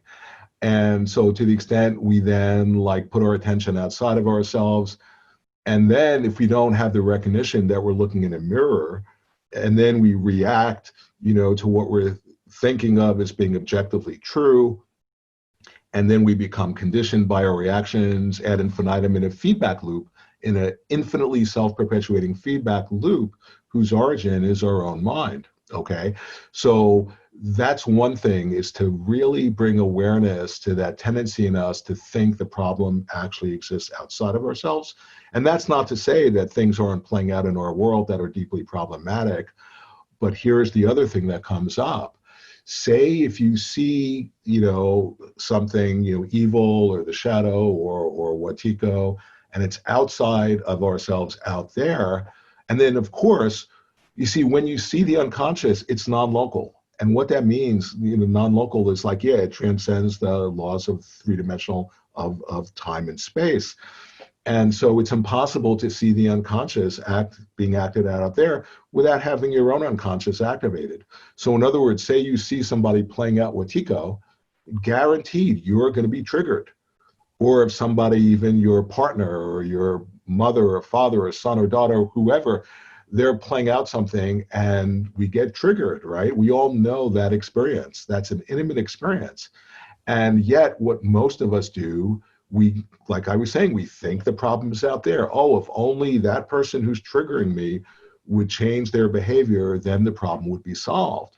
But at that moment, there's an incredible opportunity. What if we turn our attention onto what inside of us is being triggered, what the source of the trigger is? Then all of a sudden we can get to some deep talk about shadow, some unconscious shadow in ourselves. And that's actual spiritual practice. That's a real, an advanced practice in Tibetan Buddhism. And so that would be taking it out of the realm of this, you know, esoteric, abstract idea, like, you know, Watiko, and actually bringing it into our moment by moment experience of interacting with each other. Yeah, that's great. And, you know, I know that you wrote just recently, and you touched on it briefly here, about the coronavirus and its connection with Watiko. And I know you have another addendum to Dispelling Watiko coming out soon. I wondered if you would like to talk about that, because it seems like this work is that you're that you're sharing with us from these past years comes even more relevant in these times right now, where things are so heightened and many people are in a fear totally mode, you know. Yeah. And I basically, in essence, I mean, I wrote a whole article about how the coronavirus is, like I was saying, is this reflection, this lower level emanation of the higher dimensional Wetiko virus of the mind. So say if we, heal the coronavirus and we get back to normal, I mean, on the one hand, great.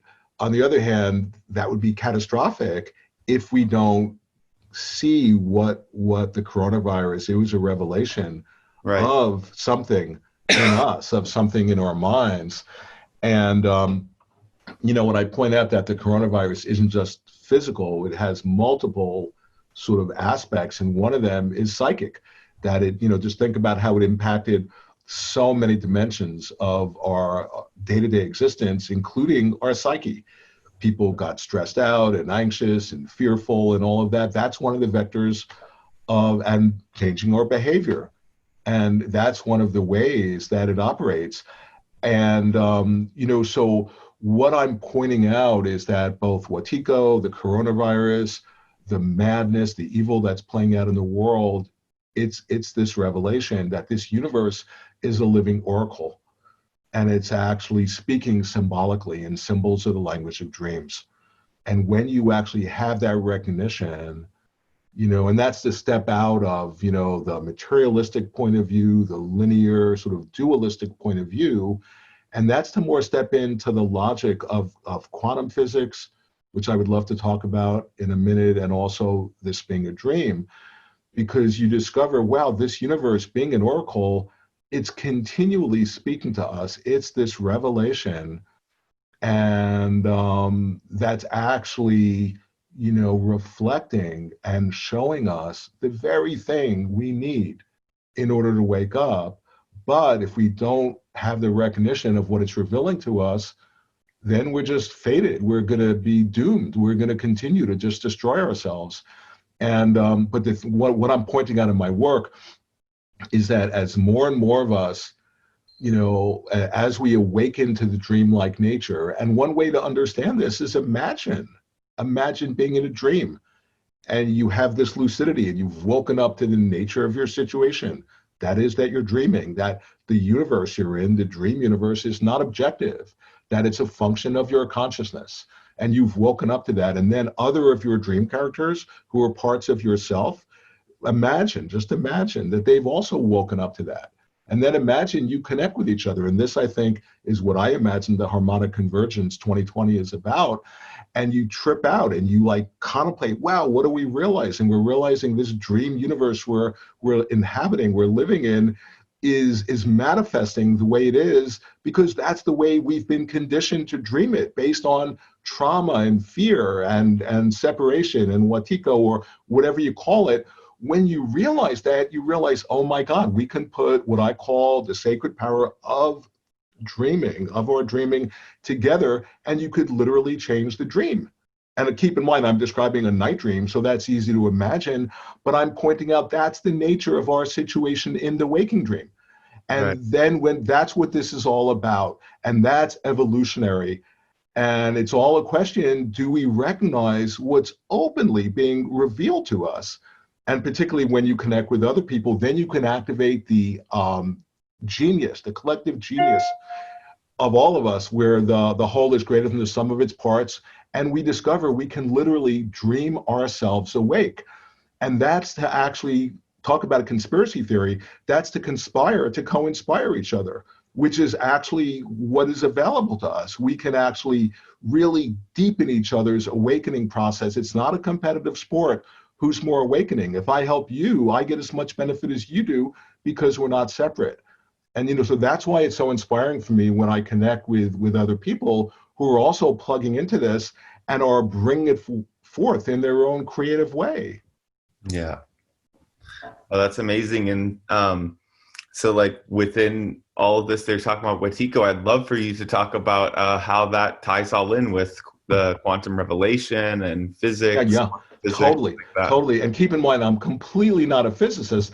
I just had this spiritual awakening, close to 40 years ago. And then when I became aware of quantum physics, I began to realize, oh my God, this precisely articulates the very universe that I had fallen into. And so then I just more and more began studying, just as a curious person, not as a physicist, quantum physics. And I began to realize, oh my God, quantum physics is revealing to us. You see, in Tibetan Buddhism, just quickly, there's a thing called terma. Terma is the hidden treasure tradition. It's the lineage I do practice to. And the idea is that the way that the actual tradition propagates itself and keeps itself fresh is that they're encoded in the fabric of the universe are these hidden treasures, these enlightened teachings and objects that have blessings. And then exactly at the right moment in time, they're discovered right at the point when they're needed.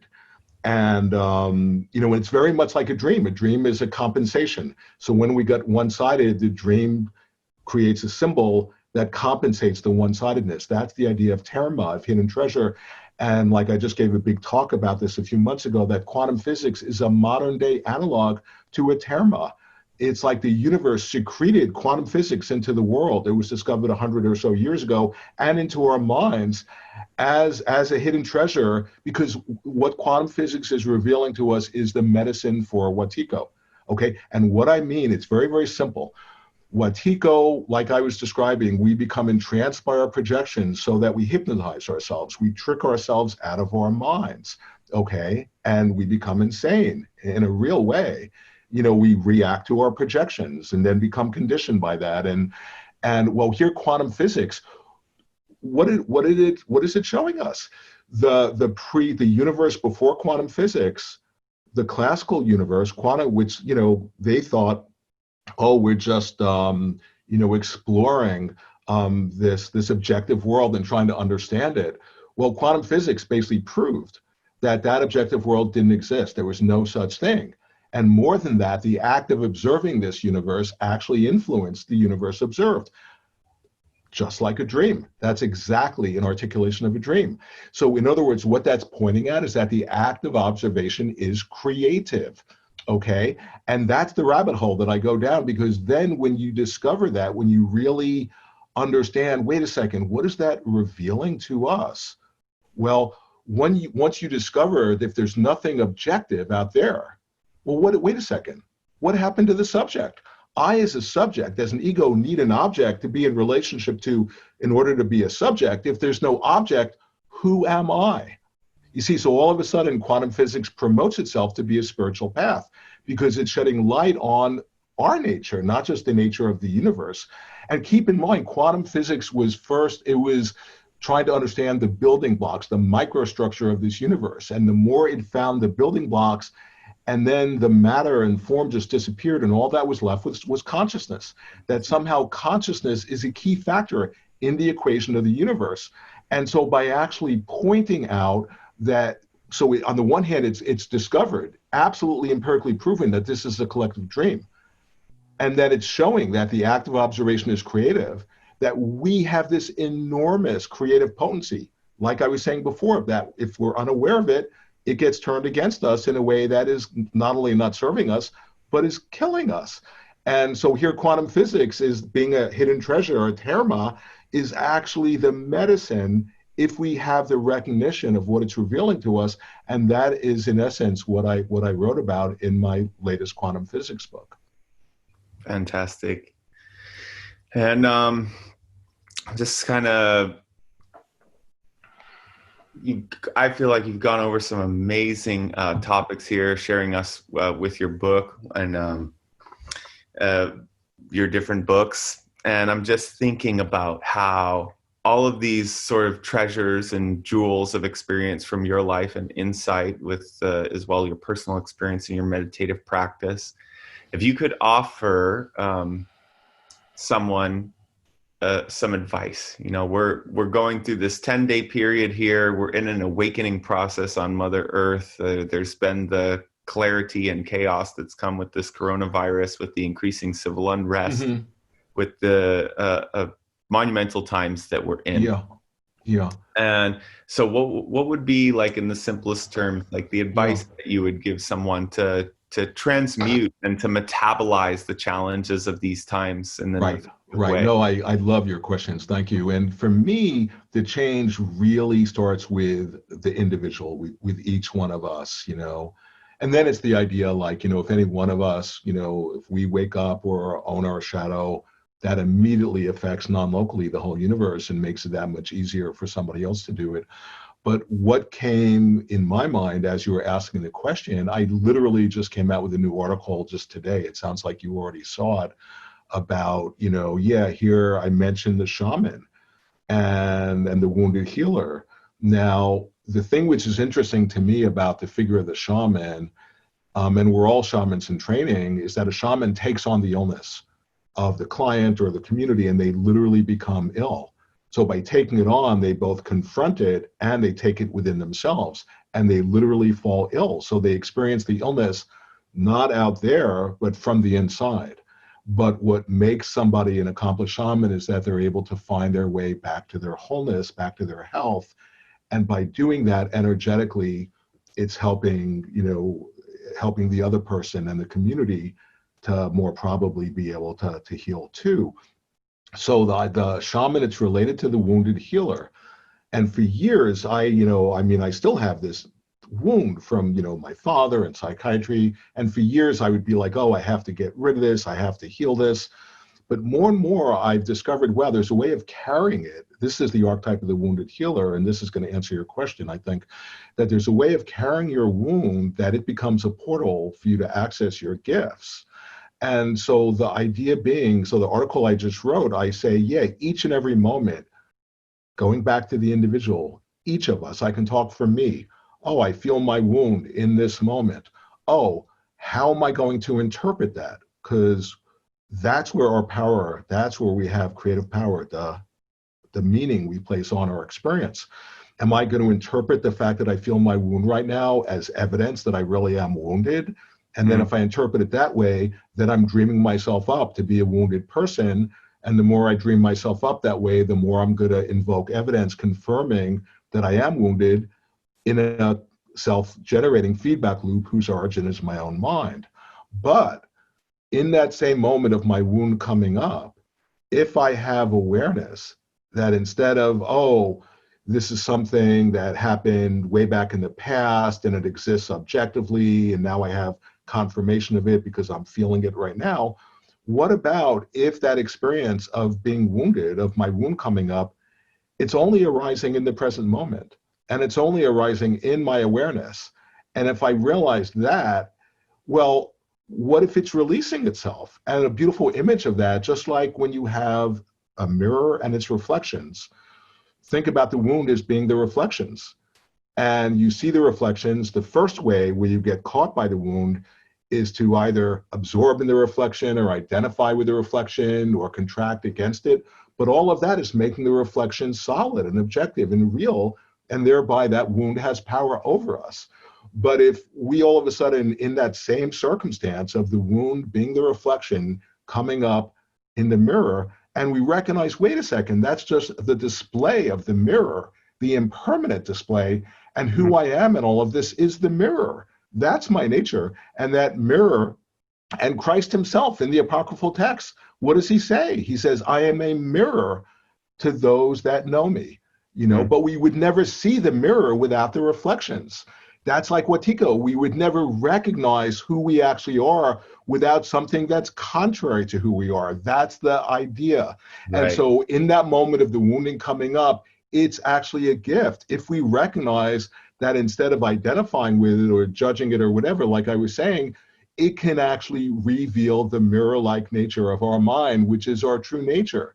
And that, I think, is like, would be the best advice, because I know we're all feeling like a shaman. We've gotten sickened by what's happening in our world. Our world, Watiko, is a collective psychosis. And the fact that we can metabolize that and find ourselves back to ourselves, to our mirror-like nature, not only is that helping us, that helps the whole universe. That's really our offering. Beautiful. And so before we close today, Paul, why don't you let everybody know what you have coming up next, where we can find you online, and for anybody that wants to know more about your work.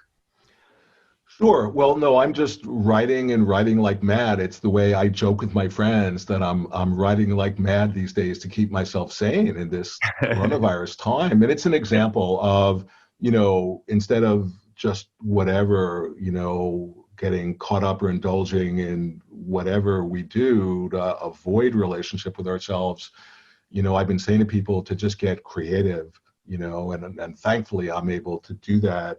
And then as far as getting in touch with me, I have this website, awakeninthedream.com. And if you go to awakeninthedream.com, there's just a ton of articles, a ton of interviews. It's all for free because I just want to get this. My friends joke, I need to monetize my site, and I'm not into that. I'm just, no, I want to get, this is really helping people. It really can inspire people. And then, I have some books. You can buy the books if you want. But that's really, I'm not a social media person. I don't, whatever. So that would be the way to go to my website, awakeninthedream.com. Great. So it's awakeninthedream.com. Paul Levy, thank you so much for coming on and talking with us today, the Harmonic Convergence 2020. And blessings on everything you're doing in the future, and we hope to talk to you soon. Thank you so much, really. Thank you. Thank you. And we'll see you all next time.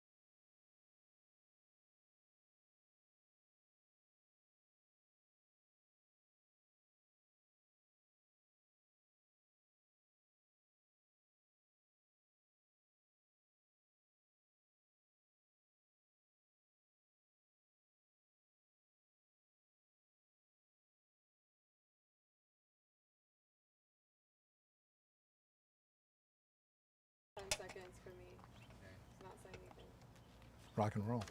5, 4, live, we're live. Hello, everyone. This is day 2 of the Harmonic Convergence. I have with me Paul Hynek, the son of Dr. J. Allen Hynek of Blue Book fame. And we're going to be talking about a number of subjects. First of all, I want to thank you for coming. We're here in Ojai, and you made the trip from home. Where is home for you? Calabasas, just down the road a piece. Awesome. Yeah, so that's not terribly far. No. Well, we really appreciate you taking the time out of your schedule to be with us and to talk about the subjects related to your father and your own experiences and other things that you may be sharing with us today. It was one of my old favorite topics and one of my new favorite places. Great. Yeah, Ojai is special for sure. Well, great. Well, I'm going to go right into something that's been very concerning to me. And one of the reasons that we invited you to be here is to address the some classifications that have recently found their way to Wikipedia, specifically the close encounter classifications that your father created in one of his books in the 1970s. And in that book, I don't recall the title at the moment. Do you remember? UFO Experience. The UFO Experience. He defined the first 3 categories of contact. The first encounter, or the close encounter of the first kind, which is when we see something in the sky that we know is not a conventional aircraft. That's a close encounter of the first kind, is that correct? That's right, and often within like 500 feet. Right. And then close encounters of the second kind, could you share with us what that is? There's some kind of physical trace or evidence or corroboration of the visual sighting. Right. And so that could be something like imprints of the landing gear on the ground. Or radar sighting as well. Oh, yeah, radar. That's a good example. And even encounters that involve like electronics being affected, like a car suddenly not working. Yeah, like an EMP pulse, something like that, right? Yeah. So all these fall into that category. Yes, that's right. And then close encounters of the third kind. Share with us what your father said about that. Yeah, as Spielberg said, it's where you meet them, right? It's where you actually have some kind of contact with some kind of entity that is presumably piloting the craft. Okay.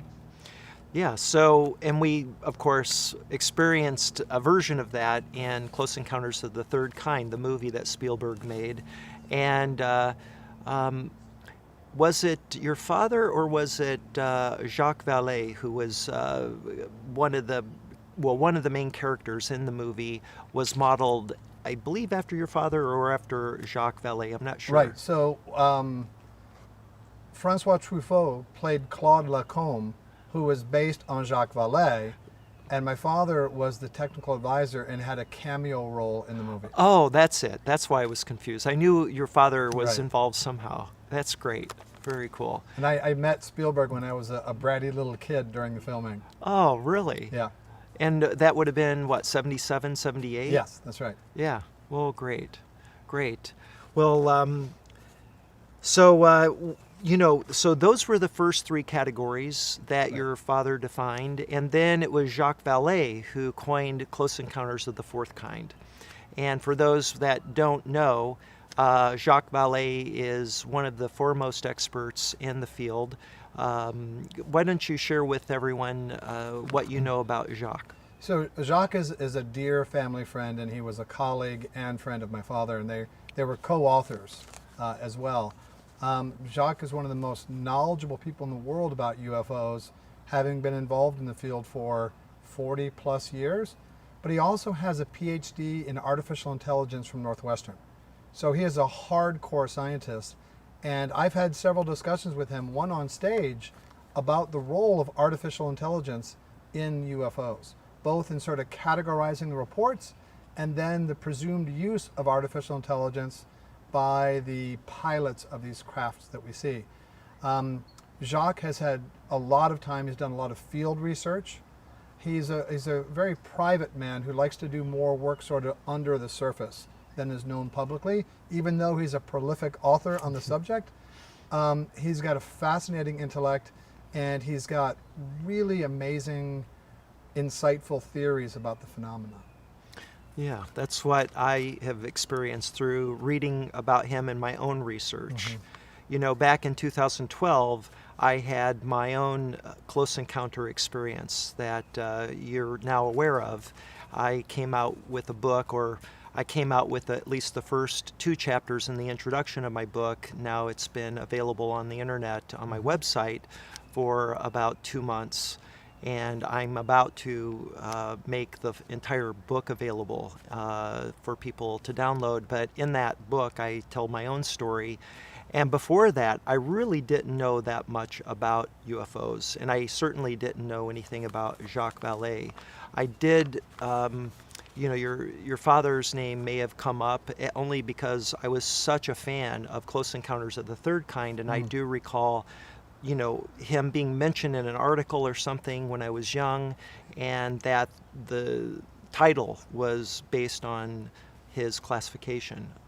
So you were thrown into the deep end right away. I was. I sure was. I went from a newbie to, you know, a whole new world. So it was a profound experience that I had. Imagine so. And so for the past almost 8 years now, I've been fully engaged in understanding my experience, and part of that is doing the research and learning about your father, learning about Project Blue Book, of which he worked as a civilian, and of course, you know, Jacques Vallée, who's, like you say, a prolific writer, and very, very intelligent, you know, as you say. It's clear in his writings. I've never met him personally, but hopefully one day I'll have that honor. So, but over the last 8 years, I've been, you know, very fascinated by the field, trying to understand my experience because it was so unusual. It wasn't at all what I would have expected. And so as a consequence of my experience, I established a friendship, a relationship with this CT named Tejbar, and he, over the past 8 years, has given me homework assignments. And of course, studying, you know, the UFO phenomenon, especially certain aspects, what you would call the metaphysical aspects of the phenomenon that get into what might be termed, you know, interdimensional or hyperdimensional. Yeah, Jacques calls that meta-terrestrial. Meta-terrestrial. Right. Yeah, so, and you know something about this. This is an interest of you in particular in the whole field. Why don't you share with us what your background and your own experiences in this area? Sure. So I kind of grew up with UFOs. Some of my earliest memories are flying saucer ornaments on the Christmas tree, and having Travis Walton and Calvin Parker and many other well-known UFO witnesses over for dinner. And I just grew up in a scientific household and thought that UFOs were fascinating. And to look at it through a scientific prism, trying to establish classification system and things like that, afforded me a vantage point of not thinking so much about my own point of view, but hearing about so many other people, from so many other people, how they looked at it, and then sort of synthesizing my own unique view. One of the things my dad and Jacques Vallée and others felt about as far back as the 70s was that there are aspects of the UFO phenomena, which you mentioned with your case, that go well beyond the mere sighting of a craft. There's communication sometimes before, during, and after a sighting or multiple sightings. And when you talk to a lot of witnesses, the sighting is, yes, that's an important part, but not the lasting part of the overall experience, which is why my father called his book The UFO Experience as opposed to the UFO sighting. And they felt that they would be sort of disappointed if UFOs turned out only to be garden variety flying saucers from another planet, because there were aspects that went beyond that. And the extraterrestrial theory, although it may account for part of the phenomenon, doesn't seem to account for all of it. And there are some challenges with that theory. They come from a long way away. How would they know where we are? Why would they care? They'd have to tweak Einstein in the nose on the way here. We have very sensitive instruments to detect when objects enter and leave our atmosphere. We don't have the associated reports with the sightings that we have. And with the Nimitz and other encounters, they exhibit physical maneuvers that our earthly crafts simply can't do. So they began thinking of other aspects, metaphysical, metaterrestrial, interdimensional. So I thought that was fascinating, and I've been reading about DMT, which is a fascinating substance. And there's a growing body of reports that sort of, to me, echo the early days of ufology and the first efforts to sort of collect the data and look for emergent patterns. And I see that happening now in the writings of Rick Strassman and, of course, Terence McKenna and others. And so I thought that's interesting because they seem to feel, when they're under the influence of DMT, that they are transported to this other hyper-real realm. And there's this kind of super intelligence there. And I thought, well, that's interesting, that sort of parallels with the early days of ufology. So strictly in the interest of science, Mark, mind you, I started taking DMT to see if I can get a first-hand feel for that experience. And I have. And in one of my encounters, after getting my sea legs, because it's such an overwhelming experience, I asked the mostly female presence all around me that was permeating the fabric of the universe that was being created, if they were what we perceive to be UFOs and aliens. And I felt this sort of 1,000-mile synaptic rumbling and these neurons firing, and I got an answer. And the answer was, we can't explain in a way that you would understand. And I thought, but I understand no. So there's some amount of yes in your answer. So I thought, okay, that's a very wildly successful first foray into the DMT verse. Yeah. So I've been doing more because I'm just fascinated by the tantalizing possibility of establishing a bridge with what feels to be a very real realm, and which for me would explain neatly why they're here, because they care about us, because we're neighbors, we're sort of DMT adjacent, and how they know about us. So I think that's a fascinating avenue of research in the UFO field. Yes, I'm familiar with that as well, and agree with you that there seems to be something that removes the veil when you know, taking DMT as a way to access this higher dimensional realm. And it could well be that it's just the effects of a powerful psychedelic drug, but you're left, and I think you were, and I have been, and many others, just feeling at the sort of root level of your soul that this is a real place, even more real than we are here with all the trappings of humanity. Yeah, absolutely. Well, I will share with you, speaking of higher dimensional aspects of contact, that my own experience involved this light being who called himself Tejbar merging with my body. And yesterday there was a question at this time of the day. I was doing a live Q&A, and I took some questions from the people, the viewers that were watching throughout the day about my experience. And I was asked the question, why was it necessary for the ET to merge with my body? Can't you communicate without the merging? And I made the point, yes, it was true, but in the merging came a level of communication that transcended the three-dimensional space and one-dimensional time aspect. You know what?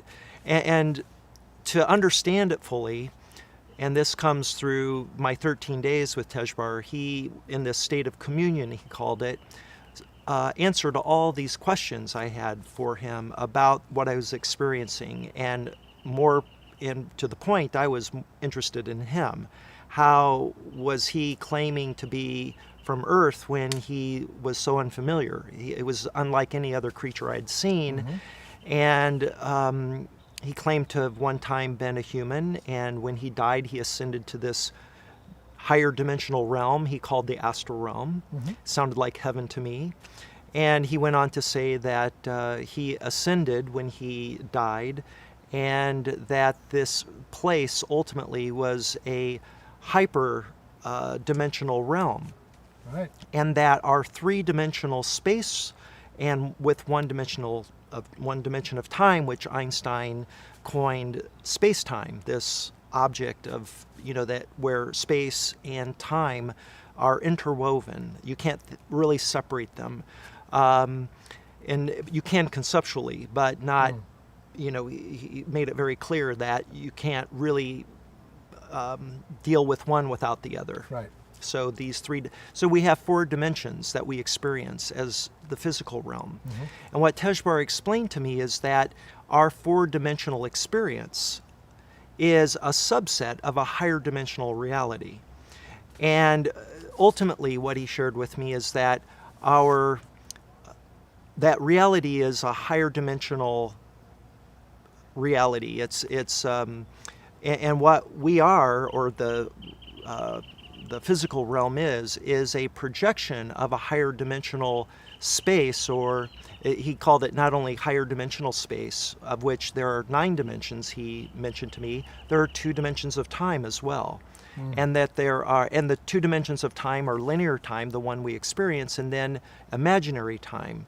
And he gave me as an example that we access imaginary time all the time with our minds by thinking into the future and planning for some goal for ourselves, and we pursue that direction by creating a reality in our imagination, and then we manifest it by working towards that goal.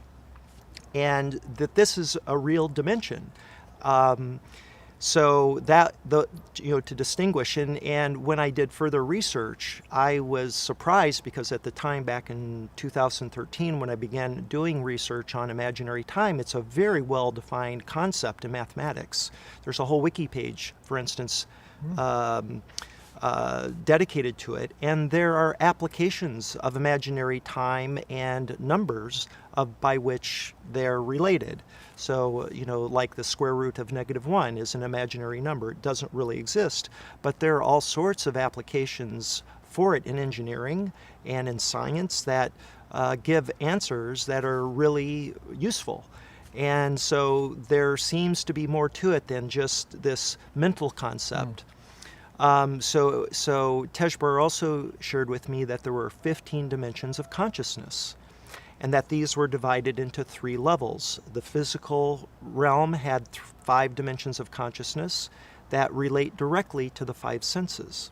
So if you think of dimensions of consciousness as inputs about our surroundings, it's a way of collecting information about our immediate surrounding. Our 5 senses do that for us. And then at the astral level, there are these other 5 dimensions. And he gave examples of these, like ESP, extrasensory perception, the 6th sense, we often call it, right? And indeed, according to Tejbar, it is the 6th sense, or the 6th dimension of consciousness. Remote viewing or astral projection, these are all examples of the 7th sense. Beginning the process of merging minds, and in the raw material this is referred to as a social memory complex, where 2 minds can come together in a union and they share their collective experience as though the data is available to both of them. So imagine you and I make a agreement that we're going to merge our minds together. And this now I know everything you've experienced and all your knowledge. Like a collective unconscious. That's right. And that this is a process by which we can evolve into to become more conscious, and that's so to kind speak. of like the writings of Rupert Sheldrake and his morphogenetic fields. So yeah, that's right. He speaks of this, the morphogenic field, right? And there are more. So the 5 dimensions of consciousness at the astral level are well defined according to Tejbar. And then above that, at the celestial level, there are 5 more dimensions of consciousness. And he could only describe them, kind of like in your DMT experience, through analogies or allegories. Yeah. He couldn't. He says, "Mark, I can only tell you through stories. I can't. You must experience it." Yeah. Well, lucky me, as being in communion with Tejbar, he did, give me an experience in which I did experience these higher dimensions. And did you feel like you were able to grok or input all or most of it? Well, it takes time to integrate those experiences. Right. They're so. Speaking for myself, and I've now recognized other people who've had similar experiences using the same kind of words like blissful, Yeah, because a state of nirvana. With me for DMT, I felt I was only able to input maybe 1% of what was happening, Right. and then I could only remember 1% of that, and it was still such enormity with that double level of titration. Right. So he, at one point, for instance, as we were he was sharing with me these dimensions of consciousness and then giving me direct experiences so I could somehow grasp them. Yeah. He gave the story about the pollywog and the frog, or the tadpole and the frog, and he says, "Mark, you are a tadpole, and you are, a budding frog. You're in process. You're evolving, and you will be the frog. There you go. But you're limited to the water, to the little pond in which you were born, and you look around, and everything looks like, and the environment that you're used to." So the pollywog is the physical plane, the frog is maybe the astral plane, and That's if you right. kiss the princess, then you get to the celestial plane? Good analogy. I haven't thought about that, but that's beautiful. Or maybe a bird. Right. A right. bird represents the celestial. Okay, right. Right? From Yeah. that, soaring from that high perspective, you not That's only right. see the immediate surrounding like the frog, so he was saying, you are the tadpole, and I'm trying to explain to you what it's like to breathe air and how to hop around in the grass, and you see birds flying and you can't really see them, but if you're really still, if Right. you're really quiet, And- the surface of the water will be still, and now you can see through Yeah. through the veil and see some of the higher realms. Right, and in that case, you were able to understand his language, Yeah, his thoughts, that's right. which is another huge barrier, but at least he was able to sort of guide you and point you in the right direction that way. Yeah, he was. So he gave me exercises that helped me experience, these higher dimensions of or states of consciousness, I like to call them, and they're just wonderful, and that's why I promote meditation so much, is because I believe many of these, if not all these dimensions of consciousness with which he spoke, are available, but they take work and practice and Right. effort. So I've been doing this now for almost 8 years, and I'm at that point where I'm ready to come out of the closet and share my information with people. And it was back in October of last year that Tejbar said, it's time to write your book. And so in early November, I began the process of hiring. I hired a writing consultant, or a writing facilitator, as he Right. likes to call himself, and I want to give a shout out to him. His name is Randall Fitzgerald, and he is an amazing man, a dear, dear friend. We developed a very close friendship over the months that we've been working together, and he wrote a book called The Cosmic Test Tube. And as I was interviewing him to decide whether I wanted to hire him as my writing coach, he didn't even tell me he had written this book. And it's this amazing book that's basically a summary of all the major UFO cases in the past 100 years. But he synthesized all these stories down to 1 or 2 pages. So it's about a 250-page book of all these other writings, many of them books, of the most famous cases, and many of his own So research. it's kind of like a meta encyclopedia. It of is, ufology. and I can highly recommend it. It's an excellent book. So I didn't, after I hired him, I discovered he had written this book, and he's just such a great man. I love him. He's a true brother. And so I hired him, and to kick off our writing project, my book, I hired him to come to Borrego Springs, where I had this experience. And we began that process of writing the book there. And the reason I'm sharing this with you is because when I kicked off that book writing project, I did some research on Wikipedia and other places just to get myself refamiliarized with the categorization that your father developed. And at that time, Wikipedia only had the 5 classes. So we haven't yet mentioned the CE5 that was coined by Dr. Stephen Greer. Right. And it was at his retreat back in 2012 that I went to, in which I had my first sighting, and then hours okay, later good. had the experience with Tejbar that led to a 13-day communion. But recently, I discovered that there are some new categorizations that were just added soon after the last time I looked, back in early November. And so just to summarize for everyone who's watching, a close encounter of the 5th kind, which was defined by Greer as human-initiated contact, is well established. Thousands of people practicing this, every day around the world. It's a growing movement, and Greer actually came out with a movie recently called Close Encounters of the 5th Kind that's excellently well done. But it's, the 6th and 7th kind that you'll find on Wikipedia that caused me great concern and ultimately led to me inviting you here, because I felt it needed to be addressed. So here is an actual printout from that Wikipedia page, and it says, Close Encounters of the 6th Kind, death of a human or animal associated with a UFO sighting, though this could be considered a more severe example of a 2nd kind encounter. Well, I first of all was alarmed by this because I, number one, felt it was unnecessary. It was redundant because, deaths they have happened. Both the 2nd and the 3rd kind, Sure. and they're typically, in my research, the cause of the witness being, stupid. They get or being naive. Yeah, and you're right. I agree with your objection, because the other encounters, they talk about the type of encounter, but not the result.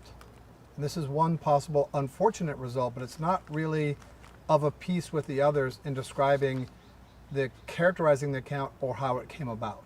Right.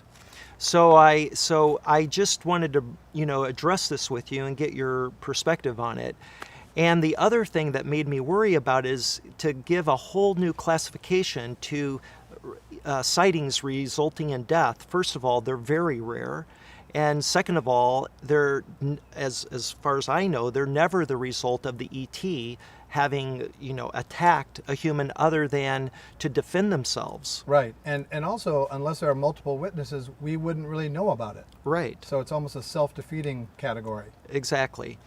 So I wanted to just kind of clear the air, because before, as I was organizing the Harmonic Convergence 2020, I felt it was justified to create the 6th kind of sighting or close encounter as a global encounter.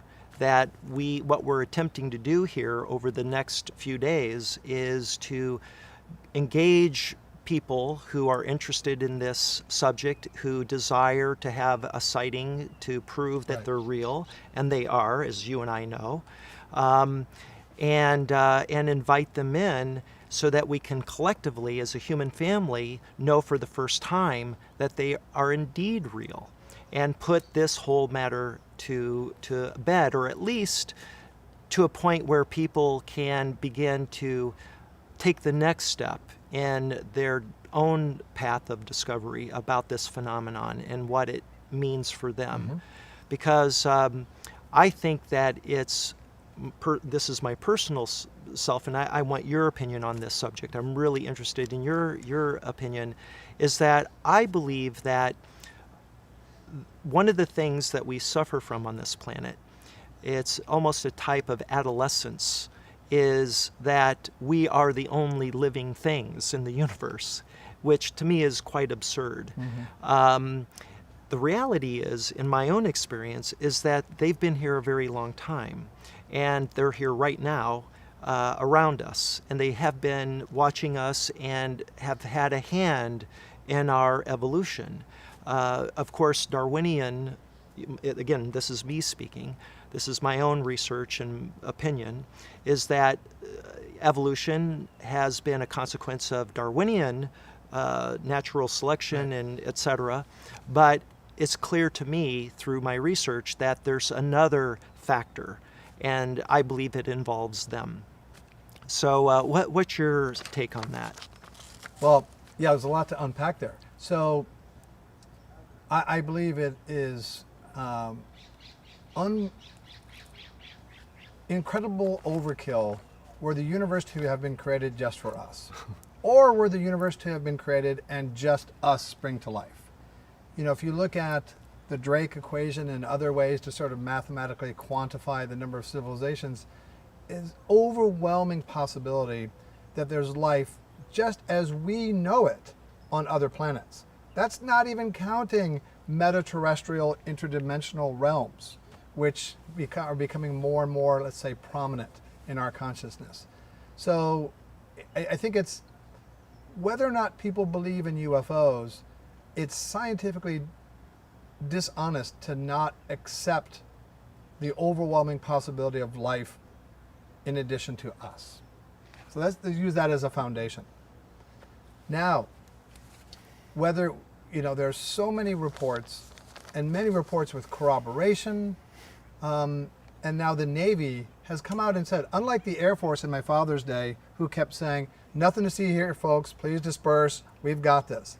Now you have the United States Navy, and one of the things that we tend to think is that the government acts as this monolithic, unitary, coherent block. There's raging internal fiefdoms and turf wars inside the government, and I have to think that the Navy is not acting in concert with the Air Force or the CIA or the NSA or whatever other three-letter alphabet soup agency you want to point to. The Navy is much more innovative and forward-looking, I think, kind of like the Vatican is now. And they've come out and said, look, we see, they call them UAPs, we see hundreds of these things, we don't know what to do, they're a danger to our aviators, and we'd kind of like some help in reporting them. This is a fascinating stance for a branch of the armed services of the United States of America to take. Then what happens? They publish it, you know, the paper of record, the New York Times publishes these accounts, which I say is tantamount to disclosure with a capital D, and the Pentagon confirms it. So now we have the United States Armed Forces saying, yes, we see these things and we don't know what to do. That is a tectonic shift in the public stance of our government as to not the possibility, but the reality of the UFO phenomenon. Now, the next part of our ongoing interaction, besides my DMT experience, I don't have any direct experience with that. And this is something that's much harder, as my father would say, to put in a petri dish. One of the insights that my father had was that he wasn't studying UFOs. He was studying UFO reports. And that's what allowed him the sort of insight to come up with a classification system, not of UFOs, but of reports, and to gauge the credibility of witnesses.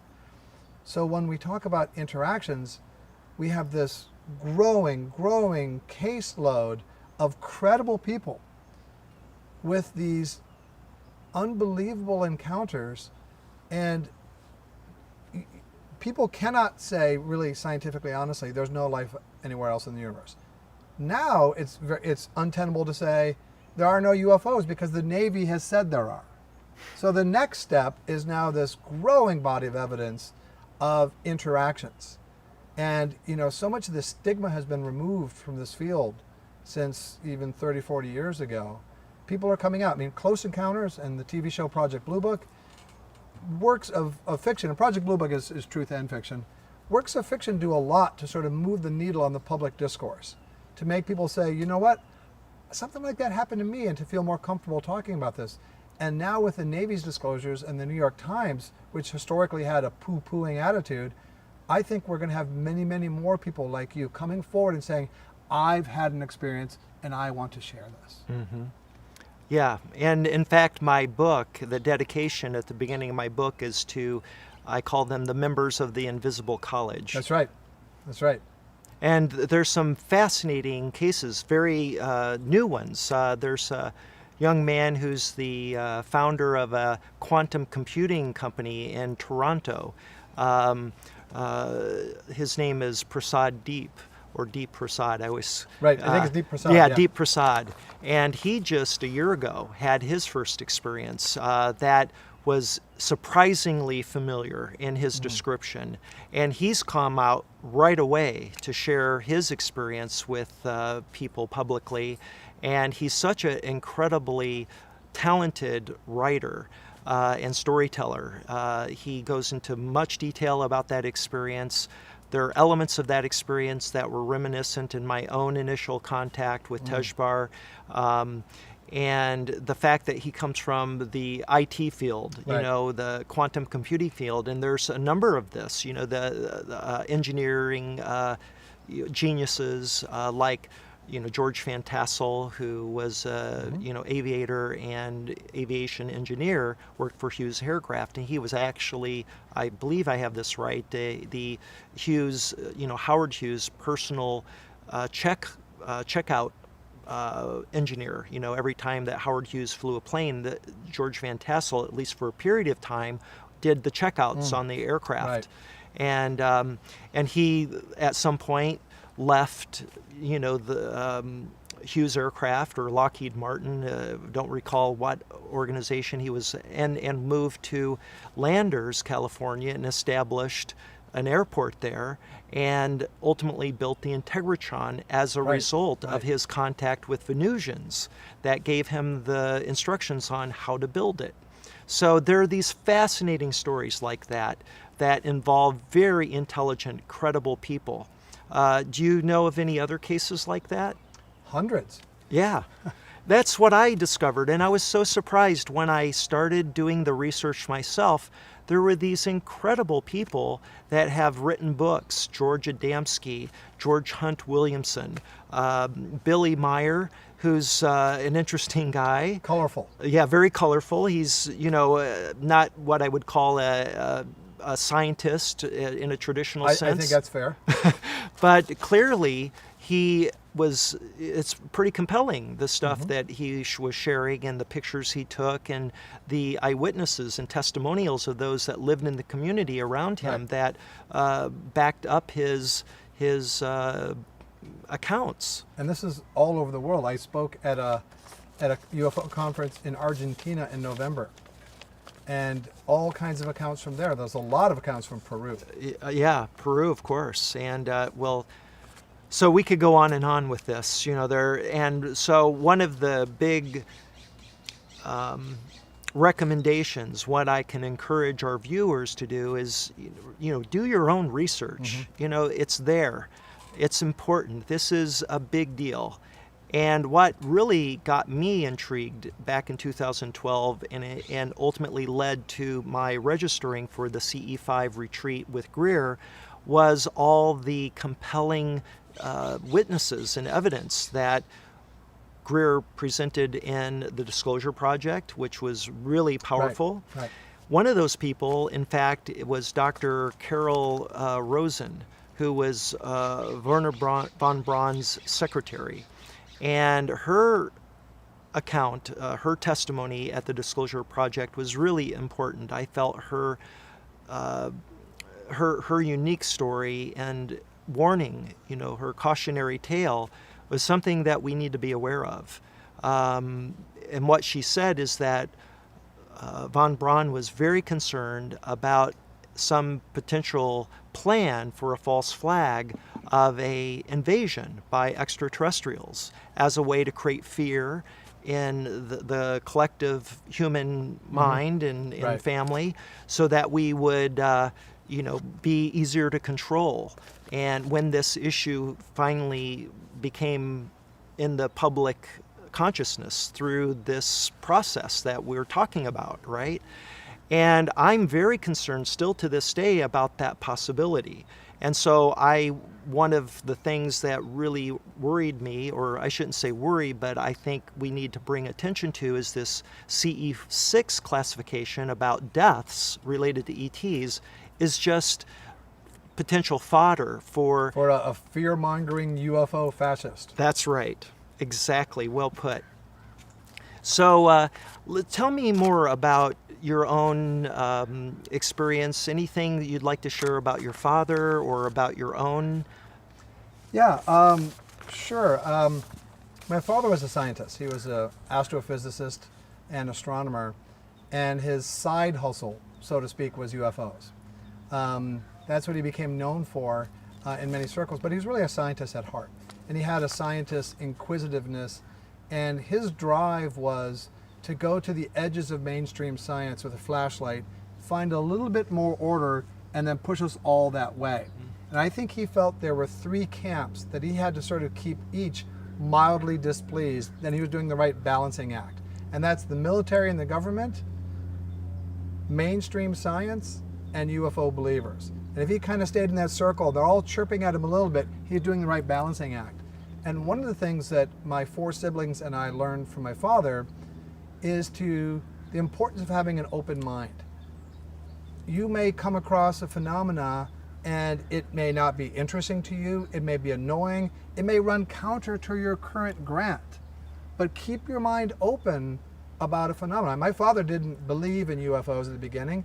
I wouldn't say that he came to believe in them later, because that's not really a word a scientist uses. He came to accept the weight of the data. So don't close your mind off too long about the possibility of a new phenomena, because there are more things than are dreamt of in our philosophy. But also, once you decide there is a phenomena here, and whether you want to study it actively or not, keep your mind open and don't shove the best available answer into that slot, because then you'll close it down too soon. So keep your mind open about a phenomena, and also it may be far more complicated and have many more tentacles than you think. My father came pretty close to getting a good handle on UFOs, but he and Jacques and others believe, as do we, that there are more elements to it than we first think. So this sort of notion of inquisitiveness and curiosity and always being open is something part of the intellectual inheritance from my father. Wonderful. Well, I consider your father one of my heroes. I've done a lot of reading about him, and he's an example for us. He inspires me and others I have talked to. And one of the reasons I admire him so much is because he went through his own journey. It's very clear Sure. that when he first was engaged by the Air Force and brought into, was it Project Grudge that he was originally, or was it the Project Sign, Sign, then Project Grudge, and then Project Blue Book. Right. So it kind of evolved. This Yes. Project Blue Book was really, it was just a renaming. And could you kind of share with us how that evolved and why Yeah. the three names? So they're essentially the same project, run by somewhat different people. Project Sign was sort of the most intellectually honest of the sort of periods. Project Blue Book was started in 1948, 49. 1952. And by that point, it was already more of a public relations exercise. It wasn't really the Skunk Works team going out to retrieve crashed saucers, because as of 1953, that was the 4602nd Air Intelligence Service Squadron. And they actually had the responsibility to go to any crash site, whether it's a plane or anything that crashed, within 6 hours of hearing about a report, and they had Russian members on their team. Wow. And so a lot of people think the Men in Black, which is a real phenomenon, come from them. Because Mhm. not only do they want to collect any kind of debris, but they wanted to contain the sort of psychic fallout at the scene. So Project Blue Book was really more of an exercise to tamp down hysteria. So there are various conspiracy theories as to how my father got involved, having had secret clearance from the war. I think they just needed a nearby astronomer to Wright Patterson Air Force Base. So the military likes to sort of shroud themselves in academic credibility. So they had a professor who's all too willing at the beginning to say, yep, that's Venus, that's Mars, that's a Frisbee platter, that's this, and that's that. But over time, he came to sort of go rogue and go off the reservation on them. And it was a very interesting dynamic of a man now fully engaged from a scientific point of view at odds with a government that wasn't interested in science. They were only interested in creating the perception that they had our backs from foreign threats from the air, and that there's nothing to happen there. And if they stumble upon something, then they'd want to hoard it, not publish it in a scientific paper. Right. So you mentioned the Men in Black. That's not been something I've brought up. Tell us your own thoughts on, if any, on the Men in Black phenomenon. So the Men in Black is sort of like the dark underbelly of likely government agencies trying to keep the public humming along with their daily business and not focusing too much on UFOs. Now, the Men in Black phenomena is, as we've sort of seen in the funny movies, basically my father would investigate cases, and then sometimes by the time he got there, the witnesses would say, well, I've already told this. Well, who to? Well, the people wearing the dark outfits. And they told me not to tell anybody else. And they were often scared after these encounters. So, like we were talking about before, the government, because I think the Men in Black come from the government. I don't think they were from elsewhere, let's say.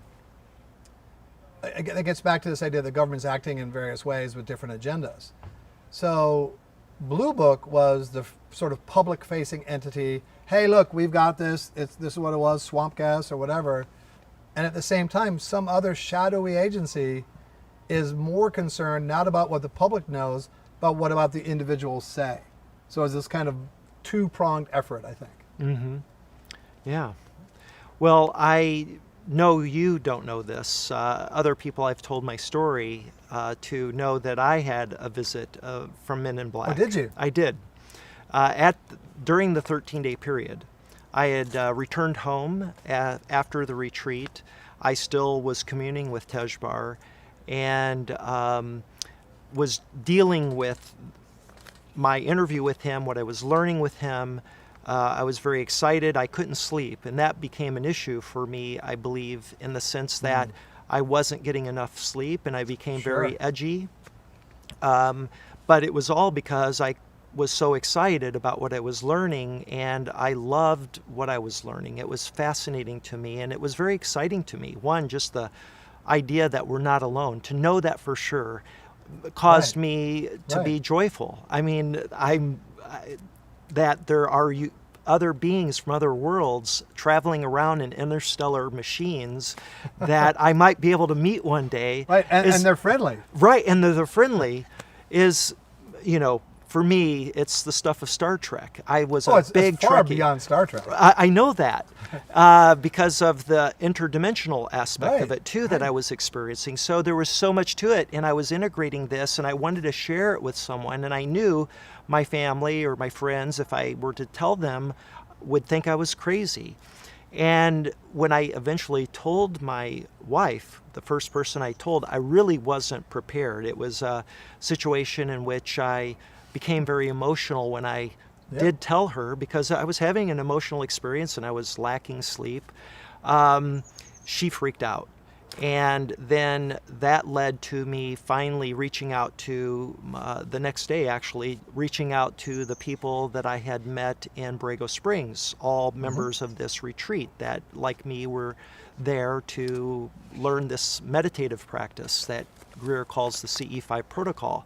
And many of those people saw the same craft that led to my experience hours later. So, they knew that like me for the first time that they're real. So I decided that I would reach out to them to share for the first time the experience I was having with Tejbar. Within hours of that email going out, I was visited by men in black. Wow. And How many? 3. A woman and 2 men. So I write about that whole experience in the book, and it scared me. I was so scared that I was shaking like a leaf, and I really thought I was going to die. I really thought that my life was in jeopardy. Wow. And so I write about the whole, background, the whole thing that transpired. Thank goodness, nothing happened to me, of course. I was okay. But it made me aware of the reality of the men in black. So when I began researching the UFO phenomenon, and I was in particular interested in people that had contact or claimed to have contact with ETs and developed friendships with them or relationships with them, I came across the story of a man named Albert Bender. Are you familiar with him? I've heard of him. So he wrote a book called Flying Saucers and Flying Saucers and the Men in Black, or the 3 Men in Black. I'm sorry, I can't recall the title of the book at the moment.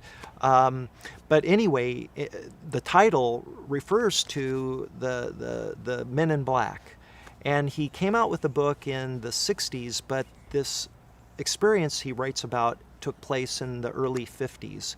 He was the organizer, the founder of one of the early UFO clubs called the International Flying Saucer Bureau. And he was living in Newbridge, Connecticut, and was fascinated by the stories coming out in the newspapers, and had established a very thorough library of these articles over the years, starting in the 1940s. And by 1951, he started the Bureau, and that became a very popular group that went international. That was his goal, is to establish what he called Bureau presidents in other countries. And so he ultimately organized the first global meditation for contact. And he did this in May of 1952. And 1952 is a big year. That was the Washington DC Flap. Yeah. That's right, the Washington Flap, which is a big deal. Where Truman actually scrambled fighter jets to go after UFOs over our nation's capital. Right. And this was just a few months after. By the way, that happened on 2 consecutive weekends in July of 1952, right? Well, we're in July of 2020, and 52, so this is 68 years later that we're sitting now at the anniversary almost of those 2 weekends. That's right. And so it's a really interesting time to reflect back to this major event that happened in DC.